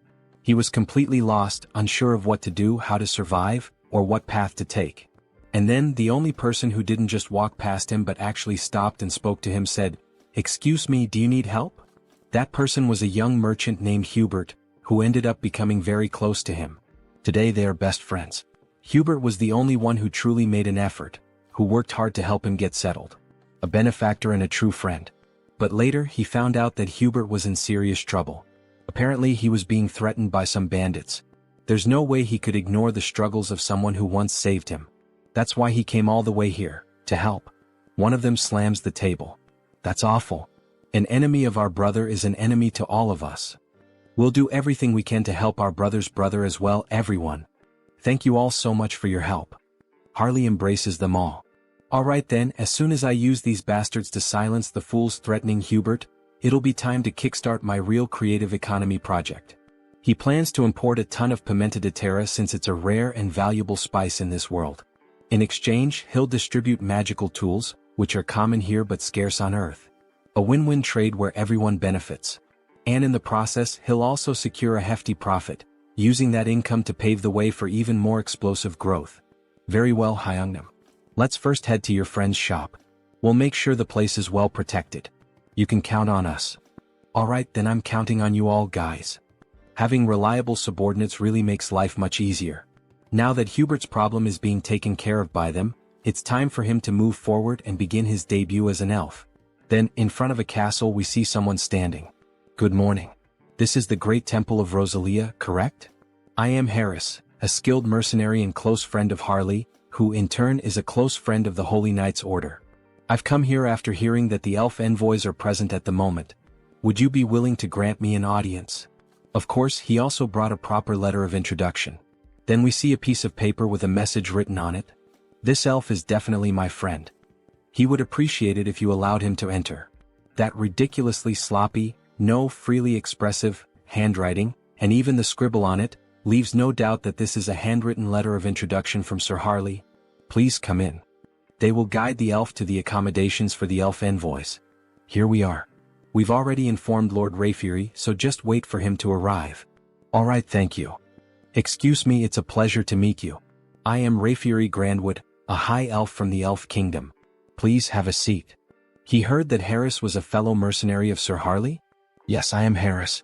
Thank you for taking some time to meet with me today. It's a bit difficult to pretend not to recognize familiar faces every time. But more than that, it's honestly fascinating. Seeing him through the eyes of a high elf, his eyes truly seem to shine even more. The longer he looks, the more and more he feels like he is being drawn in, as if he is being sucked directly into them. What a strange feeling. This must be because I'm in an elf's body now. He knew that Harris is a close and dear friend of Sir Harley, seeing him wear the bracelet that he gave him. Seems to be true. Then the bracelet begins to glow. I'm sorry, he says. I accepted the gift because it was from someone of your kind, but if it offends you, I'll return it immediately. No, not at all. On the contrary, I'm happy, even honored, that a relative is wearing it. More importantly, he heard that there is something Harris would like to ask him. Yes, that's true. It's nothing urgent, but he would like to learn how to harness the power of nature and form contracts with spirits. He never had the chance to grow, form contracts, and become stronger as an elf, since he spent almost his entire life being alone. I understand, he says. The potential of this person, there's no doubt about it. We see an immense amount of power leaking from his body, as if he were the very embodiment of the world tree. Alright, would you like to go outside and get some fresh air? Oh, of course, it would be an honor. You asked me to teach you, but unfortunately, it won't be possible. He is leaving this place soon, so he wouldn't have time to help. However, would you consider coming with us to the Elf Kingdom? Pardon? The Elf Kingdom, the land of the elves, located on the Enchanted Continent. It's where the Institution for High Elves is located. It would be an honor for him, but would there be any special qualifications or requirements?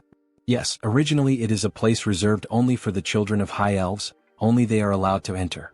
But there is an exception. This is a lot of pressure. And this exception is a person who possesses the qualities of a high elf. You feel something when you look directly into my eyes, don't you? Look directly at me now. Is happening again, this sensation, what is it? It feels like he's being pulled in, as if he's being sucked into them. Where is this place? Is it some kind of mental realm like the one where he fought against the Society of Divine Retribution? No, the energy here is much purer and cleaner than in that place. Then something catches his attention. He doesn't believe what he's seeing. Could it be? A beautiful elf with pink hair? Could that be the elf goddess? No, is that the world tree? Then the elf descends from the tree, gently approaching him. Hey, wait a second, I am? The elf gently touches his face. Why is this beautiful elf doing this? Why is the goddess doing this? Oh, poor child, come to the realm of the elves, says the beautiful elf, speaking in a strange language as she gently strokes Harris's face. Then she vanishes right before his eyes. That leaf, that aura. Is she the world tree itself? More importantly, what did she even say? I didn't understand a single word of that strange language. Maybe it was the language of the elves. Hey, wait a second, he has no idea what that meant. Don't just leave. Before he can finish his sentence, he snaps back to reality. What did she mean by that? Then he returns to the garden. She's already gone, isn't she? What the hell is going on? He felt the presence of the world tree. He saw an elf. That was the world tree? So that's the form she chose to appear in. It seems she greeted him in the most familiar way she could. It seems that the world tree has a special interest in you, Harris. Seriously? Wait a second. First the divine, and now even the world tree is paying attention to him? What the hell is going on here? The next day we see a shop open. Hey man, he's sure he made it clear last week. He told him to close the shop and leave town. We see 3 men with strange tattoos intimidating Hubert. Yet he's still here. Well, excuse their rudeness. This week, a truly excellent tea has arrived. How about it? Would he like to have a cup with him? We see that Hubert is truly a gentleman, dressed in formal attire, wearing gloves and glasses. So, it seems he didn't understand a single word of what he just said. Then he taps the cup. He'll be giving up this place and leaving today. Or does he really prefer to die here at their hands? My God, so they don't like tea, huh? Well, either way, his friends seem to enjoy it even if they don't. What the hell is this bastard even talking about? Before he can finish his sentence, Harley lands a solid punch right to his chin. He's sent flying from the impact. Get the hell out of our sight, you piece of shit. What the hell are they?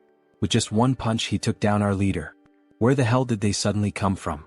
Then Harley and his friends charge forward. The 2 enemies are beaten like gangsters' wives, their screams echoing from inside Hubert's establishment. So, at the end of the day, alright, cheers. Thanks to you brothers, Hubert is safe now. The drinks are on him tonight. Eat up, don't hold back. We see a feast laid out on the table, meat, barbecue, beer, bread. That was way too easy, don't you think? And more importantly, after watching him fight today, he's convinced. He really needs a crest. A crest? Yeah, like his. As he takes off his shirt, we see a strange tattoo, a proper warrior's crest. He's heard that there's a shaman from the south here in Tarik who knows how to carve them. So what do you think? Why don't you go ahead and... Luangya. What the hell are you doing? Let's go find him right now. Harley takes off running with Luang in his arms. But he hasn't even finished at least one dry ink. Elder, you old fool. Has age taken your hearing too? He's sure he told her to have the protection money ready by today. We see the same three idiots from before demanding money from an old woman who apparently sells some kind of magical potions. Didn't she tell him that amount was too high? Where the hell does he think she's supposed to get that kind of money? She really doesn't understand the situation she's gotten herself into, this old woman. As he grabs her by the blouse, does she see this face? He's already had enough problems today, really a rough day. And now what? She doesn't have the money? Then go find a way to get his damn money. He doesn't care how this useless old hag does it. Just get him his damn money. Otherwise he swears to God that. But something catches his attention. Hey, what the hell is that coming this way? It's that son of a bitch again. What the hell is he doing here? Then Harley charges toward them, nearly trampling them with his overwhelming force. Greetings, madam. He's here to have a crest carved. Meanwhile, Luong is feeling sick from Harley's sheer speed. What is she going to do about those thugs? Well, they'll wake up and crawl back on their own, it doesn't matter. What a damn mess this is. Anyway, come inside for now. So, he said he came looking for her to get a warrior's crest? Yes. Can she do it right away? She hopes he knows that while a crest grants great power, it also drains a significant amount of one's life force. Of course he knows. That guy already explained all of that to him. It's been a long time since she's seen someone with such monstrous life force. With his endurance, he might even be capable of handling the supreme crest, the warlord's mark. Warlord? Hell yeah, carve it into his skin right now. Harley shouts, startling the poor old woman. That's impossible. She doesn't know how to do it. It's a technique no one has been able to carve in hundreds of years. And at this rate, her ears are going to fall off from all this yelling. Ah, come on, don't kill the mood like that. Well, if that's not possible, then he guesses she could carve the great warrior crest that Luong mentioned. That's a problem too. What the hell? She's low on materials, it's been ages since she last carved a crest and, more importantly, she simply can't do it. To receive a crest, you need the most crucial thing, a warrior's achievement.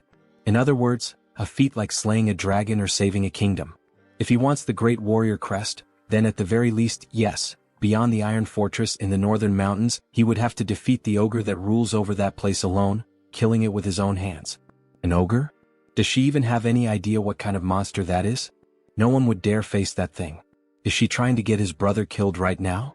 Just the head of that beast is as big as his brother's entire body. How the hell is he supposed to deal with that alone? However, while they were talking, Harley started rummaging through something at the portal. Did she mean this? Then a massive skull appears. That's the ogre's skull? Don't tell her he hunted this thing by himself. Aha, of course he did. An ogre is nothing to him. Alright, she can see that he's an impressive warrior, but even so, come back in a few days. Lately, she's been low on energy and her body isn't in the best condition. She needs strength to carve a crest, but she hasn't even been eating properly. Food. Leave that to him. Restoring vitality is his specialty. What does he mean by that? Then, before she even realizes it, he's already vanished from in front of her. He really just left. So, she just hopes he doesn't cause any trouble. You little shit, it's him again? We sure are running into each other a lot today, huh? You again? Then he throws another punch at the thug, making him groan in pain. What the hell is he? Who sent him? Why is he doing this to them? You messed with the wrong people. You're the ones who laid hands on our shaman. Huh? Shaman? That old witch is the southern shaman. Sorry, we didn't know. We thought she was just some random village healer or something. Harley raises his fist, threatening another punch, but this time he slams it into the ground instead. Alright. We won't do it again. Please stop.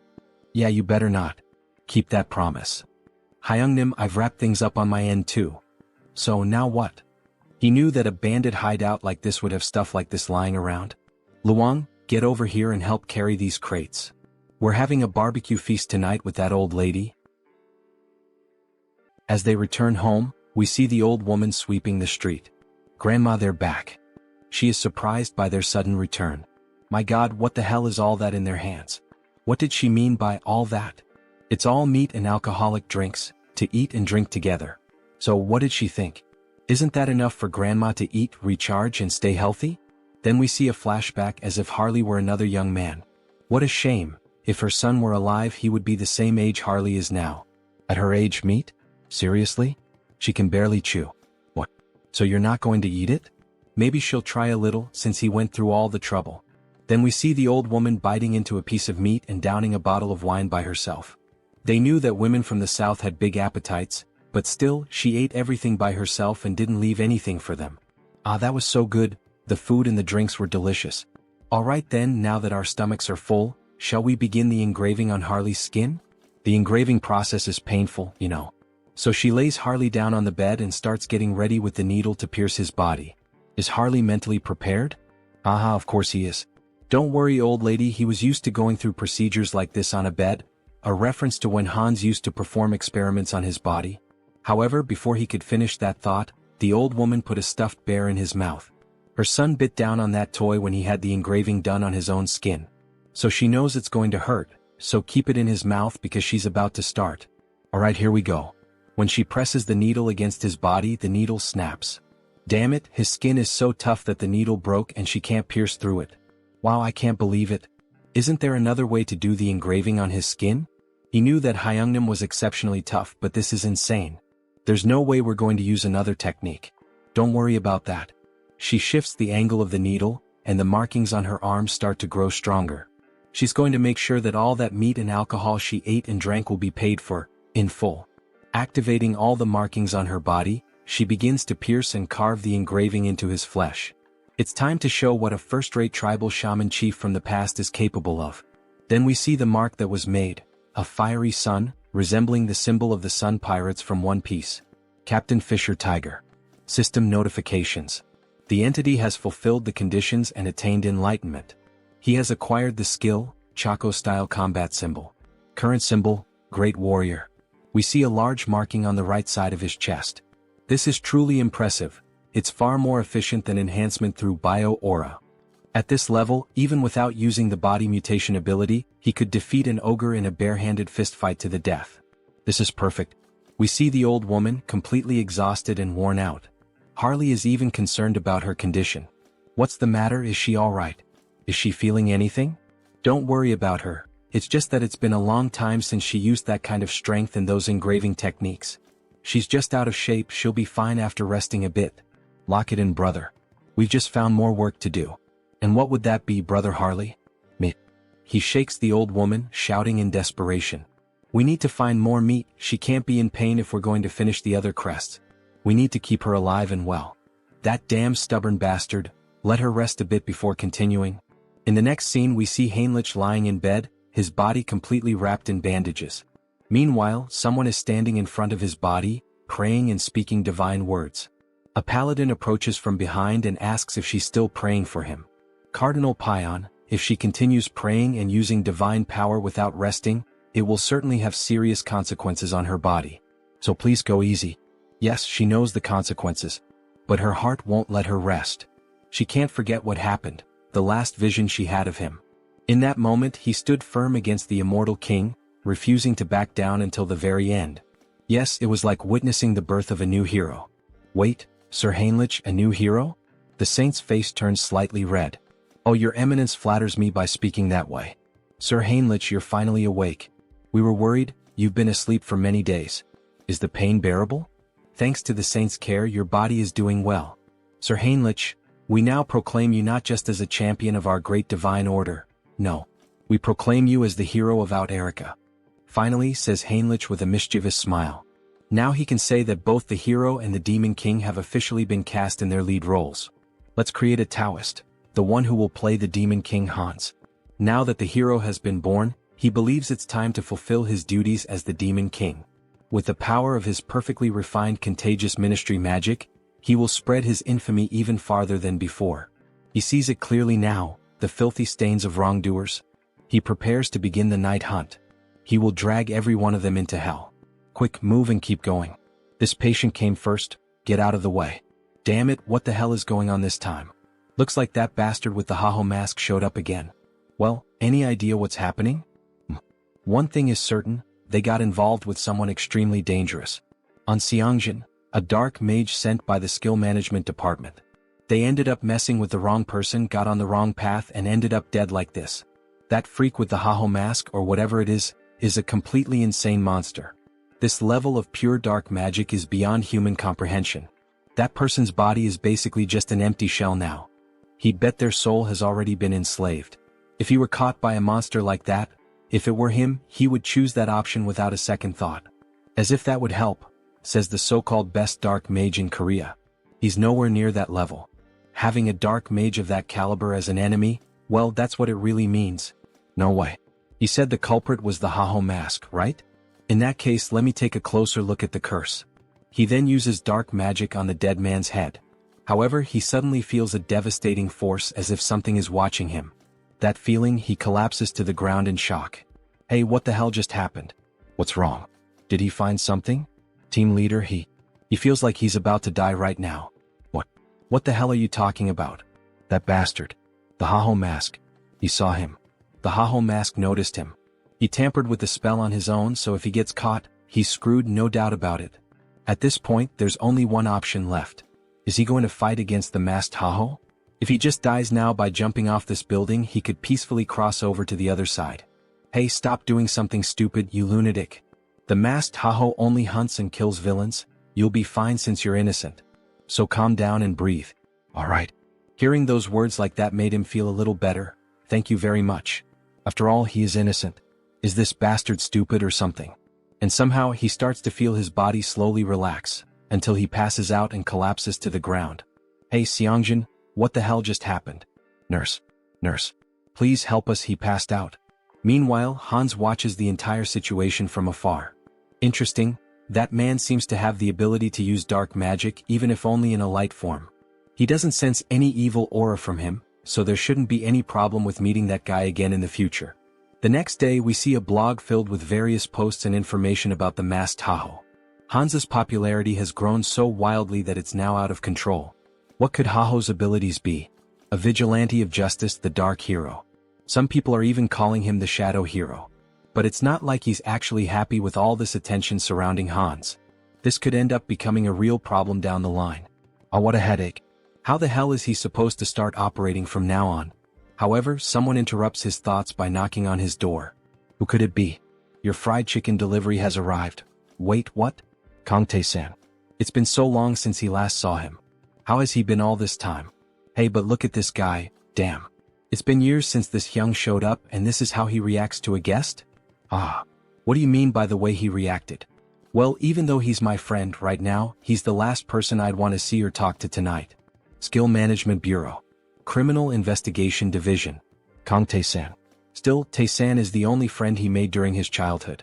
Even after all these years, while he was reclusive in his room, Tae-san was the only one who came looking for him and tried to help.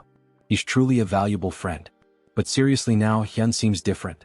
It's like he's not exactly sure, but it seems like Hyun has found a purpose to live for again? Well, I mean, he can't stay stuck in the past forever, right? Those who live in the past are museums. And he suspects that his parents wouldn't have wanted him to live this reclusive way. Yeah, damn, he's right. He spoke well just now. Do you have any idea how long he's been worried about Hyun all this time? It's not healthy to stay reclusive for so long without talking to people. Ah, come on, it wasn't that bad. He even went out a few times in the past few days. Really? Says Tae-san with a surprised look on his face. Thank you, my friend. Going back to the past when he was grieving and struggling with depression, Tae-san always visited him and tried to help in every way possible. He then opens a can of beer, seeing how well things are going for him now. He feels like he can finally reveal a secret. What does that mean? He knows, right? The reason Tae-san joined the Criminal Investigation Division. Of course, he was like family to Hyun's parents, like an actual son to them. And after they died in that accident, Tae-san enlisted in this division. Yes, back to that case then. Everyone thinks it was just a random attack by someone who had awakened. That's what everyone believes. Well, at least until recently. But he doesn't think that's the reason for this case anymore. There's a group that has been operating in the shadows for a long time, calling themselves the Society of Divine Retribution. They are a group of bastards who are very meticulous. So far, they haven't been able to link anything or even catch a scent of them. But you've been following the news, right? That masked figure known as Haho has given us a lead. They've given us the first clue. Haha, even dropping hints for the skill management department? Did he go overboard? Anyway, he'll keep him updated as soon as he knows anything new. But don't go around talking about it. Do you want me to end up in a cage? Haha, as if he had anyone to tell. Still, from what he's heard, the masked Haho has been quite impressive. So why is the Bureau trying to hunt him down? Exactly. That's what's bothering him. Why the hell are they going after someone who's actually doing a good job? Yes, exactly. The protagonist is happy to see Tae-san on the side of the masked Tahoe. After all, it's his clone who is doing all this investigative work. Anyway, let's drink until we pass out tonight. A celebration for Han Sunghyun's new beginning. Then, after several drinks and chickens, they start talking about other things. Just give up on being a writer. What's wrong with that? A hero and a demon king? Well, that's so cliché. And giving the demon king the name of Hans? Haha, Tae-san laughs a lot. That's so boring. It doesn't even sound like a name you made up over coffee or something. What does that mean? This is a classic. There's nothing wrong with the description of this story. This isn't a classic, this is what we call cringe. If it's something that's been done to death, how about pretending it's an abbreviation? Hans, short for something like Hannibal Strauss. Oh, that was actually a good suggestion. Right? If he becomes a writer, remember he can always ask for help from his hyung here. So while they were talking, Tae-san's phone started ringing. Oh, look at the time. He needs to leave. Seriously? It's still so early. The leader of the Dawn team said he has to show up today. He's leaving. Alright then, Tae-san. We'll talk later. I forgot to ask something before. Your grandmother is doing alright, right? Tae-san pauses for a moment at the door as if feeling uncomfortable. To be honest, her condition has worsened quite a bit recently, and there are no signs of improvement. Maybe it's already time to start preparing emotionally in case the worst happens. Wait, is grandma that bad? Is there anything he can help with? Anything at all? Hey dear writer, just focus on writing your material. Don't worry, he'll take care of things somehow. The protagonist really felt the weight of those words, and we see a flashback of someone holding his hand. Is this okay? If you feel like eating something more, tell your grandma, alright? Tae-san's friend is no different from his real grandson. He knows, yes, grandma. Tae-san's grandmother. When he used to go out with Tae-san, she always took care of him, looking after the little things. These are some of the few warm memories he has. And now, knowing that she is seriously ill, he feels very sad. A friend who has always been by his side is going through something so hard, and yet, he is completely helpless. Hey, wait a second, how could he be so stupid? He had a brilliant idea, something he can do. Kang Tae-san, you owe me an apology for mocking my sense of sampling. Because these characters who sound like they're shrinking are the ones who will help you. Then we see the protagonist invoking Heinrich, a paladin who would be perfect for this situation. Then we see a system window showing the paladin Heinrich. To heal someone, a healer is needed, like a priest. But he has one who fits that description perfectly, doesn't he? A familiar with faith recognized by the archbishops and overwhelming divine power. We see that Heinrich truly became someone special in the other world, being regarded as one of the greatest figures of faith.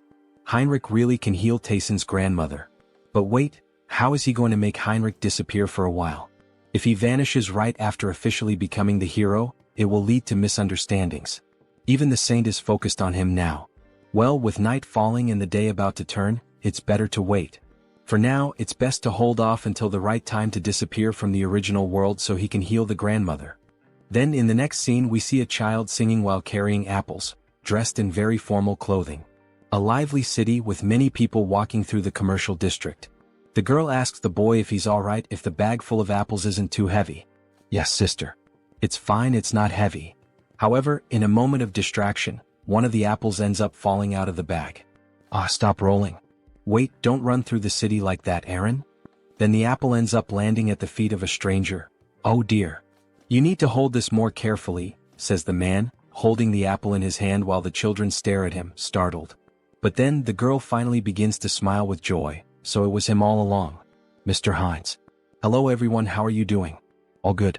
The boy looks impressed. Is he really Mr. Hines? He looks completely different from when he helped him escape from the vampires. Yes, it's him. His face has changed a bit over time, hasn't it?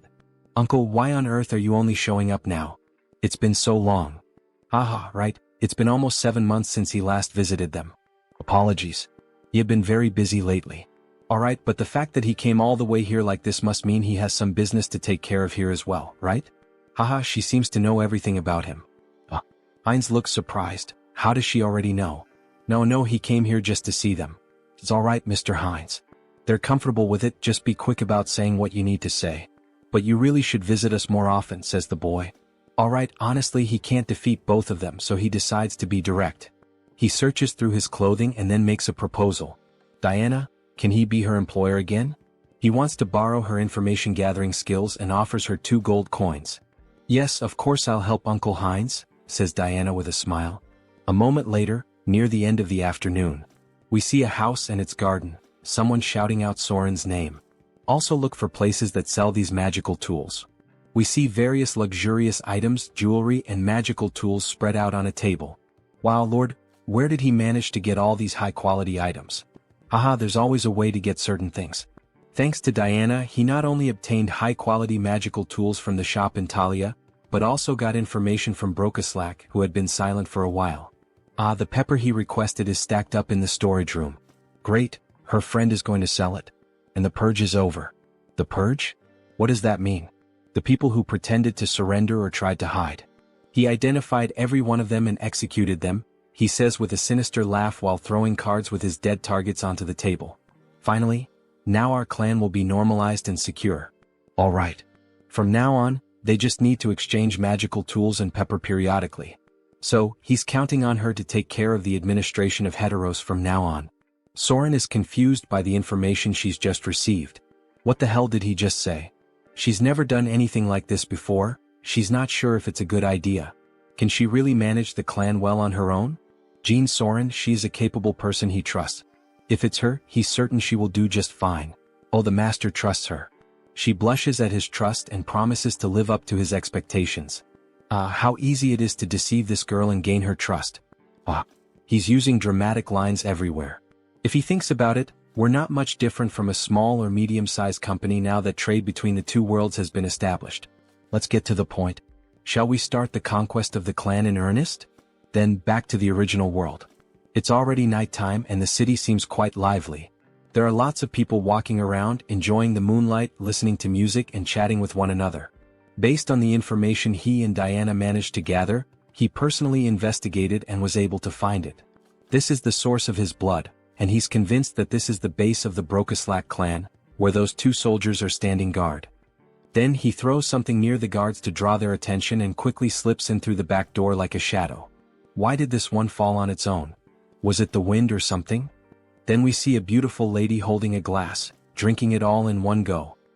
This is so good, such refreshing blood. The young vampire lady seems quite satisfied with her drink. But how much longer will she have to keep living like this? Drinking alone is so lonely. Looks like it's still the same as always, a drunk Rosilica. Who's there? There are a lot of familiar faces showing up today. Conceal skill release. Forgive me, but who the hell are you again? He's Heinz, a vampire she met some time ago. She's sorry, her memory is a bit poor. Who are you again? Then she starts pouring more blood into her glass. Still, now that a guest has arrived, she must show her hospitality. However, while pouring blood into the glass, she cuts her fingers slightly to infuse the drink with her own blood. Here, freshly squeezed blood. Please have a sip. No, it's fine. Upon having her offer refused, she becomes uneasy and slightly furious. This is high-level blood magic. How dare he invade the sanctuary of Brokaslak? Then, throwing the blood-filled glass, she begins to manipulate the blood to launch an attack at Heinz. She doesn't know who the hell he is, but she won't let him get away with this. So she goes all in, attacking him with everything she has. However, Heinz only laughs at the situation. Then he counterattacks by controlling her own blood. How is her blood being turned against her? To freely manipulate another person's blood. That's at least in the realm of true blood. He then forms a rope out of blood and leaves her immobilized. This is Brokaslak territory. The intrusion of an outsider is a violation of the treaty. This girl really doesn't seem to recognize him, does she? Well, instead of clearing things up, should he take advantage of that? What violation of the treaty? He is also part of Brokaslak's indirect bloodline. Please don't lie, you coward. Imprisoning a girl like this, there's no way that could be true, is there? Now that she thinks about it, she recalls hearing something about a clan that was persecuted in the past. Could that be true? Yes, he is from that very clan that was mentioned. Now she will cooperate willingly and he will grant her power. Even if he's from a branch family, she has no reason to listen to him. Sorry, maybe I misunderstood, she says, then he grabs her mouth firmly. She has no choice but to obey and will do exactly as he commands. Then, holding a crystal in his hand, he pushes it into her, making her moan in pain, so much so that people near the house found it strange. Then back inside. She is in ecstasy. What is this sensation? It's overwhelming. The crystal is taking hold of her body and flooding her with more energy and power. And at the same time, it feels as if her master has changed. Now let's see if she can reveal everything she knows. Damn it, she can't disobey his command. The true blood that oversees this region of Thalaria is Lady Frisia. If she had to describe her defining trait without a doubt, it would be as a user of demonic eyes.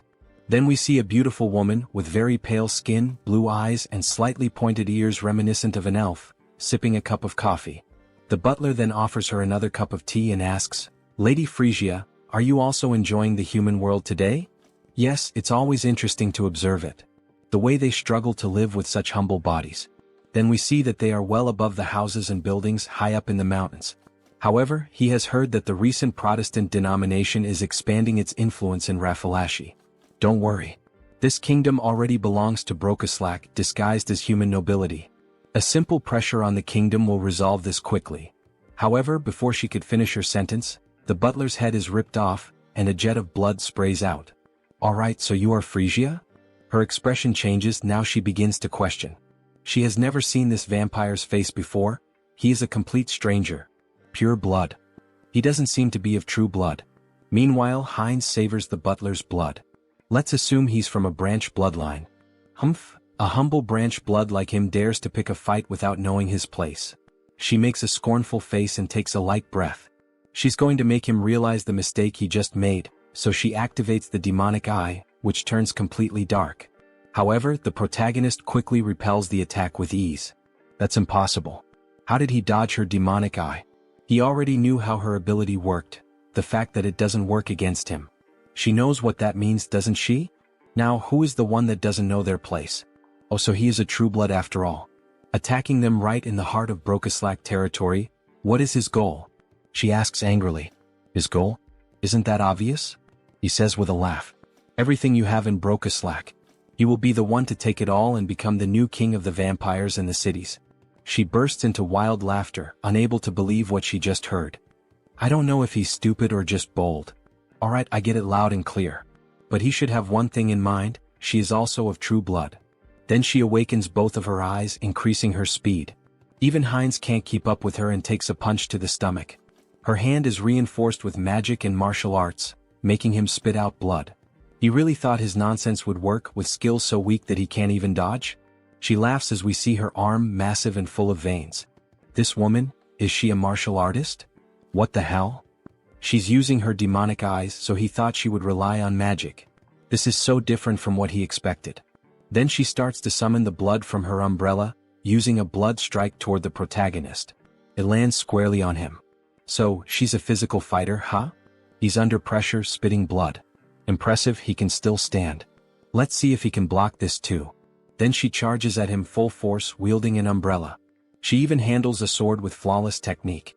That umbrella wasn't just for show, huh? He tries to dodge the quick attacks. The dodges won't help him forever, especially since he's being injured little by little.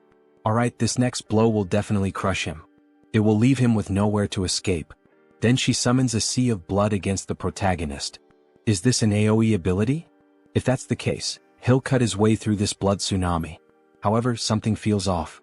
She's vanished from his sight. Where did she go? Then suddenly his vision distorts as if the angle has shifted. We see her appear, delivering an elbow strike that breaks Heinz's neck. He flies several meters from the impact of the vampire mommy's hit. Look at that arm. How annoying. So this is the end? We see Heinz's body on the ground, covered in blood, while she watches from above. But then he starts to get up and responds, "The end? What the hell are you talking about? Who said she gets to decide when it ends?" Then we see Heinz's head regenerating after the impact. For him, the fun is just beginning. He's perfectly fine as if nothing had happened. His neck was definitely broken. What happened? Injuries like that heal in an instant for him. He has something called hybrid evolution, she observes. This is insane. Aside from the master, she can count on one hand the number of people who have faced her attack head-on and survived. She's astonished. He admits it, she has some good talents and tricks. Of course she still has some flaws, but with those beautiful eyes. He thinks he could make her stronger than she is now if she followed his path. Have you ever thought about following me? What kind of nonsense are you saying? How dare you insult me, of all people?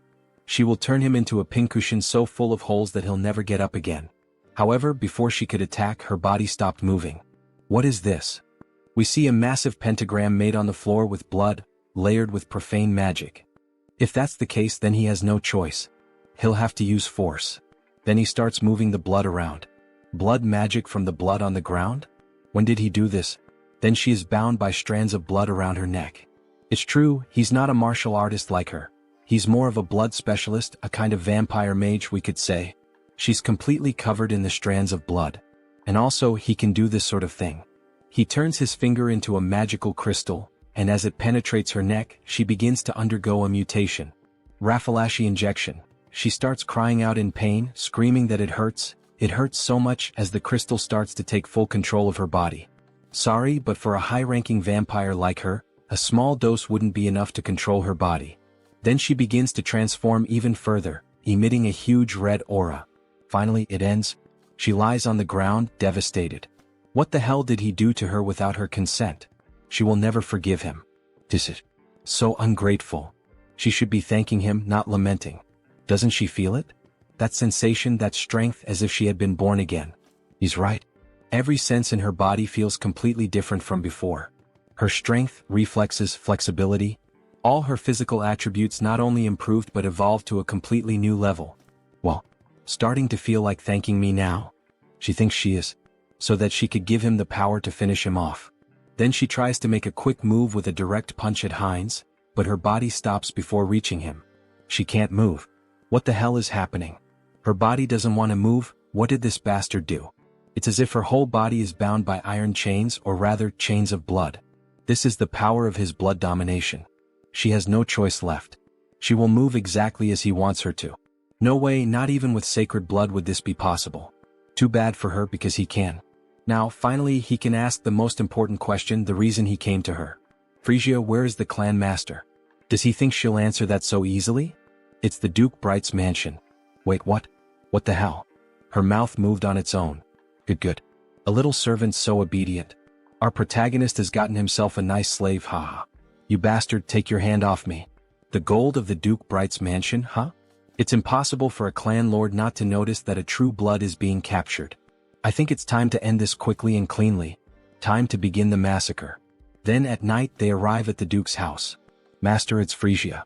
She has something urgent to report. May she enter? Yes, please come in. Really now, sir? Couldn't he have at least lit a candle or a lamp or something? Isn't it a little dark in here? He's not human. He simply doesn't need such things. He can see perfectly well in the dark. More importantly, she said she had something to tell him? Yes, well, forget it. She thinks she already understands. It's because of that uninvited guest who's after you, isn't it? So he's already noticed. As expected of a clan master, excellent perception. Well, yes. It would be a shame if the head of a clan couldn't at least notice that. Deactivate concealment ability. What a disappointment, he laments as he closes the book he was reading. Frisia, oh beautiful woman, why did you do this? Then she became a traitor. He releases a murderous aura.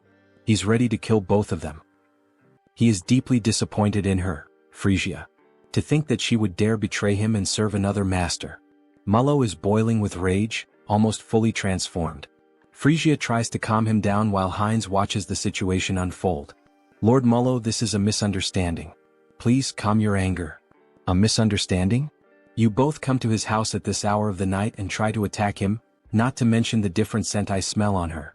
Frisia, you treacherous woman. He spent 100 years with her. Did she really think he wouldn't notice that her blood scent had changed? That something had been altered? That rotten stench of betrayal is contaminating his study. How could he possibly remain calm like this? Then he lunges at Frisia. Die, you traitor. However, before he can finish Frisia, Heinz blocks the attack. That's not going to happen. She's my subordinate now. Mullo is caught by surprise. After all, this was shameful. With just one hand, Heinz had been able to block his punch. He had been planning to resolve this situation in the most peaceful way possible, but it seems that will no longer be an option.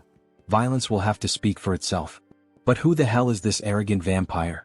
Peacefully? He really dares to move his lips so freely in front of him. As Mullo speaks, he summons a ball of blood in his left hand, as if it were absorbing everything around it.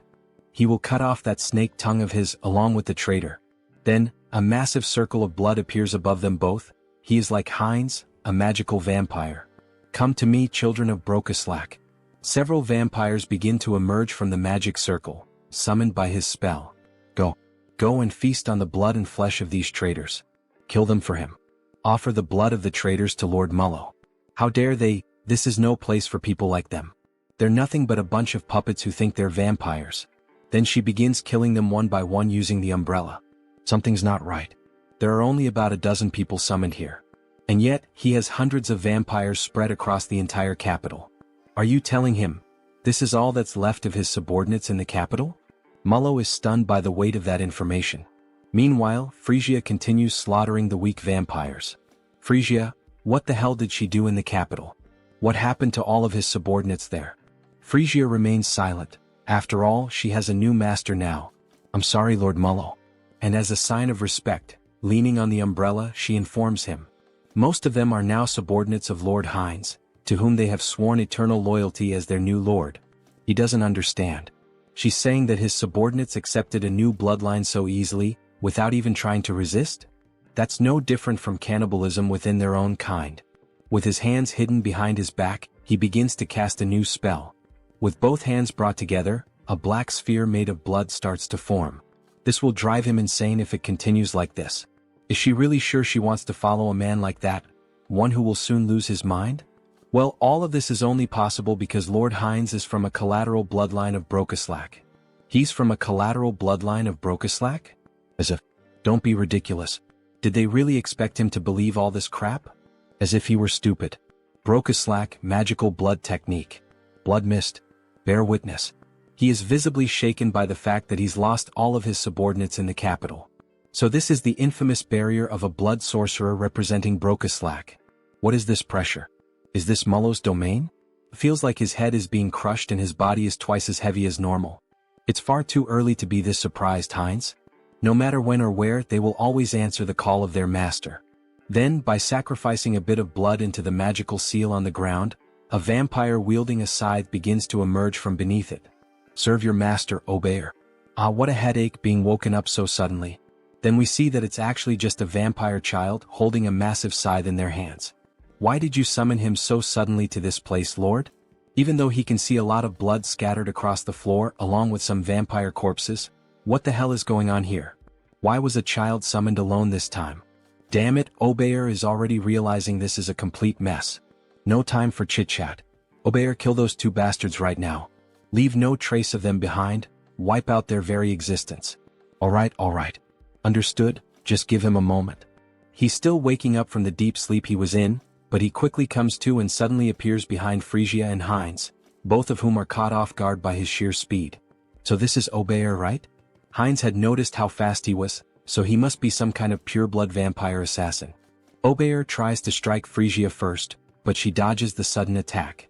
However, he can't afford to be held up here, so he activates his ability, Acceleration. Now it's Hines who appears behind Obeyer, who is taken aback by his speed. Hines grabs him using a blood claw. What is this? A binding spell? How are you using blood magic inside the Lord's domain? Meanwhile, Hines charges toward Mullo, who is also caught off guard by his acceleration ability. However, Obeyer manages to break free from the claw and shouts, asking where the hell he thinks he's going. Their fight isn't over yet. He then quickly attempts to strike Hines again, but Hines narrowly manages to dodge the furious swing of the scythe.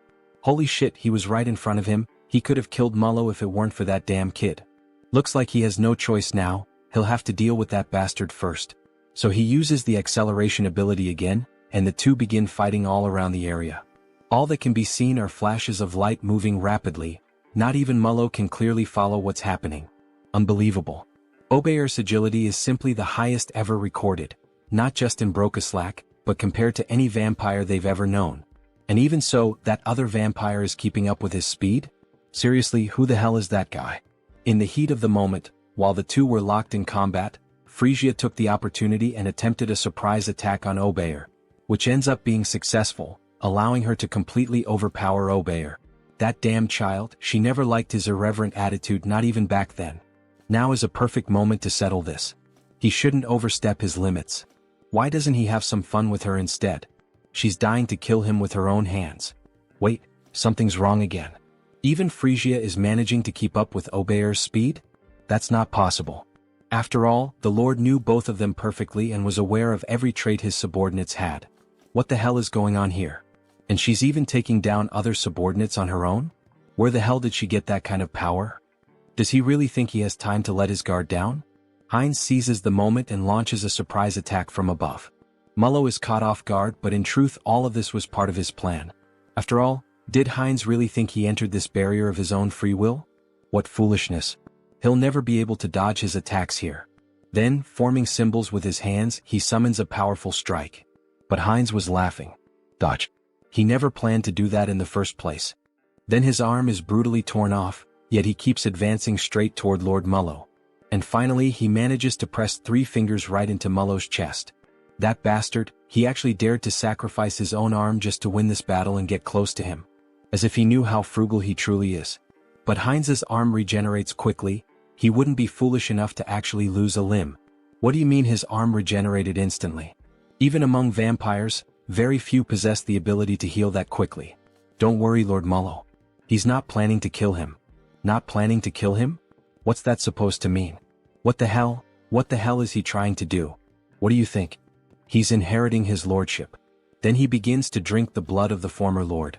In the next scene we see a spiraling staircase that leads down to a coffin at the bottom. A fairly typical setting with 2 statues of guards standing watch.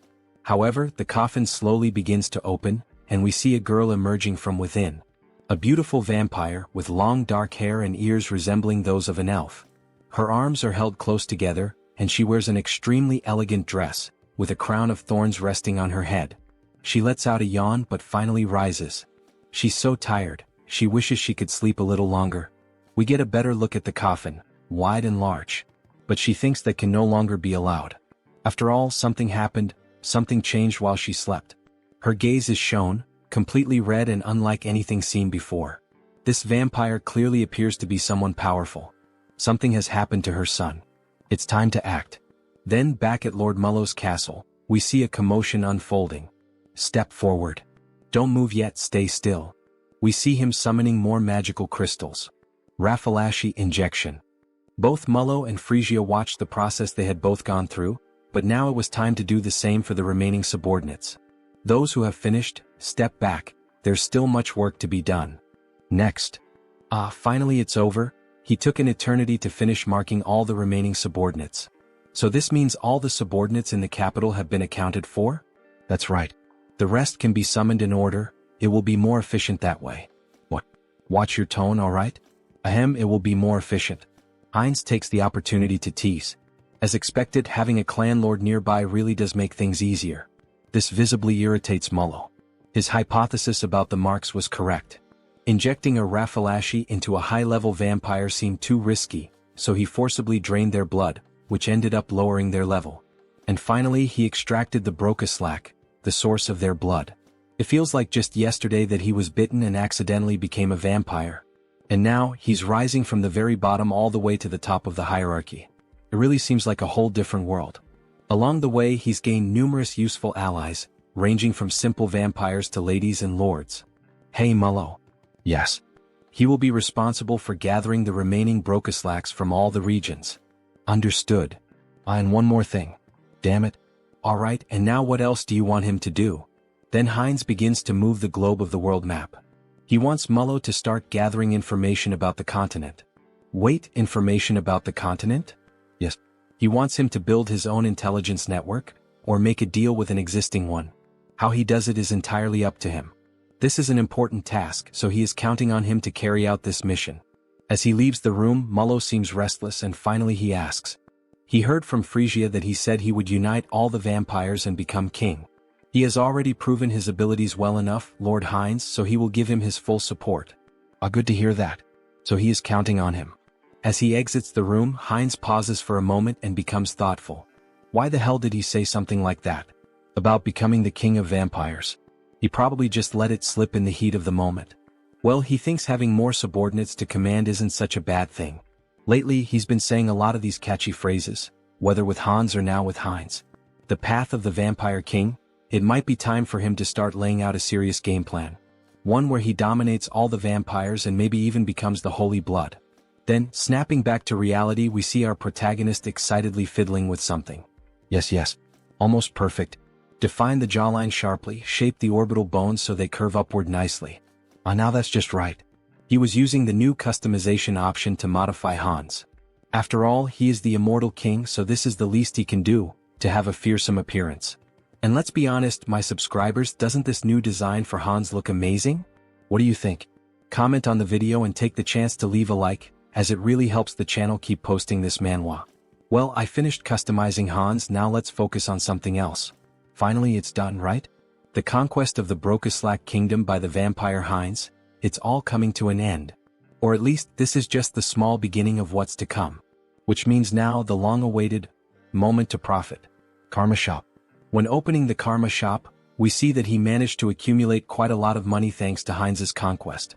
As expected, he amassed a considerable amount.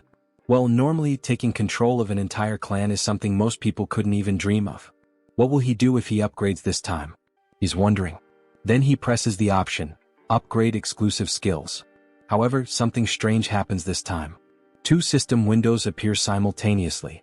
2 status windows appeared? Does this mean he's receiving 2 updates this time? What? The usual increase in the number of avatars isn't here? Actually, another window showed up instead. Media Selection. The avatar's potential will increase drastically. The entity's growth rate will become even faster. I can't believe it. This enchantment cost 900,000 in the Karma Shop, after several days of saving up his hard-earned money. This isn't right. Just as he was starting to enjoy collecting different races. What a shame. Then he analyzes the second update he received. What is this? Entity Projection. Entity Projection. It can be used once a day. It allows the user to project one of their avatars onto their own body.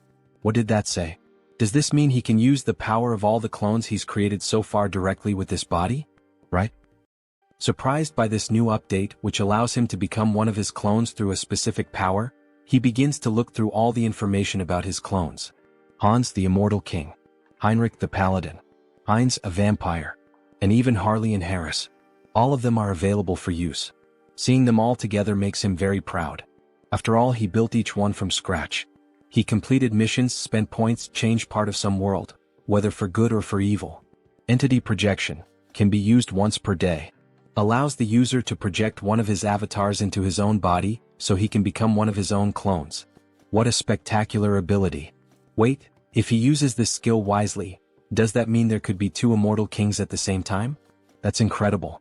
Having 2 Heinrichs at once, even Heinz. This is definitely a skill he'll be using a lot in his future plans. But this could turn into a complete disaster if he's not careful. So Hans is out of the question for now. Having 2 of him at the same time could mean the end of the world.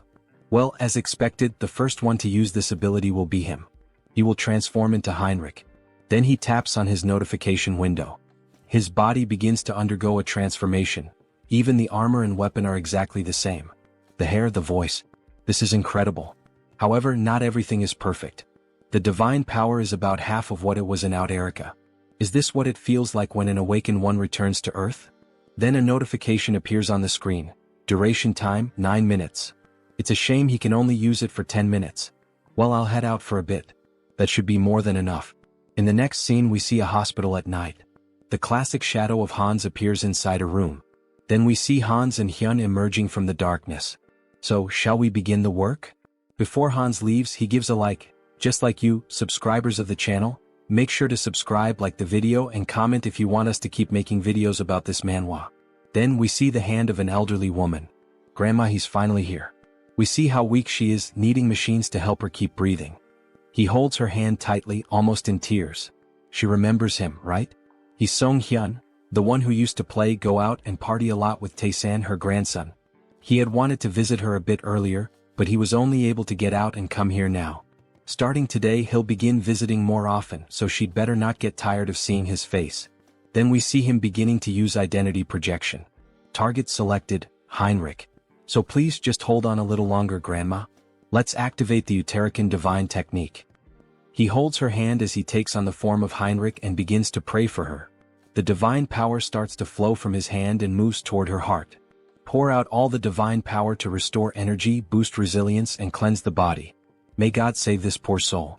As he says these words, the room begins to shine even brighter, as if a miracle is unfolding through Heinrich's hands. After the light fades, we see that the grandmother is still unconscious, but her skin already appears more radiant. It looks like the 10-minute time limit has ended, and he begins to lose the transformation. Even with divine power, there is still a limit to how much can be done to treat age-related illnesses. He seems exhausted. After all, taking on one of his powerful clones with just his ordinary body can't be easy.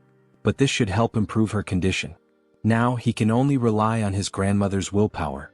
Grandma, she needs to stay strong. We see the sunrise. He stayed the whole night watching over her, and makes a promise. He will come with Tae-san next time.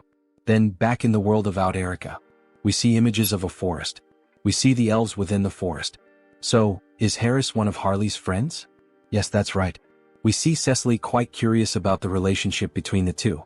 Meanwhile, the other elves continue walking. It was a brief meeting, but we got along so well that we became like family. She begins to sniff him. Is that why? She senses a familiar scent coming from Harris. Harris is caught off guard. She's saying the same thing Diana says to Hines. They're not going to figure out we're the same person, right? It's a scent similar to what she smelled on the branch of the world tree. She knows that scent well since she spent the whole day with it. Ah, I see. Phew, at least it's not because of being the same person. It's just because the body is made from the same material. After all, it was created from the world tree. In any case, we'll get along well. He's a friend of Harley, so she's going to take good care of him. Yes, thank you very much. Granwood watches all the commotion from a distance, and he lets out a soft smile, as if he were watching two children playing and interacting. Alright, let's take a break and rest here. He said he still hasn't formed a contract with a spirit, right? Shall we practice some spiritual techniques? Miss Cecily is clearly very excited to have a new friend. So they move a bit farther away to begin training. Cecily starts trying to summon a spirit with great effort, and eventually it works. She manages to summon a water spirit. Cecily is overjoyed as it's one of the first times she's been able to perform the technique on her own. Harris, look at this water spirit, look how cute it is. But he doesn't respond. He has a depressed expression. What happened? What's wrong, Harris? What? Why doesn't it work for him? We only see wind and a leaf moving around him.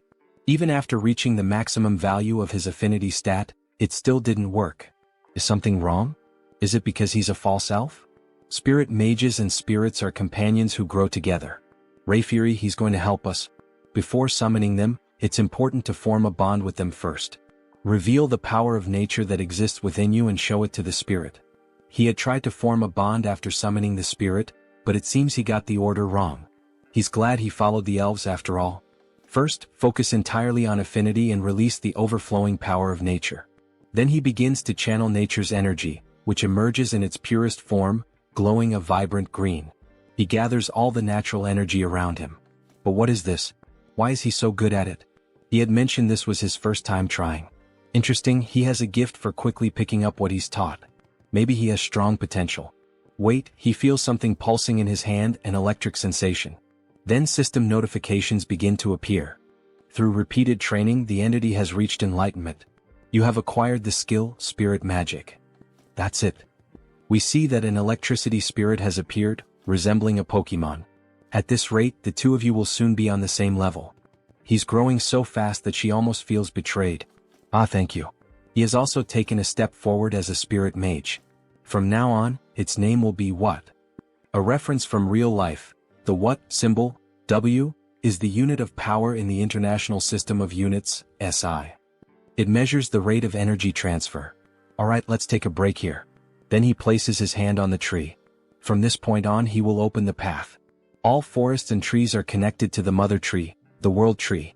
And among us, the high elves who are the closest to nature, are able to travel anywhere there is a forest, opening a path that links them. We see the magic surrounding Rayfury, reflected in the intensity of his eyes. Cecily can definitely do this as well. Seriously, she can do that too? Maybe not right now, but in the future, without a doubt. A path connected to all forests. In other words, it's a vast natural teleportation network, isn't it?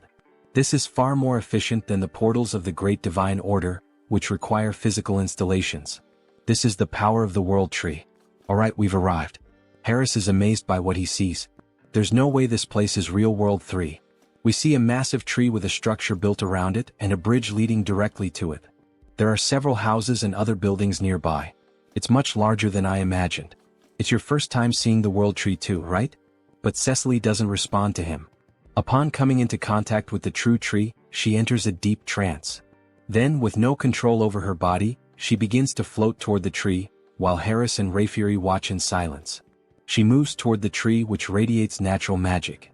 This must be the first time you've seen this as well, Mr. Harris. Watch closely and admire. This is the eye-opening ceremony of a high elf, an event that even other elves rarely witness. Cecily is awakening as a high elf, her new eyes are beginning to appear. The eye-opening ceremony, what a spectacular sight. Everything is being reborn, an overwhelming force of nature converging in one place. Then some elf spirits begin to appear. Wait a moment, what is that? The fruit of the world tree. It is handed directly into her hands by the elves. Then she takes a bite of the golden fruit, which resembles an apple. Cecily is truly becoming a genuine high elf. Wait, this is not the time for him to just stand there admiring. He can't let this kind of pure natural energy go to waste. So he begins to channel and meditate. Absorb as much as possible into your body, make it mine. Then something catches Rayfury's attention. His energy flow, something strange. New system notifications appear. The individual has met the conditions and reached enlightenment. You have acquired the skill, affinity with nature. There it is. Now he can grow stronger simply by absorbing natural energy just like the other elves. Mr. Harris. Sir Rayfury, he wasn't just relaxing or anything. Don't worry about that. Look to your side. Then we see a plant floating nearby him. It seems the world tree is quite interested in you, Mr. Harris. Wait, is that for him? Yes, it's a gift from the tree. Really? Normally, sacred relics like this are only granted during the eye-opening ceremony. It's an extremely rare occurrence. They can even be transformed into weapons or accessories. So you must have received a sacred relic during your own eye-opening ceremony as well, Mr. Rayfury. Could it be? No way, that accessory he gave, is it? He should return it now. I know that's definitely not the case. His sacred relic was transformed into a ring, which he used to propose to his wife. Since then he passed it down to his daughter. Proposing marriage with a sacred relic, huh? Mr. Rayfury is more romantic than expected. Look, the eye-opening ceremony is over. Miss Cecily will probably remain asleep for a while now. It's a period during which the rapidly increased energy stabilizes. Really, what a relief. He's at the age to start thinking about retirement, and now a new high elf has appeared. Of course he's not going to retire immediately since we're short-staffed. No need to worry. No, that's not what he means. Retirement age? What age does that guy have? In the next scene we see the capital of the elf kingdom, Drasha. After the eye-opening ceremony, he ended up staying at the academy thanks to Mr. Rayfury's help, and as it turned out, the environment was very different from what he expected. He thought everyone here would live like true fairies, peacefully like the trees in nature. The imagination of an elf village. But what the heck is this? What? It's an elf from the continent. Harris, you're from the continent, right? Tell us stories about the continent. He is surrounded by female elves eager to learn everything about him and the continent. After all, most elves remain isolated in this land for eternity. She heard that the continent is so wild that it's impossible to live there. Scary. Didn't the humans also kidnap Miss Cecily? The humans from the continent are completely evil, right? They keep bombarding Harris with questions. If he answers wrong, he'll be hated from day one, won't he? Well, yes, it could be dangerous. But he had good companions with him, so... Companions? He was traveling? Yes, during his time as a mercenary he met quite a few people. It's too noisy, she can't concentrate. Hey, could you guys keep it down? We see a beautiful elf with blue hair, one hand on her hip, clearly showing authority. Sorry, Lady Shapiron. We were making a lot of noise, weren't we? Sorry about that. See you next time, Harris. Finally, a little peace and quiet. Thank you. Thank you as well. Then he is interrupted by her. How low class. As she makes a haughty face, bringing some worthless mercenary from who knows where. Why is she so annoyed with him? Right. There's always at least one character like that in a school setting, isn't there? Will I really be able to get along here? Maybe she's the classic tsundere of the Manhwa, Elf Kingdom Royal Capital. And that concludes the report on our interactions with the Great Divine Order. We also disclosed information about the new immortal king to the other races of the enameled continent. An immortal king who can move freely through space, huh? That means this time he might even cross over to our continent. Still, it's truly a relief that Lady Cecily has appeared now. For me and for His Majesty as well, isn't it about time to start thinking about retirement? Indeed. Thanks to her, one of our greatest concerns has been eliminated. Then we see the Majesty of the Elves, a beautiful elf with yellow hair and golden eyes. Her skin is pure white, adorned with flowers in her hair. On second thought, she heard that the person who came with Lady Cecily is also quite remarkable. It's true. He has already caught the attention of the World Tree. His talent is exceptional and his growth rate is incredibly fast. If we provide him with proper education here in the Elf Kingdom, he will undoubtedly achieve great things. Sir Rayfury, you seem exceptionally enthusiastic. Ah, do I really? He is also scheduled to complete his basic training at the Academy for now. Oh my god, the Academy? That means Sir Rayfury's Academy. Let's pray everything is going well with Harris. If he's that kind-hearted guy, I'm sure Mr. Harris will be a great help to you. Then back at the school near the great tree we see Harris feeling sleepy. What a beautiful day, maybe it's thanks to the blessing of the World Tree. The weather is perfect, the air is fresh, and the elves sing beautifully. It's pure healing. Maybe he should just give up on everything and keep living as Harris. Hey you. Books suddenly fall from the sky toward Harris, hitting him hard on the head. You really don't have the luxury to just lie around intoxicated by the World Tree, you know? Intoxicated by what? As a former mercenary, she thinks he probably doesn't even know this kind of basic common sense. This place is the closest to the World Tree itself, which is nature itself. Elves with high natural sensitivity are especially prone to becoming intoxicated by this comfort and harmony with nature. They become lazy. So all of this is because Harris has a great affinity with nature. He starts to feel his vision growing heavy again. Are you listening? Yes, he is listening. He possibly still doesn't know much about being an elf or these interactions with the World Tree, so because of that, she will lend him her book. She made sure to organize everything so that even an elf without roots like him could easily understand. Listen carefully. If the class average drops because of him, she will never, ever forgive him. Scary. Are you understanding me? We see one of the first Sundra traits in this manhwa. Goodbye. Well, at least she doesn't seem like a bad person, he thinks. That ring. He can feel the energy of the World Tree within it. There's no way a sacred relic would be carelessly left lying around. Is she from some noble family? She seemed familiar from the beginning. Somehow there's a strange feeling of déjà vu. Then he remembers what Rayfury told him. He gave his to his daughter though. Wait, that can't be true. Could she really be his daughter? Why are you placing your hopes on that idiot father? Then Harris starts to think more deeply about this matter. This is ridiculous. Shapiron is Rayfury's daughter? They don't look alike at all in terms of personality, do they? He is so calm, but she is like a caged beast. Well, she seems not to like him, but her explanations are very kind. It feels like a private lesson about spirits. Alright, should he try it like this? Then he begins to channel the magic into his hands. Wind and fire start to emerge as the two main forces of nature. The fire spirit is called Kali, the lowest grade fire spirit. The wind spirit is called Pascal, the lowest grade wind spirit. Now that he knows the trick, this is not so hard. Even the one he summoned last time, has already been promoted to a lower rank. Low-grade lightning spirit, what? To think they could grow this fast. Coming to the elven realm was definitely the right choice. Alright, he just has to keep his head down and adjust properly without causing any trouble. Well, as long as he doesn't get involved with Shapiron, there shouldn't be any problem. Or at least that's what he thought, until he ended up having to sit right next to her like they were two stubborn kids. Somehow, he got himself tangled up in this situation. We see a flashback.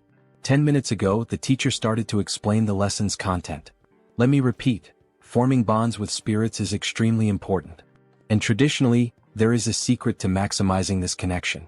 It is done through dance and song. Just like our ancestors used to do in the old days. Dance and song?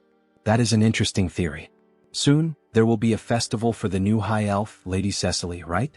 On that day, we will rent one of the main stages in the capital for the evaluations. It will be a performance that Cecily herself will be able to watch. It has been a while since he has done something like this, so wouldn't it be better to show his coolest side? Now, as everyone knows, we have a transfer student. Therefore, this time we will do a group project for the new student. Each group will work together to create their own performance. Your ability to connect with the spirits will be evaluated on stage that day. They can't believe what just happened. Then we see two together and two other unknown elves forming a group of 4 members. Wow, working with celebrities. How lucky. I'm Timer Coffin. And the elf very shy. Nice to meet you. Curie. Well, things have come to this point, so there's nothing to be done. So do you know how to dance or sing anything? If not, we will adjust to match you. He has no idea what to do, so I'm in. Me too. They are being so blatantly dismissive that now he is starting to get annoyed. From what he heard in class earlier, as long as it helps build bonds with the spirits, it doesn't have to be traditional elf music or dance. In that case, thank you for your consideration. At that moment he remembered a song he used to sing often in his hometown. Ah, it's a song from his hometown, so it must be from another continent, right? Yes. His parents loved it too, so it's a song he could never forget. Ah, he's confident, isn't he? Of course. Even though he lived a reclusive life for a long time, there was a time when he never scored below 90 in karaoke. It's time to show them the skills he polished at karaoke. However, even as he shows confidence, Shapiron still remains suspicious of him. She does not approve of him at all. What would a mercenary know about elven music? Someone like him being acknowledged by my father and by the world tree? All these stares are burning me up, Harris comments. She will never accept this. Fine. Prove your worth. But if you mess up, you will be held responsible. Alright then. But he has one condition too. A condition? If they get good results, would he be willing to teach him about elven culture? There is still so much he doesn't know. What a strange request. Alright, it's a good request. But only if they achieve a good result. Then he starts to sing a song from planet Earth itself. By my light. Find my light. To the paradise that I will find. I will embrace you, one that will never disappear. While playing an instrument, the spirits danced along with him. Then a system notification appears. The entity has reached enlightenment through repeated training.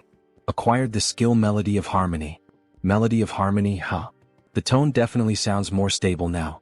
It feels like the power of nature is keeping his vocal cords steady. It's the first time he has heard a song like this. And these instruments? He has never seen anything like them before. Wow, congratulations. The shy elf claps her hands, meanwhile, Shapiron stays silent with her head down. This is ridiculous. Her spirits really reacted to that rootless, baseless song. They actually connected with the music of an outsider? Shapiron, why that face? You were shaking your shoulders just now. When did she do that? Then the system shows another notification. The spirits are evolving in sync with the melody. Low-level fire spirit. Low-level wind spirit. So now Callie and Pascal have also evolved, just like what? Then he starts to hear a strange noise coming from the forest. What the hell is that? It feels like he's being called. Wait, could that be a sound spirit? He begins to channel magic into the palm of his hand to feel the call. Suddenly, a magic portal opens right in front of him. A spirit manifested in the physical realm. This is something you almost never get to see. They resonated so deeply that even a sound spirit responded? Alright. Its name is Decibel. Sound spirit Decibel. This spirit looks like a small ghost-type Pokemon, like a tiny Jengar. What an incredible gain. Shapiron said that spirits from the phenomenal realm can perform a wide range of tasks. To think there is a song that moves the hearts of the spirits like this. Let's do this one. It will definitely be a huge success. She thinks so too. Sound spirits are only attracted by beautiful sounds. So what did you think, Miss Shapiron? Alright, I admit that the sound was very beautiful. Great. Then shall we start planning the rehearsal schedule and the stage production until the day of the performance? Yes. Well, could he teach her how to play the instrument he used earlier? It seems interesting. Haha, with a mischievous look he says, of course I can help, miss. What is that expression? That is not appropriate for elves, so stop that right now. So, shall we split the parts first? Then the day of the main event finally arrived. You said your daughter is in the same group as Mr. Harris, right, Mr. Rayfury? That's right. You must be very nervous. Not at all. Why would he be nervous about a simple performance? Ah, he is very nervous, it seems. So, shall we listen to the song that Mr. Harris prepared? We see the four members up on the stage. Harris is holding a guitar, Timer Coffin is playing the drums. Then the show begins. Harris starts playing the guitar, creating a beautiful sound that even makes the spirits around them start to dance. Timer Coffin and Curie follow along with the rhythm. And of course, our dear elf, Shapiron, is playing the acoustic guitar in a very shy way. Harris notices this and starts playing more strongly to draw everyone's attention. Among the green bushes. If we run together, the spirits will guide us. As Shapiron and Harris keep singing, everyone becomes moved and amazed by the quality. Even Rayfuris is enchanted. The beautiful singer is showing all her talent for culture. It's the first time she hears this song, but it makes his heart race. The tone is also very beautiful. In search of the miracle of connection, let's find it together on our new journey.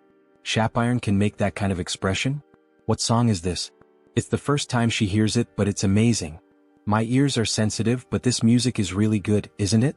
Walk under that light, take my hand. Sir Rayfury, look over there. To think they are using the spirits this way. It's incredible. We see all of them together on stage, singing and smiling, a true show. Then, when Cecily was about to speak again with Rayfury, she noticed that he had vanished. Where did he go? That child over there is my daughter. She is my daughter. Yes. The woman is confused. Who would have thought he had this side, the overprotective father? Let's go together toward a new light. I'm not afraid. Shapiron helped a lot with the splendid stage production and the tuning of the instruments. As expected from an elite. Her spiritual knowledge is incredible. Since we are together. After being so irritable, she is the one enjoying it the most, isn't she? They keep singing, everyone happily putting on a big show for everyone in the Elven realm. At the end of the show, everyone gives a round of applause. Sing another song again. Her breathing was more stable than usual, and the music flowed smoothly. Who would have thought she would become so immersed? System notification. Melody of Harmony Skin is in action. Target, Shapiron Sylvest. Looks like it works well on other people too. He used the new skill to support Shapiron. So even her father was there watching her. Shapiron is moved. Shapiron, what do you mean? This is... Sir Harris, she has misunderstood you all this time. Sorry for being so rude to you. She lost the bet. Just hearing that already calms his mind. It's amazing that music alone can have such a big impact on so many people. You will definitely have a great impact on the Elven realm, Sir Harris. Then back in the Holy City. We see the Saintess sitting and reading some documents in her office. Lady Saintess, it's Heinrich. So he has already arrived, ask him to come in please. Come in, make yourself comfortable. Welcome, Sir Heinrich. However, what really catches his attention is the book on the floor. The Hero and the Saintess's Adventure. Let's pretend he didn't see that. Please have a seat. She called him here today to talk about something important. Something important? Maybe you have already heard about the Sacred Sword? Sacred Sword? The most powerful exclusive weapon that the hero protagonist in fantasy stories uses. Well, he doesn't know much about it, but he knows it is a traditional weapon for the hero. There is a decree that was unanimously approved by all members of the church. What do you mean? What kind of... Sir Heinrich, please challenge the trial of the Sacred Sword. The trial of the Sacred Sword? Am I really worthy to receive such an opportunity? Jackpot, you are the best, Lady Saintess. It was a meeting held in a hurry because of the resurrection of the immortal king, but no one had any objections. Because Sir Heinrich is the new hero of the Grand Divine Order. That praise is too much for me. The place where you will undergo the trial is the Great Temple of Pickle, in the western part of the continent. If it's the Great Temple of Pickle, the Salb Empire, which was destroyed 300 years ago by the second immortal king. After that, for countries claiming to be descendants of the empire were founded in that place, forming an alliance of kingdoms. Charlotte Steel Fortress, Talia Tulk Lesk. The great temple built in the southernmost kingdom among them, Lesk, is Pickle. It is a temple built on the site where the second immortal king was subdued by the hero. The previous hero defeated the immortal king but could not completely remove his heart. Soon the abyss spread and the land became tainted. Only after the hero drove his sacred sword into him was it purified. The great temple of Pickle was built right on top of that. The previous hero made it so that only someone who would succeed him could find the sacred sword. But if he pulls out the sacred sword, won't the seal of the abyss be broken? It has been 3,000 years. Now it is sufficiently purified, so it is fine. Therefore now it is time to inherit the hero's weapon. Leave it to me, Lady Saintess. When should he depart? Right now, she says with a smile on her face. Then he heads to the great temple of Pickle. Wow, it's magnificent, truly magnificent. He's amazed by what he sees. It has a completely different atmosphere compared to the great temple of Rosalia. The great temple of Pickle. There's a massive building surrounded by many trees, crosses, and a beautiful temple. So you must be Heinrich. Yes, that's him indeed. So, this person he's speaking to would probably be Cardinal Donovan? Wait a second, what kind of body is this? He looks like a wall. Yes, that's Donovan. He's the one challenging the sacred sword, right? Yes. He knows you're busy, so thank you for meeting him in person. Then we see that this priest is at least 6'7". Besides having a muscular build, his face is covered with scars. No. Aren't you the new hero recommended by the saint? Of course he had to come in person. Just like the rumors said, he's very trustworthy. They say he used to be a paladin and you can tell.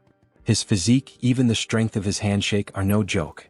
If he had known he wouldn't get to see the saint again after his appointment, he would never have accepted the position of cardinal. Donovan, you look like a worm. We see that the saint has admired worms since her childhood. And of course she has a fondness or some kind of special bond with Donovan. Sir Heinrich, he's going to be honest with him. He was genuinely worried that some random brat might try to hit on her. Can he understand the heart of an old man like him? If someone like that shows up, he will personally take responsibility and deal with him. Yes. Alright, but before that, what about the sacred sword? Ah yes, pardon him, he completely forgot about that matter. Then he puts Heinrich back down on the ground as if he were holding a toy. Before that, there is something he needs to tell him. The trial for the sacred sword can only be held once a year. Countless paladins have already challenged it and failed. Does he truly believe he is up to this task? Don't worry. He will face it with the faith that the divine is always watching over him. To think that there's still a young man out there with faith this deep. Indeed, he has everything it takes to be the next hero. O Divine One, you will help him this time too, right? He believes in you. We see the image of the angel, uncertain about what to do with this request. Then they start descending into a sort of labyrinth. Donovan uses the sacred light to guide Heinrich. It's deeper than he thought. Could it be because it was built for sealing purposes? Now that he thinks about it, Sir Heinrich, does he know what the trial consists of? Yes, he heard from the saint. She said the trial changes for each challenger. That's right. Some finish in just a few hours, others take weeks. Since each trial is different, there is no advice he can give him. Finally, they arrive at the destination. If he wants to turn his back and run away, now is his only chance. So this is it. It's the Gate of Trials. So huge and mysterious, he can definitely feel some sort of power behind the door. Then, with a smile on his face, he makes his decision. Without fail, he will retrieve the sacred sword. So that's your answer, Sir Heinrich? May God help you. The moment you step inside, the trial will begin. His hand starts to shine even brighter. May luck be with you. Then the door opens and Heinrich walks toward it. He prays for the new hero's success. Then a system notification appears. The first trial of the Holy Sword. They say the trials are different for each person, but even so, the system notification shows up. Reach the destination within the time limit. That's already a problem right from the start. The door he entered through has vanished, and there are paths both ahead and behind him. So it's telling him to choose, huh? He's literally inside a labyrinth like a minotaur's maze. So he does some light stretches before starting. Alright for now. Blessing, leap. It's a battle of speed. He starts moving at the speed of light. Leap, leap. He rushes forward through walls, secret passages, and doors inside the maze. However, he notices something odd. Something feels strange. At this pace, he must have already leaped over several cities, but he still can't see the end. The goal of the trial is also vague. Reach the destination within the time limit. But exactly where is he supposed to reach? Could there be another solution for this? Then he has a flashback of the saint. They say the trial of the Holy Sword is different for everyone. She believes this truly reflects the will of the divine. Really? It's written in the scriptures, you know? The divine is always watching over us and gives us trials that we are capable of overcoming on our own. Trials that we can overcome on our own. Right? This is a trial given by the divine. It's not just about reaching the end within the time limit. It's a trial that truly pushes him to his limits. In that case, leaping is not efficient. The fastest way to drain his energy and reach his limit is, he thinks he'll try bunny hopping. It's like he was recruited into the military or something like that. And then, after some time, a system notification appears. Having cleared the first trial, proceed to the next. Even so, even after that, Heinrich took exactly 40 days to finally find the door. That's insane. Heinrich is lying on the ground as if he were dead. He pushed himself beyond the limit of his own limits. 40 days? Don't you think that's a bit too much? He realized it about halfway through, but there's a time dilation here compared to the outside world. In Out Erica, it's 10 to 1, and on Earth, it's 100 to 1. He only knew this because his avatars let him track the difference, but he's going to abandon the trial. For the paladins who had no way to sense the flow of time, this must have been one of the hardest ordeals. From the halfway point on, it also started testing his mental strength. Various phrases began to pop up in his mind. Give up, you won't make it, weak. Just quit, you're not worthy. If it weren't for Mind Hub, even he might have lost his sanity. Alright then, he thinks he'll move on to the next stage. So the moment he touches the doorknob, a golden light begins to emerge from his hand. Everything has been restored. He's perfectly recovered from everything. Maybe it's because he pushed himself past his limit and then recovered, but he can feel it, he's tougher than before. Wait a second, if there's a 10 times time difference from the outside world, that means it's basically a training bonus event with 10 times more time, isn't it? Hell yeah. It's basically the Dragon Ball Z training room. He's going to do 10 more days of bunny hops before moving on. Then the scene cuts and we see blood and someone screaming. Hey, is that ready? Almost finished. We see two men of unknown identities talking while they kill a man over a circle of black magic. Very soon, this continent will be swallowed by darkness and will walk its own path toward ruin. Now that the immortal king has been resurrected, just a little push is enough. The rest he will handle on his own. The abyss. If the abyss opens again on this land, we can finally bring this world to its knees. All of this is for the oath that defies the heavens. We see the two of them casting a spell together, and a hand made of shadows emerges. Back to Heinrich. He moves forward toward the location of the second trial. Entering the site of the second test, he begins to look around and is taken aback. Is this a chapel? If the trial is taking place inside a chapel, then the second trial of the Holy Sword, pray to the deity. Pray? Well, if that's what the system says, he just has to follow it. So he begins to kneel down in a prayer position. This trial is based on questions from previous exams taken by veterans. It's a test of faith and divine power directed toward the deity. Well, with his divine power being somewhere between that of a bishop and an archbishop, this is basically a free pass, isn't it? He'll pass as long as he perfectly fills the divine symbol with divine power. How about this? Even while praying, he wasn't able to meet the requirements. Unbelievable, even using all his faith wasn't enough. So he begins to pray again, but this time using the skills, Mind Hub and Persona. With those, he merges all of his personas and alter egos into a single mind to enhance the focus of his prayer. Use all mental strength and convert it into faith. Still not enough. Then, as the final step, he's going to add the power of his main body. His body begins to glow as if it were turning into gold. His faith level rises significantly. Then a system notification appears. You have fulfilled the conditions and attained enlightenment. You have acquired the special ability, Blessing, Amplification. The divine power that had been overflowing has now settled. The maximum amount of divine power he can withstand has increased. With this, he could almost rival an archbishop, huh? You have passed the second trial. Proceeding to the next stage. Great, everything is going smoothly, isn't it? The trial continues. He then enters the next door. The next trial setting is a dark and ominous environment, with crows and everything around in ruins. The system states, eliminate the enemy. Are we just going to do this out of nowhere? He then notices something strange in the sky, a mysterious cloaked figure. This feels familiar. Where has he seen that figure before? Then it descends to the ground. A subordinate of the former immortal king. An archlich. A hunter from the church, huh? How did you make it this far? He looks like Hans before his awakening. It's best not to underestimate him. After all, even a paladin would hesitate to face an archlich in one-on-one combat. If he doesn't intend to answer, then he strikes his staff against the ground. Die, dog of the church. He summons several skeletal soldiers, some of them with human-like appearances. Just the archlich alone is already troublesome enough, and now he also has to deal with this army of undead? He was probably expecting exactly this kind of reaction. But unfortunately, dear trial creator, why is he muttering to himself? Like someone about to die, your resistance ends here. Go forth, my subordinates. However, Heinrich begins to easily cut down the soldiers, dodging their strikes and countering with simple blows, yet enough to destroy them. How is he managing to dodge all of them? Damn it, just crush him already. Then they all charge at him. That archlich shouldn't assume that all he knows how to do is dodge.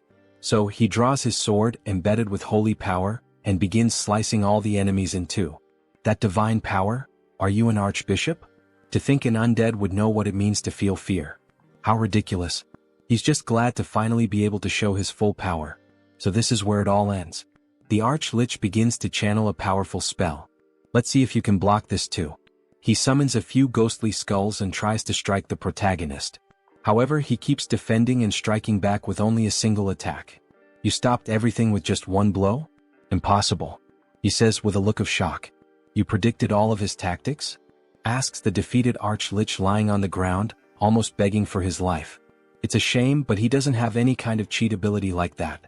On the other hand, he does have a very talented tutor, the strongest direct impact instructor among the undead.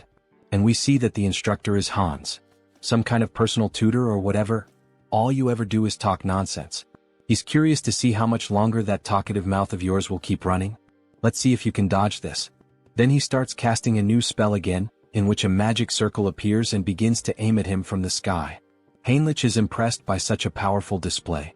Deathbolt rain. Black lightning bolts begin raining down on the protagonist, giving him no chance to defend. The Archlich laughs. After all, he believes he has defeated his enemy. Ah! There's no way he could have blocked his secret technique. Farewell, arrogant holy knight. Then he hears a voice from afar. Oh, so that was your final move? What? He's still alive? How the hell is he still alive? Of course he's alive, because it didn't hit him. Heinrich says it with a defiant smile on his face. That makes no sense. How could a mere holy knight block his ability? It's impossible. This is completely impossible. Then he unleashes his secret technique once again, and we clearly see that Heinrich has no difficulty moving and dodging all the black lightning bolts. In fact, he's even laughing while dodging. Yeah, it probably doesn't make any sense to him, logically speaking. Even if there's a type advantage, it's still incredibly difficult for one person to completely block that kind of bombardment. But with Hansa's knowledge now being his, he can see every single weakness in the dark magic. So he quickly closes the distance to the enemy and declares that this is the end. With a swift and clean slash, using all the holy energy he can muster, he cuts the Archlich in half, purifying even the ground beneath the strike. However, even though he appears to be dead, the Archlich continues speaking. Ah, not bad, holy warrior of the Orda. But he will never be able to kill the Archlich. As long as he doesn't manage to destroy the core, he'll keep regenerating, again and again. We see a trail of dark magic floating around, moving toward a secret passage in the ground. Fufu.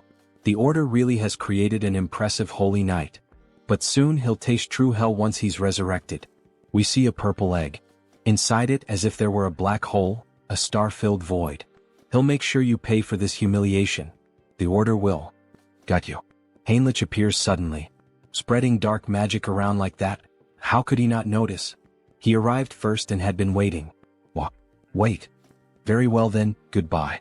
He swiftly slices the egg into pieces, and a system notification appears. Third trial cleared. Proceed through the gate to the place where the holy sword lies. Then he sees the new door in front of him. As expected, defeating monsters and receiving rewards really is the proper way to do things. Alright then, he should head inside. We see the new location he's been teleported to. Several statues stand around with a sword embedded in the ground, surrounded by 7 tombstones. Heinrich is struck by the sight. So this is the famous holy sword. A beautiful weapon with golden inscriptions running from the hilt to the blade. The spot where the sword is embedded is the abyss created by the immortal king. Remove the holy sword and be recognized as its master. Alright, let's do this. As he begins to pull the sword, all the sacred energy in the area starts to become distorted. Something is endlessly pouring out. Are these the battle records of the previous heroes? The techniques for wielding the holy sword, the tricks for manipulating energy, even methods for dealing with special monsters. This is the accumulated knowledge of all the past wielders of the holy sword. Everything begins to flood into his mind, as if he were inheriting all the wisdom of his predecessors. Even so, their emotions are also flooding into his thoughts, so it's best to stop here. He activates the Mind Hub skill. Other holy knights might succumb, but not him. This is already enough, so he begins to apply more force to pull the sword. Come out quietly. Partner. You have achieved the condition and gained enlightenment. Great. Acquired special skill, blessing, holy sword. A stigmata on his palm? In the shape of a cross. Then the sword begins to shine intensely and vanishes. So he can use it like a subspace, huh? That'll be useful for drawing the holy sword. You have achieved the condition and gained enlightenment. Skill, paladin's combat techniques, and comprehensive weapon arts, have merged and evolved into special skill, Logia's holy warfare. Then he summons the sword from the subspace and begins to train. This is incredible. To think he has acquired the perfected battle technique of the holy sword's past wielders. With just enlightenment, his power grows stronger and his movements become sharper. Finally, as he gazes at his reflection in the blade, we have reclaimed the holy sword, my lady. Then the scene shifts. A mountainous region on the western continent of Ion, between the kingdom of Talia and Lesk. We see an abandoned house in the middle of the forest. Inside it, there are scrolls and skulls. Dark mage of the mountains, what is your name? We see Hans with his new appearance. His name is Victor Nolan, sir. He is kneeling, trembling with fear. Victor, this is Hannibal Strauss. He does know who that is, doesn't he? Yes, of course he would know, sir, immortal king. He will follow every command given, so please spare his life. He came to recruit talents, so why all the nervousness? He even spoke quite kindly. But he forgot he still had the Eyes of Darkness skill active. While talking to Victor, he sensed something strange like a sixth sense. But what was that? Victor, confused, asks, "What happened, my king?" Someone openly conducted sacrificial rituals. And on top of that, they occurred simultaneously in both the western and southern regions of the Kingdom of Lesk. To think those reckless fools would dare make plans without consulting the immortal king. What does he intend to do? Well, dark energy begins to radiate from his entire body. He needs to hear their reasons in person, of course. The secret organization continues the ritual, now involving even more people. The pentagram grows more colorful, more intense, and begins to emit an even greater amount of dark power. Everything is proceeding smoothly. It seems there are no issues anywhere else either. 30 years. They spend an unbelievable 30 years preparing for this. This is the moment when all their hardships are finally being rewarded. However, the elder with an aged appearance suddenly begins coughing up blood. What is happening? The magic circle is vanishing. Even after everything, he still hasn't been able to complete the grand spell. But he cannot stop now. If things have reached this point, he grabs hold of a necklace bearing a purple gemstone. Then he will offer himself as a sacrifice. The necklace is shattered and black flames begin to corrode his body. He becomes one with the pentagram, dedicating the remainder of his life to completing the spell. Another sect member watches, pleased by such a profound display of loyalty. So, he has finally embraced even the seed of madness within his own body. He will remember this moment. He was the greatest bearer of vows he had ever acknowledged. He was truly a madman in both body and soul. But that madness will be rewarded. Very soon, exactly as he wished, this world will fall into ruin. Outside, Hans watches this overwhelming display of power, one that reaches even the clouds. Something unbelievable has occurred.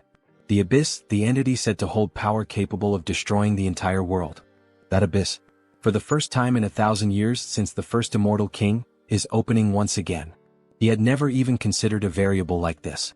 By the time they managed to track them down, it was already too late. The vow of defiance. It's time to settle the score with those bastards. But before he can finish that thought, he feels a sharp pain in his heart. Whispers begin to echo in his mind. Death to the world. Vengeance. Let this continent drown in death. Erase every living being from this land. March silently toward destruction and sleep forever. The voices of the former immortal kings. Are these the remnants of thought left behind by the immortal kings who once rested within the abyss? But what the hell is he doing? Suddenly, the former immortal king appears before him. Come and join him. They must shroud the world in death. You think some ghost from the past has the right to give me orders? He's stunned. What the hell did he just say? He has absolutely no intention of obeying the orders of a loser. He begins to laugh like a demon. Ha ha ha. So, you broke free from the will of death, didn't you? Even after becoming an immortal king, you managed to keep your consciousness intact. This junior of yours truly turned out to be a prodigy. That makes their blood boil with rage and envy. We are still chained by death. Chained, he says. Now he thinks he understands. That impurity he'd been feeling in his heart all this time, was it the lingering thoughts of them? We are bound by resentment, forever unable to break free. We too seek liberation, O new immortal king. Liberation. Liberation from these emotions. These guys are getting way too noisy. Wait a second, emotions? So, in the end, he's still shackled by the emotion of death. Why don't you all just shut up already? He'll grant their wish. And erase every last one of them. If he truly grants them an eternal death, then he will give them a gift. Something they should have had but never could. Something he should have had, but never obtained? What the hell is he talking about? Well, in any case, he'll find out for himself soon enough. Activating skill, persona. Persona allows one to control specific emotions, targeting the lingering thoughts embedded in the heart, and expelling them from the body. He's coming apart. He's being erased. At last, eternal death is approaching. Farewell, you pathetic old fools. He finally manages to erase every trace of the former immortal kings. And because of that, black words begin to fly toward him. He starts absorbing those words through his hand, gaining even more knowledge. He admits it, this really could be considered a gift. Who would have thought he had left traces of the immortal king's legacy scattered everywhere? The first immortal king laid waste to half a continent, and the second brought down an entire empire. That's a feat that, no matter how powerful one might be, could never be achieved alone. Naturally, there were followers who served him. An undying army that marched at the forefront, carrying out the will of the immortal king. Most were wiped out by the order, but many managed to escape thanks to the discretion of their commanders. And the method many of them chose was to seal themselves at the edge of the abyss. And now, it seems the first of those legacies has begun to crawl back out. Back to Heinrich. He had just obtained the holy sword, and the moment he was leaving, he felt a strange energy. The ground began to crack. The abyss was opening once again.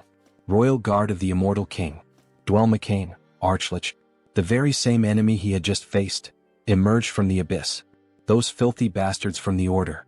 He can't let it end like this. Not now that he's returned to the world of the living. And when he looks up, he sees the same knight who had recently defeated him. We've met before, haven't we? That stinks. Sorry, it's just, he only just returned to the world of the living. Talk about bad luck, coming back to life at a time like this. So he kills the Archlich again, who ends up dropping the same stone that had appeared in the other world. So the source was trapped between the holy sword and the abyss, huh? Normally he'd be destroying that source right about now, but he'll be merciful and hand it over to Hans. Make sure to serve him well as your new master. After all, he's a very good boy. Then Hans finally arrives at the location where the explosion occurred. However, he doesn't find anyone there. The ones known as the Vow of Defiance have already fled, huh? This must be the source of the abyss that shot up into the sky. He's sure of it, since the energy is definitely most concentrated right here. To open an abyss so immense that it could pierce the sky. But as he looks down at the ground, he notices a fragment of a strange object lying there. Upon inspecting it more closely, it turns out to be nothing more than a piece of metal. Did those bastards drop this? The energy is unstable, so he can't track where it came from, but he'll keep it for now. The flow of leaked energy from the abyss continues to increase. The madness seeping from the abyss is resonating. Even though it's an unstable gate, that alone will already have a huge impact on the continent. He activates the skill, Eye of Darkness. Well, so this is the origin of the dark magic contained within the heart of the Immortal King. If he does this properly, he might be able to control it. He then begins to gather and concentrate all the abyssal energy into his hand, just like when he absorbed the ancient knowledge of the Immortal Kings. He's going to focus all his power into a single point, and absorb it. He merges with all the energy present at the location. He can feel it. The abyssal energy clinging to his heart and bones. It feels like his power has been greatly amplified. Those bastards from the Vow of Defiance have done him quite a favor. Should he add them to the list of villains? As he was thinking about it, a presence startled him. Something began to emerge from the floor of the abyss. Wait, could that be? A dragon made of bone begins to burst through and tear apart the ground. Yes, is that the bone dragon in Trejo? He bursts out of the ground in grand fashion, breathing fire from his mouth. Or at least, something like fire seems to be leaking out of it. Excellent. This is truly magnificent. However, he doesn't recognize Hans as his new master. What's this? You don't recognize your master in Trejo? Then, staring straight into the dragon's eyes and overflowing with dark energy, the dragon finally acknowledges him. Ah yes. He's finally recognized his new master. Now that he gets a good look at him, he's actually kind of cute. It's like having a pet. This isn't the end of the Immortal King's legacy. He's excited for what comes next. And again he senses something as if it were a sixth sense. You felt it too, didn't you? Some people are envious of our little meeting and are heading this way. The timing isn't ideal. He still hasn't learned enough about the abyss. Running into the Great Divine Order under these conditions is a bit... No, even in real life when you buy a new car you call a friend and go out for a test drive. The abyss that was opened after 1,000 years, and the appearance of the bone dragon. This is a chance to gather a massive amount of karma. He endured so many hardships in such a confined place. Then the dragon begins to flap its wings. Now fly as much as you want. Show them what kind of being you truly are, Hans shouts. Meanwhile, the paladins approach on horseback. Let's hurry. The energy of evil still lingers in the abyss. Yes. Even though we are an elite force, we departed too quickly, so our numbers are few. If the enemy is capable of releasing this kind of energy, we may need to prepare ourselves. The sky has darkened. Could it be because of the abyss? However, one of the paladins watches the sky closely. No, that's not it. Everyone prepare for battle. It's the bone dragon. Look above it. It's the Immortal King. What brings the henchmen of the Order all the way here? Immortal King. We came upon hearing that the abyss had been opened. I see. And what do you intend to do about it? Are you serious, even after the disaster that unfolded across the continent just to open the abyss? Tens of thousands were sacrificed in a ritual. Tens of thousands. He knew rituals were happening all over the continent. Those bastards from the Vow of Defiance are even more insane than he thought. And that's not all. The damage the continent will suffer due to the Abyss's influence is beyond imagination. Of course, all of this is your fault. No, it wasn't. He's curious about that too. But he must play his role as the villain here. That's a question not even worth answering. Who else but him could accomplish something like this? As expected. He will bring judgment upon you this very moment. Don't get carried away, dogs of the Order. Today he intends only to give you a warning. A warning? What nonsense. Let's shut that mouth of yours. Everyone stand down. Archbishop Latius. What do you mean by this? None of you have noticed? He's maintaining a constant distance in the sky. The immortal king wouldn't simply want to have a peaceful conversation with us. This is clearly a trap meant to kill us. Wait, what the hell is this lunatic talking about? What kind of warning could the master of the abyss be giving us? The holy knight Heinrich Landgard, the one who pierced his heart. This is a warning for him. What? A warning? What does that mean? What kind of warning does the immortal king want to give? Perhaps it's because of their faith in Heinrich that the heavens are lending me their aid. It's so easy to get into character. This is his victory. A warning for Sir Heinrich? Yes. I, Hannibal Strauss, acknowledge his power. Next time we meet, he will take your life and make you his subordinate. You dare to defile the hero of the gods like that. This is intolerable. For the climax, he needs to emphasize Heinrich's name. And his own name as well, Hannibal Strauss. Perhaps he should wrap things up for now. Enough of this commotion. All of you have your roles to play too. Intrasio, show them your strength. Prepare your defenses. All the paladins begin to pray and invoke divine power. Faith will overcome all evil. Bone Dragon's unique skill, Breath of Death. He releases a black beam toward the paladins. Latius steps forward, trying to absorb as much of the damage as possible. Endure it, Knights of the Gods. Sir Latius, any more than this and... Suddenly the black beam is halted. We managed to stop it. We're alive. We survived. Don't lower your guard. Immediately return to battle formation. Sir, the immortal king, he's gone. What? Damn it. Did he really think that the elite of our great divine order would be defeated by a single breath? He clearly underestimated us. Immortal king. What exactly is he plotting? What kind of wicked plan does he have in mind? Intrasio, your smoke was masterfully done. How did you manage to create such a flawless breath? Thanks to that, we've earned a notorious reputation while still preserving innocent lives. The appearance of the immortal king who opened the abyss, and the dragon that protects him. Once again, this theatrical performance was a great success. However, another surge of dark energy appears. Still, it seems yet another legacy has awakened. Another abyss opens with black energy beams shooting into the sky. Skeletal hands rise from the ground. And an army of undead begins to emerge. He can feel the aura of his companions spread all across the continent. All troops advance. Knight Dullahan. Viscounty of the Kingdom of Charlotte. What the hell are those things? The abyss has opened here too. Everyone run. Damn it, he was wrong. We're surrounded. Surrounded? Undead would never have that level of intelligence. That can't be. Then they hear a scream. An undead of a different level appears and a soldier runs for his life. The undead are moving as one. Save me. Then he is sliced in half by the undead. We need to inform the Viscount. The Death Knight has resurrected in our kingdom. Meanwhile, in the new kingdom of the vampires, what is the current situation? The entire continent of Out Erica is in emergency mode. It's said that the abyss is opening all over the continent, summoning undead armies. And what about our clan's base, the kingdom of Talia?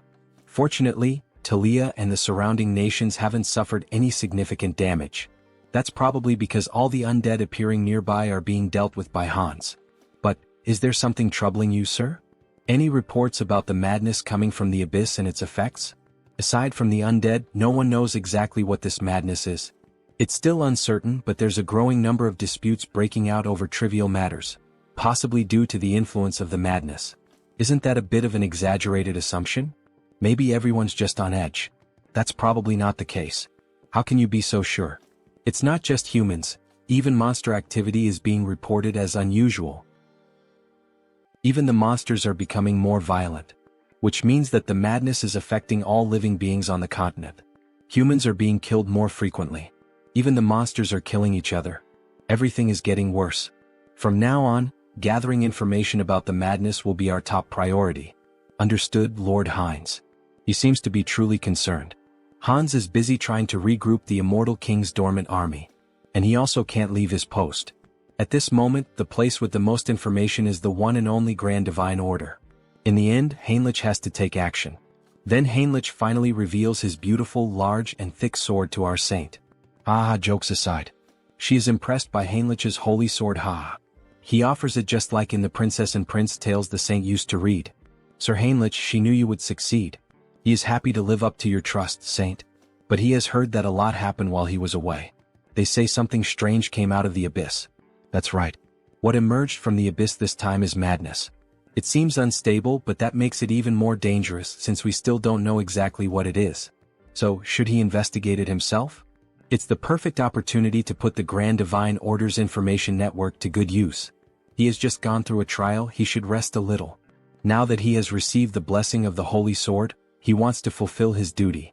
Heinrich's eyes shine brightly, showing complete confidence, and he would be able to gather information about the madness. The saint thinks for a moment and ends up giving in to his request. He really can't be stopped, can he? In that case, she will leave it in his hands. Please uncover the truth behind this madness, Sir Heinrich. Yes, saint, he will. Before that, there is a ritual you must perform now that he has obtained the holy sword. Then he is taken to a place of consecration, where the saint, priests, and a few guards are present. Clearly, a gathering that few people can know about. O sword of the divine, reveal your true form. Heinrich receives the saint's honor and raises the sword to the sky, which begins to shine. This is the holy sword. As expected, it is overwhelming. How much divine energy is concentrated in this single blade? The saint takes a necklace and brings it directly to him. He who has proven his worth in all things. Heinrich Landguard, she hereby names him a high paladin of the great divine order. Yes, I accept, my saint. The necklace, bearing the symbol of a star and a sun, begins to emit a brilliant light. The burst almost blinds him. By merely pausing his mental core for a second, the pure divine power nearly explodes his mind. What kind of absurd strength is this? His body is being reconstructed. But what the hell is happening? Then little by little, his hair begins to change color until it becomes completely white, with a golden aura surrounding him. Scion Paladin. No way, this is a great blessing. Whoa, the grace of the divine is upon him. The entity has fulfilled the conditions and attained enlightenment. Special ability acquired, great blessing. Night of Light. His hair turned white? It's radiating the same feeling as the saint. She, Raystar, saint of the great divine order, formally greets him. Saint Heinrich Landguard. No, holy being. Holy being him? The great blessing can only be granted by the will of the divine, which makes it the clearest sign of holiness. Bring it. Wait. Does this mean he's now on the same level as the saint? Then the servants bring him something interesting. This is, by any chance, the Guardian of Glory. It's a set of top-tier armor, forged by the finest craftsmen of the Great Divine Order. Every part is made from rare metals like mithril and orichalcum. On top of that, it's layered with high-level holy enchantments and divine barriers. It's practically a moving fortress. You could even call it a sacred relic in its own right. As expected from this armor, just by wearing it, he can feel the overwhelming divine power. The ultimate weapon, the holy sword, and the ultimate armor, Guardian of Glory. With this, his gear is complete. Looks like we'll be working together from now on. It's an honor. He tries to strike a hero pose, working alongside the saint. He's not sure he deserves that. So this is how things are going to be from now on? To be honest, she has been working until dawn every single day, and it has been exhausting. She's so happy to finally have someone to share the load with. Until dawn? Isn't this just a punishment? Or is it just me? Alright. The Continental Summit is scheduled to reconvene soon. We'll be discussing plans to wipe out the undead that have been appearing all across the continent, alongside the Immortal King. She'll be counting on you, Sir Heinrich. He'll give it his all, Saint. Alright then, let's give it our all until the summit, Hans. Who do you think is going to win this fight? Heinrich or Hans? Tell me your thoughts and see you in the next chapter. Then we change scenes. We return to one of the first locations where the Immortal King's troops appeared. We see a village completely destroyed and in flames, and a demon walking over the scorched land. They are pathetically weak. We get a clearer view of him holding a huge sword reminiscent of Guts from Berserk.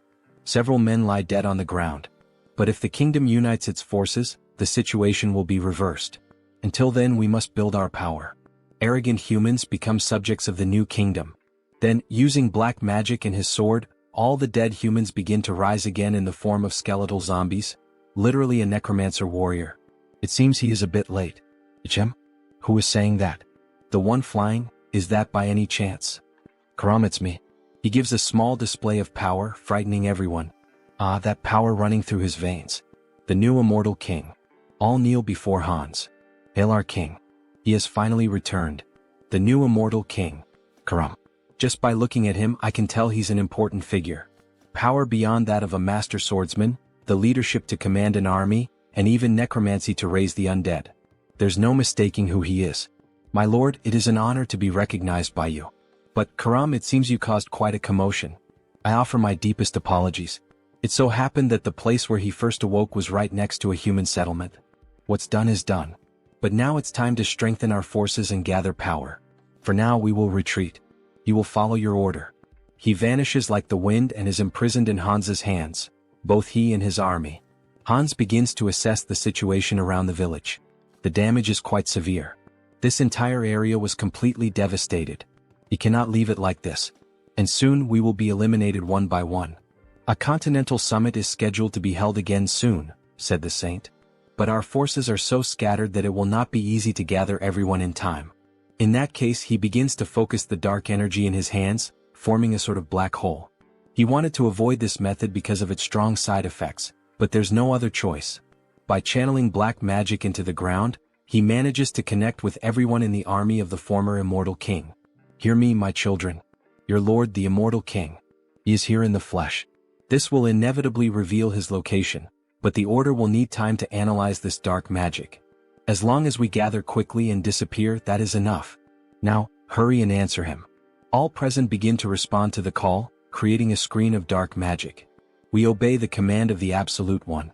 We stand before the true Lord of the Undying. O new king, your servant shall depart there at once.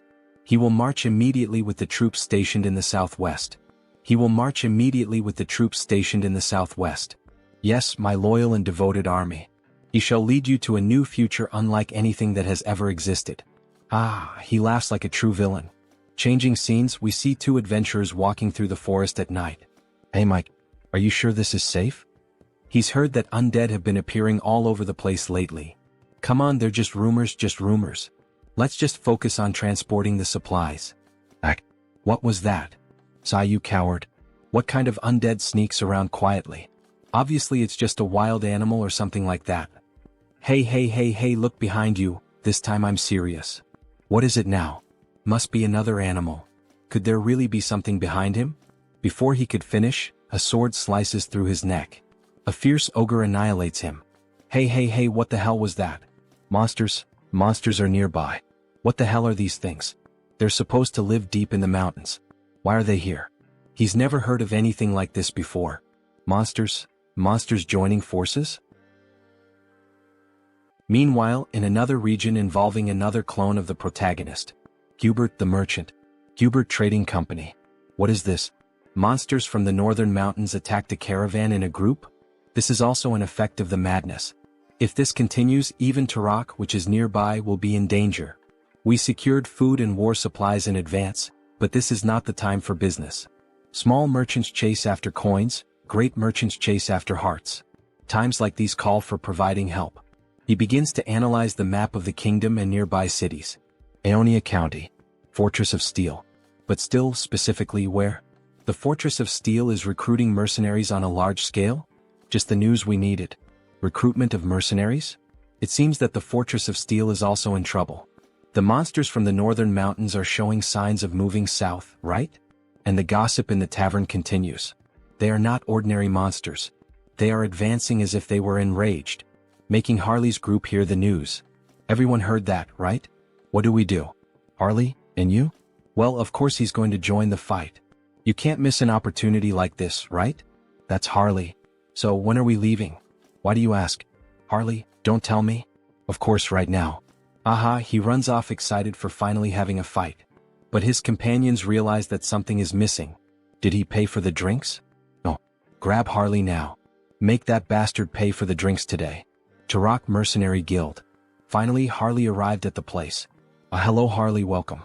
Meanwhile, the members on the floor exhausted after trying to force him to pay for the drinks.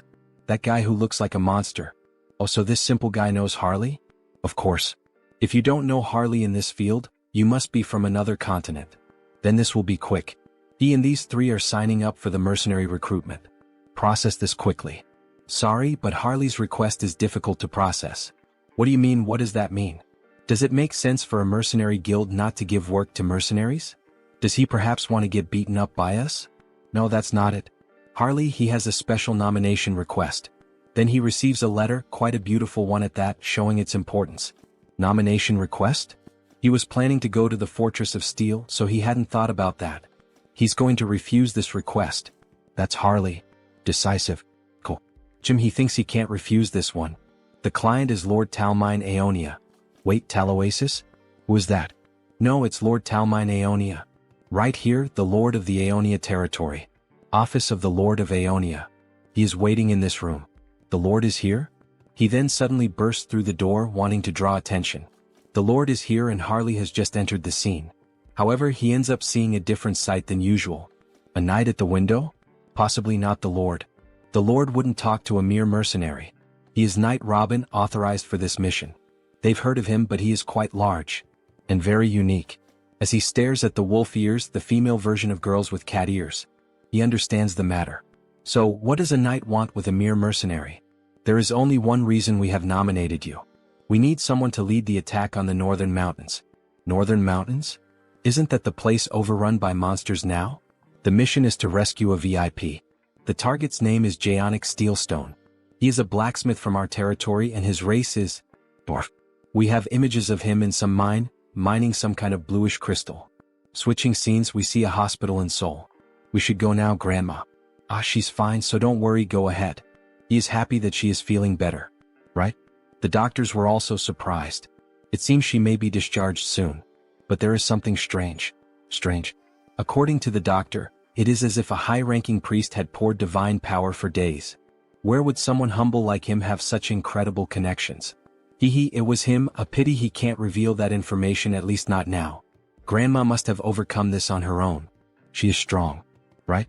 Wow, our grandma who spent her life serving others was finally rewarded? Ah yes. How is your moving plan going? He found a house in the suburbs for a quieter life.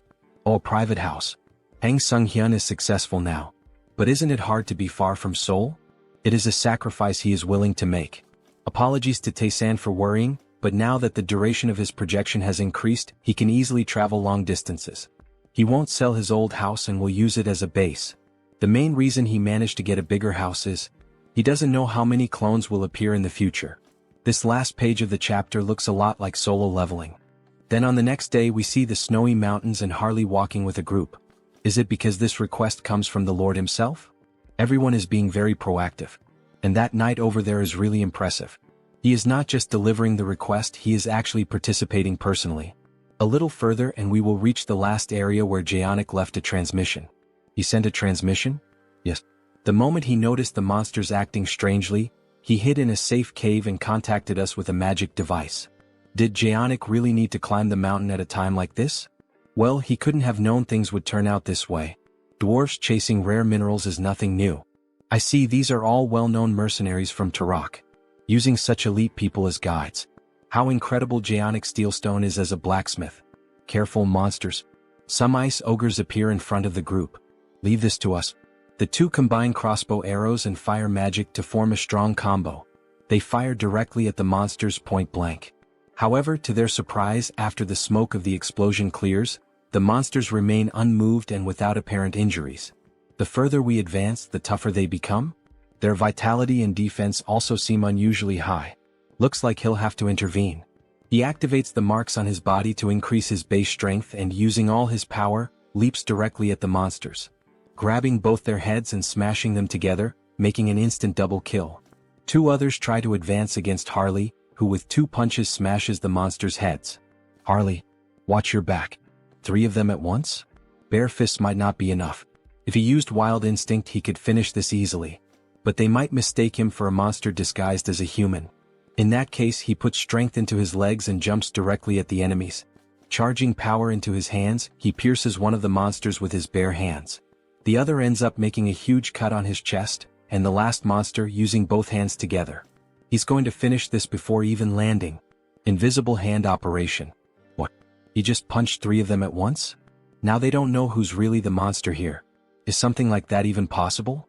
He's already seen this several times just today but still can't get used to it.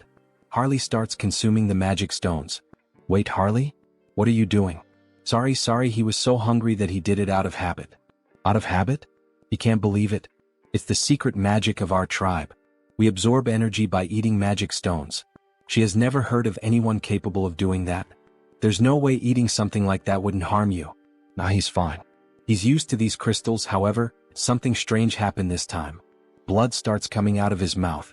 No, he's not fine. What is this nausea? Annoying. It feels disgusting. He wants to crush everything. Should he just annihilate everything? Yes, let's kill them. Such violent emotions. Thanks to the mental link, he is holding himself back, but that's not all. Every muscle and sense is becoming more active. Could it be? He starts to see a red smoke coming out of the monsters as if it were some kind of aura. Madness spreading throughout the whole forest. Switching scenes, we see Hans. Quite a sight, isn't it? Several ghost soldiers and a lady in black kneeling before the immortal king. She pledged her loyalty to the king. Banshee Queen Olivia. A high-ranking officer of the undead army, a Banshee Queen with a ghost unit. What an incredible achievement. A lineup worthy of the history books like in Trejo or Karam. Well done, Olivia. She has gathered far more strength than he expected. As the king commanded, she minimized clashes with humans and gathered the children.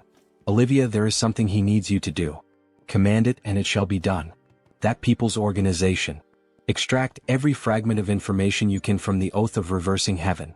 Her ability is perfectly suited for this. It is an honor. Olivia will do her utmost. What is it he most desires from them? Why, of course, absolute obedience. Hear me, my children. Hunt down every last remnant of them and drain their souls, and dedicate everything to the king. I would like to thank the support of our subscribers and say that our latest video of this manhwa is close to 100,000 views. Thank you very much to everyone. Keep subscribing and commenting and I will keep releasing this manhwa. See you in the next video. Meanwhile, their vampire analyzes the latest news. Hans managed to unearth this kind of information about the Banshee Queen, obtaining details that most would not even dare to search for. Information about the state of the nation coming from the Brokaslak clan, about the underworld coming from the Banshees, and he can count on Harley for anything related to madness. But why does he have this feeling of fear? As if he were having a migraine. Suddenly his subordinate enters the office. Lord Hines. What happened? A short while ago in the demon forest, a report arrived that the monsters started attacking. He sent 2 of the purebloods there, so it should be all right. That is not all. Ichem? The monsters in the northern mountains started descending to the south with full force. This spreads in all directions in an instant. This is madness. Something that cannot be seen, as if it mixed with the air. Everyone is being corrupted by madness just by breathing. Wait, what about his companions? The effect is small, but they are not completely immune. It seems the effect is lighter on humans at least. We are about to reach our destination, so let's hurry. Just a little more. Even so. This is really dangerous, isn't it? His body keeps having spasms. His physical abilities are becoming explosively stronger, but in exchange, it seems he is losing control of his own body. Then a system notification appears. Controlling the physical transformation with the skill body mutation. If it were not for this skill, he would have become a lunatic like the orcs. Everyone stop. What, there are more monsters? At least he is dressed like a monster. It suits me quite well, don't you think? Some plants start moving. They are already here, he was waiting. Blacksmith, Zaonic Steelstone and another unknown. He dug a cave there. He will escort you to it. He is curious but he cannot. Hallie, don't tell me. That's right. Monsters are coming. Let's go down there now. Several orcs appear with different types of weapons. All possessed by madness. Everyone cover our rear as we go down the mountain. While they run, the dwarf starts falling behind. After all, he takes short steps. One of the orcs is approaching to wound him. Someone please save me. Harley appears, cutting the orc in half using only his bare hands, leaving the dwarf impressed. They are so big it is satisfying to cut them. Hey, this is not the time to have fun. At this pace they will catch up to us in no time. Then Harley has an idea to run with the dwarf just like he did with the elf he saved months ago. How ruthless. Those monsters run fast too. They are right. At this pace we will be exterminated. Except for him. Don't say such frightening things. Isn't there a better way? Hey Mr. Knight, he is running out of energy. Could he receive his share of the magic stones now? What? He does not know what he wants to do with this, but if it is necessary for the mission, he sees no reason not to. He gives a bag full of magic stones from monsters. Thank you. For now, he will leave this dwarf with them for protection. Harley, what the hell is he doing? It is dangerous, he has to get out of there. Ah, wasn't it them who asked if there was a better way? He opens the bag full of red fragments and starts ingesting them all at once. He can feel a madness far greater than before. It seems that each magic stone contains a different amount of madness. If he absorbs the power of the madness from the magic stones while controlling it with his skills, theoretically he can become infinitely stronger. In that case, he will devour all the madness that has arisen in this world. He screams and his voice echoes throughout the mountain. A system notification appears. The individual has met the conditions for growth. The skill wildness has evolved into the special skill frenzied beast. His whole body starts to turn slightly red, even the tattoos begin to gain more colors. Upon opening his eyes, we see that even his eye and his breath leak madness. He became slightly mad, although he can still control himself. Alright then, now it is showtime. He equips the 2 axes and goes alone against all the enemies. Let the carnage begin. His whole body is boiling. It is unbearably hot. It reminds me of Goku's first transformation. Whoever guesses it right in the comments, I will put a heart. 5, 4, 3, 2, 1, Kaioken. He charges directly at the monsters, simply destroying them all without them even being able to react. Die all of you, looking like a true barbarian. In the end, from all that crowd, not a single monster was left to tell the tale. This is the power of the frenzied beast. She can barely see his movements. How can he be like this? The rumors that he was the strongest mercenary of Turok were not an exaggeration. Not the strongest of Turok. The strongest of the whole continent. Other monsters keep coming, however, nothing is capable of stopping Harley's carnage. He toys with his opponents using the axe in incredible ways. This basically settles the matter. Skill Jewel Eye, Severe Winter. That was amazing, Harley. Is he alright? Everyone runs off seeking to obtain information about him. He has the bravery of a dwarf.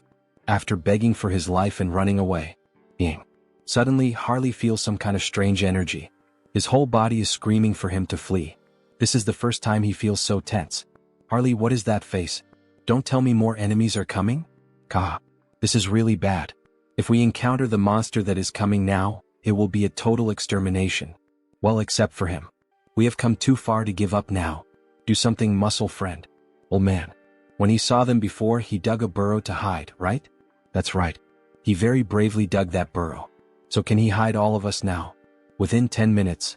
10 minutes? 5 minutes are enough. With your beautiful tool, Ellen. A radiant pickaxe looking like diamonds. Ellen? Just by looking at it, it shines? Is this a magical tool? Now everyone get ready. Get ready? Yes. With a simple strike of the pickaxe on the ground, everything starts to shake. The ground is shaking? Several cracks begin to appear. He strikes again with the pickaxe, making the ground collapse and everyone scream in despair. And then what do you think? Quite cozy, isn't it? They make a bonfire while hiding from the monsters. He made a place like this with just a few blows of his pickaxe. He really is an incredible dwarf. The system issues a new announcement. A usable medium for skill customization has been discovered. A medium? An item here is on the same level as the branch of the world tree that created Harris? Medium name, Alan. A pickaxe reborn as a magical tool, imbued with the secret soul of the dwarf craftsman Zadnik, refined over 20 years. This thing is much more incredible than it looks.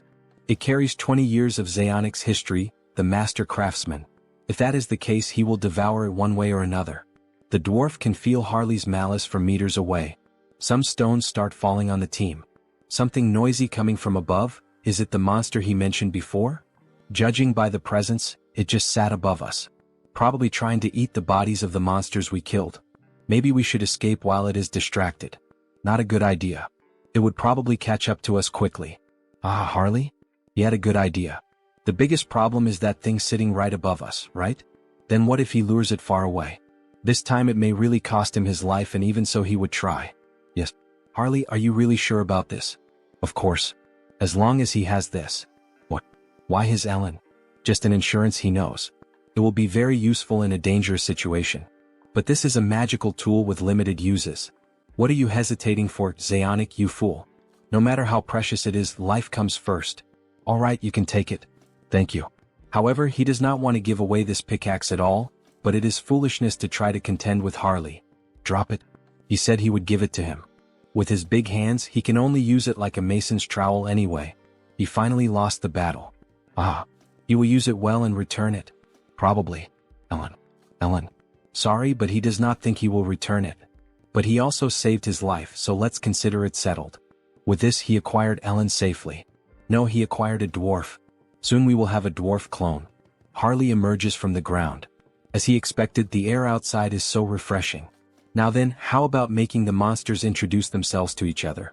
It seems someone even more incredible than he thought has appeared. Even a superior species like a two-headed ogre can succumb to madness. Judging by its belly, it must have devoured a terrifying number of magic stones. The monster notices Harley from afar. What is he doing? Don't tell me it came following the scent of the magic stones he ate? Well, that is not a bad thing. If he wants to send the dwarf friend back safely, he has to escape this place with you. Follow me. Here should already be far enough. No one should be able to see us here. Very well then, skill mutation. Skill physical transformation. Let's have a real monster versus monster fight. He transforms his fingers into super sharp claws and goes toward the enemy, making deep cuts in them. Yes, this is the taste. The taste of tearing apart with his own hands. He must have thought he became stronger being intoxicated by madness. But here is the problem. He was not the only one who devoured the madness. The monster starts running in fear of Harley. He was the first one who started attacking and now is the first one trying to run? Harley grabs one of its heads and rips it off. By any chance, don't you think you don't need to walk around with two heads? And he throws it violently to the ground. He stands up laughing and even speaking. That arrogance of yours will only last for now. His subordinates will certainly arrive here as reinforcements. However, when he looks around, they are already lying lifeless on the ground. How the hell did this happen? Thanks to him, he was able to relax a little. He was here just completing a task. And it was already becoming boring. He starts gathering blood on his finger and releases it like a laser beam, thus destroying the monster's last head. Now without the two heads, the monster finally falls lifeless. Ah. As expected, it is more comfortable with two instead of one. Good thing he called Heinz. Although he had originally called him for something else. But the gift from Lord Zeonic will be very useful. While Heinz stores the pickaxe in the dimensional gate, Harley is drooling with hunger. How strong will he become if he eats this? He will finish you off before the madness evaporates. Very well then, how about he also tastes the blood tainted with madness? However, before they could enjoy the banquet, something catches their attention. What is this feeling? A volcano on top of the mountain begins to erupt. It is the same energy he felt from Intrejo. Then from the fire, a dragon begins to emerge. Red Dragon Herados. He will devour everything. Hunger, he is starving, he is going insane. This is a real living dragon. Depending on the era, they can even be revered as sacred beings. But that one was completely devoured by madness. There is no point in expecting a rational conversation. A half-breed human and a vampire? What fine snacks. They might be enough to sate his hunger. Who should he eat first? No, it is better to devour you both at once. They prepare for battle. Harley and Heinz pierce the dragon's eyes at the same time. However, the dragon only laughs. As expected of a dragon. Already healed. With such thick skin and on top of that this regeneration ability? That is totally unbalanced. Inferior beings. In his eternal life he was only defeated once. Well yeah, who did you lose to? The King of Death. The King of Immortality. The one who sentenced him to death. The Immortal King? That's right. But he perished and his curse was broken. They are laughing? What kind of reaction is that? Sorry, but we called a friend over in the meantime. Since the two of us might not be enough. We apologize in advance for the trauma. The dragon does not understand what they mean, but in just a few seconds, something appeared in front of him. A dragon tainted by madness, he will be an excellent subject for experiments. The third immortal king Hans. Then, the monster knows the monster.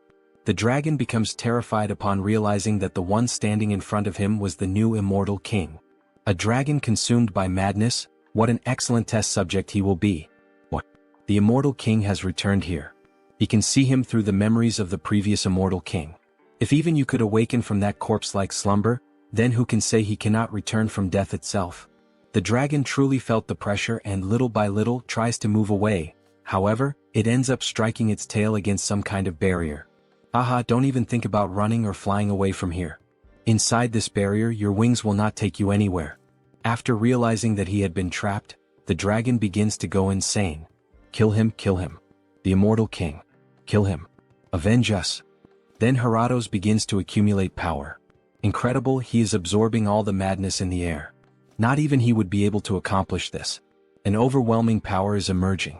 Yes, that strange power is the will of nature, commanding vengeance. He will erase you, immortal king. This hinders your plans. So the so-called immortal king flees in terror. He was going to kill him cleanly even if it meant a small loss, but releasing so much condensed madness would be a waste. That bastard, what nonsense is he telling himself? So that is an option. If we are not on the same level, he should enter his own game. The immortal king begins to summon something from his gate. Come forth. Intratio. That's right, now we will have a war of dragons. He mounts the dragon of pure bone and commands it to attack. Wait, is that a pure-blood dragon? Intratio, make sure that his flesh and bones remain intact. Remove the curse and the rot before he fights. The bone dragon charges in with everything, biting the fire dragon's jugular to immobilize him. Now then, let us begin the analysis of how best to carve him up. Skill, gravitational chains. Skill, spatial lock. Skill, shock absorption. What petty tricks. Now is the time. The two run toward the imprisoned dragon. Solid body, merely looking at it already makes him salivate. He will take a good taste of this precious dragon blood. The vampire launches a blood strike which causes great damage. Meanwhile, the barbarian, dying of hunger, is already there biting the flesh. Infinite refills of dragon meat? He will gorge himself until he is restored. While the vampire was savoring the blood, he ended up feeling something strange on his palate. The blood itself is good, but the madness mixed into it keeps getting in the way. Wait, madness? It seems our protagonist had some kind of idea. Heratos manages to free himself from the chains. Did those insects think he would just sit and watch? Breath. At this range there is no way to dodge. But they did not use it. He is not the only one with a breath attack. To keep pestering me like this, burn you cursed dragon. After both dragons charged their unique abilities, they fired red and blue breaths, causing a huge explosion in the middle of the ice mountain. Meanwhile, the vampire begins to prepare something. He focuses every drop of blood in his body and pushes the mysteries of blood to their extreme. Great sword of blood. He prepares himself, uses the acceleration skill, and delivers a tremendous strike to the dragon with his new sword. That worked. Useless insect. Useless. An injury like this is nothing, he can simply regenerate it. Sorry, but that is not his goal. What? An insect, huh? That is the perfect word. What is this? Your stockpiled madness looked far too appetizing, so he simply slipped a parasite into your body. One so vicious that not even dewormers will work. That's right, Harley entered inside the dragon's body. And the texture? Not bad at all. Let's see how much he can gut this restaurant. See you next time, guys. Inside Heratos, the feast seemed endless. The deeper he dug, the richer the nutrients that surged through him. The dragon's body reacted violently, muscles convulsed, straining to crush the parasite gnawing within. The pressure threatened to shatter bones and rupture organs, yet retreat was not an option. He would keep devouring until the beast's body refused to move. As the consumption continued, notifications flared in his mind. The creature's regeneration had surpassed its natural limits. The skill had advanced into something far more dreadful. Ultra regeneration. Lost vitality surged back with overwhelming force, and its meaning became clear. This was the dragon's true gift, a power that could restore the impossible, even without feeding on a magic stone. For Heratos, the wound was nothing more than a scratch. For the invader, it was proof that every effort seemed worthless against flesh that endlessly rebuilt itself, while the dragon dismissed all resistance as the pathetic tricks of an insect. Once again the notifications surged before him. The creature had fulfilled the conditions to evolve. The skill Devour transformed into the special ability known as Gluttony. Gluttony, just like the 7 deadly sins. A shiver rippled through his body as the change took hold. Scales suddenly began to form across his skin, undeniably dragon scales. The realization struck hard. From now on, through consumption alone, he could absorb traits. Every single one of them would be his to claim. The dragon grew restless, its rage boiling as the parasite dug deeper inside. If the intruder refused to leave on his own, Heratos would rip him out piece by piece. Yet the fight shifted before he could act. The immortal king and the vampire launched a coordinated strike alongside Horacio, who tore into the beast's neck, while Heinz's blade carved through with relentless force. That was the effect of gluttony. With Harley suppressing the madness, even the dragon's bloodline fell silent. Just one taste, and a torrent of power erupted within, flooding him like an unstoppable tide. And at last the notification appeared for the vampire. The special skill Clan of Blood, True Blood, had advanced to a far greater stage. As expected, to ascend into sacred blood, the condition was clear. He had to drink from an opponent far superior to himself. Heinz seemed to realize something, hesitating, but Harley confirmed it. The discovery was undeniable. They had finally located it. Harato's heart. Checkmate. The ultimate magic stone, the dragon heart. Bon appetit. The first bite tore through, and the dragon convulsed in agony, the pain erupting straight from the core of its being. Moments later, the mighty body collapsed, lifeless upon the ground. The battle had ended. Intracio's efforts had carried them this far. His task was complete and he could now rest. Laughter followed, triumphant and raw. From the twin-headed ogre to the dragon raid, every challenge had been cleared. A final image lingered, a symbolic snapshot of the three victors standing together, their silhouettes marked by the hunt of a dragon now fallen. The dragon's eyes snapped open for one final breath. This time, the immortal king carried no desire to destroy the world. If he chose to take a few bones, there would be no need for resentment. He would put them to good use. The blood too. And the horns. In the end, every piece had value. None of them wasted anything. The trio moved like a flawless cleaning crew, each collecting a share of the fallen beast. The corpse of a dragon truly was a treasure vault.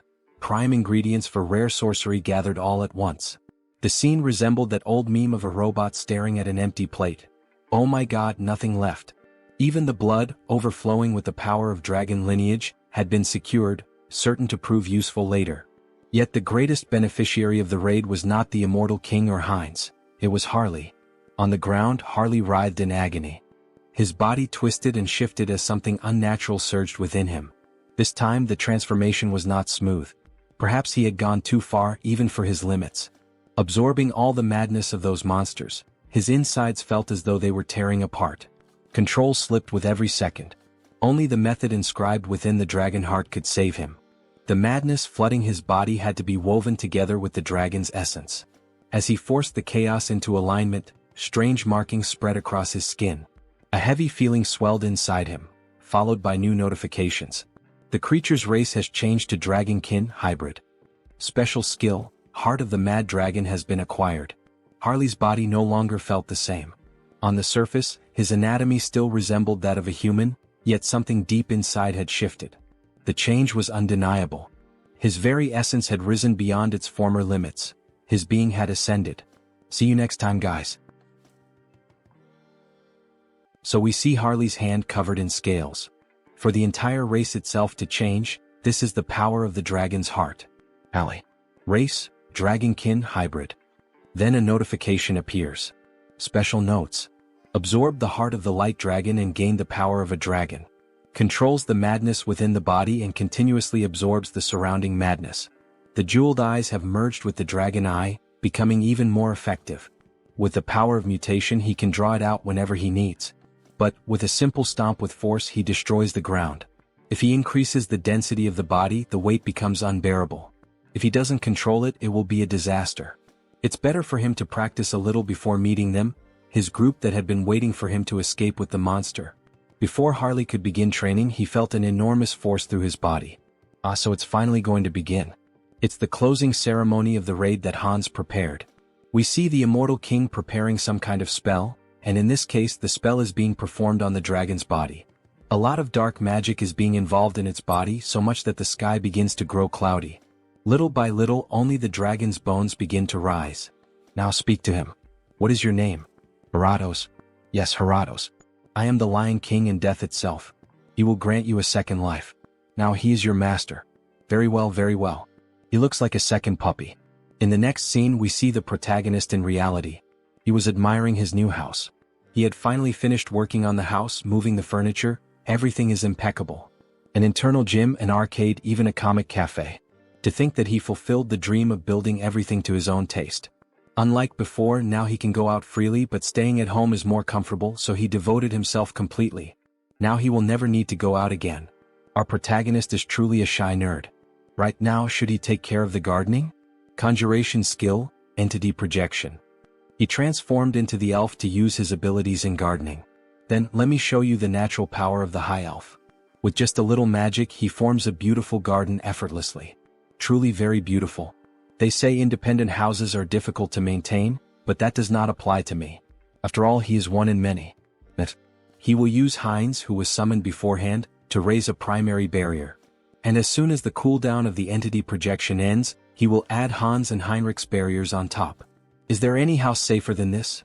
Barrier against vampires, barrier against dark magic, barrier against holy magic, literally the safest house in the world. Household chores should be settled like this. I think it's already time for accounting? Karma shop. Then we see his little point shop with an incredible 1,608,961 points. It's already over 1 million? Not even a week has passed in Earth time. I guess numbers really matter. But don't tell me that, once again, there's no increase in the number of avatars, right? Whatever, either way he has to spend. He has to do it, no choice. Enhance. It worked. The unique skill has grown, increasing the number of avatars he can possess. Now he can increase the avatars again. Let's see what else he obtained. Avatar potential increases. The learning ability of each entity improves further. Avatar cognitive ability increases drastically. No wonder the distribution of mental energy to his clones seem to have increased. At this rate, it won't be only the main body that will become stupid? Then a depression hits him. No way, the clone is me and I am the clone, so whatever. Next. The unique skill has grown and blooms with possibilities. Special skill Avatar Cloud acquired. Avatar Cloud shares avatars' items within a small subspace. Avatar Cloud? Sharing items in subspace? That practically means the protagonist can transfer across dimensions. He won't even need to fetch them in person anymore. Let's test it right away with Ellen. So they really can transfer the item from a clone to the creator's backpack without any problems. Excellent. This could massively expand trade with Hubert. He can even send the source of the arc lich that Heinrich kept to Hans. Then now shall we start the main event? Sorry for Zeonic, but hey, think of it as the price of your life. Using the customized skill. Time to summon a dwarf. An explosion happens in the garden, and finally a new clone is made. He needed a craftsman to take care of the clone's equipment. Finally, he would have a reliable blacksmith like Zeonic. What is this adorable little lock? This isn't what Zeonic said it would be. We officially have a buff baby with the protagonist's face and a beard. See you next time, guys. If you enjoyed this video, don't forget to give it a thumbs up, it really helps. And for more content like this, make sure to subscribe and hit the notification bell so you don't miss any updates. Let me know in the comments if you'd like to see another part. I'd love to hear your thoughts. See you next time. Bye-bye.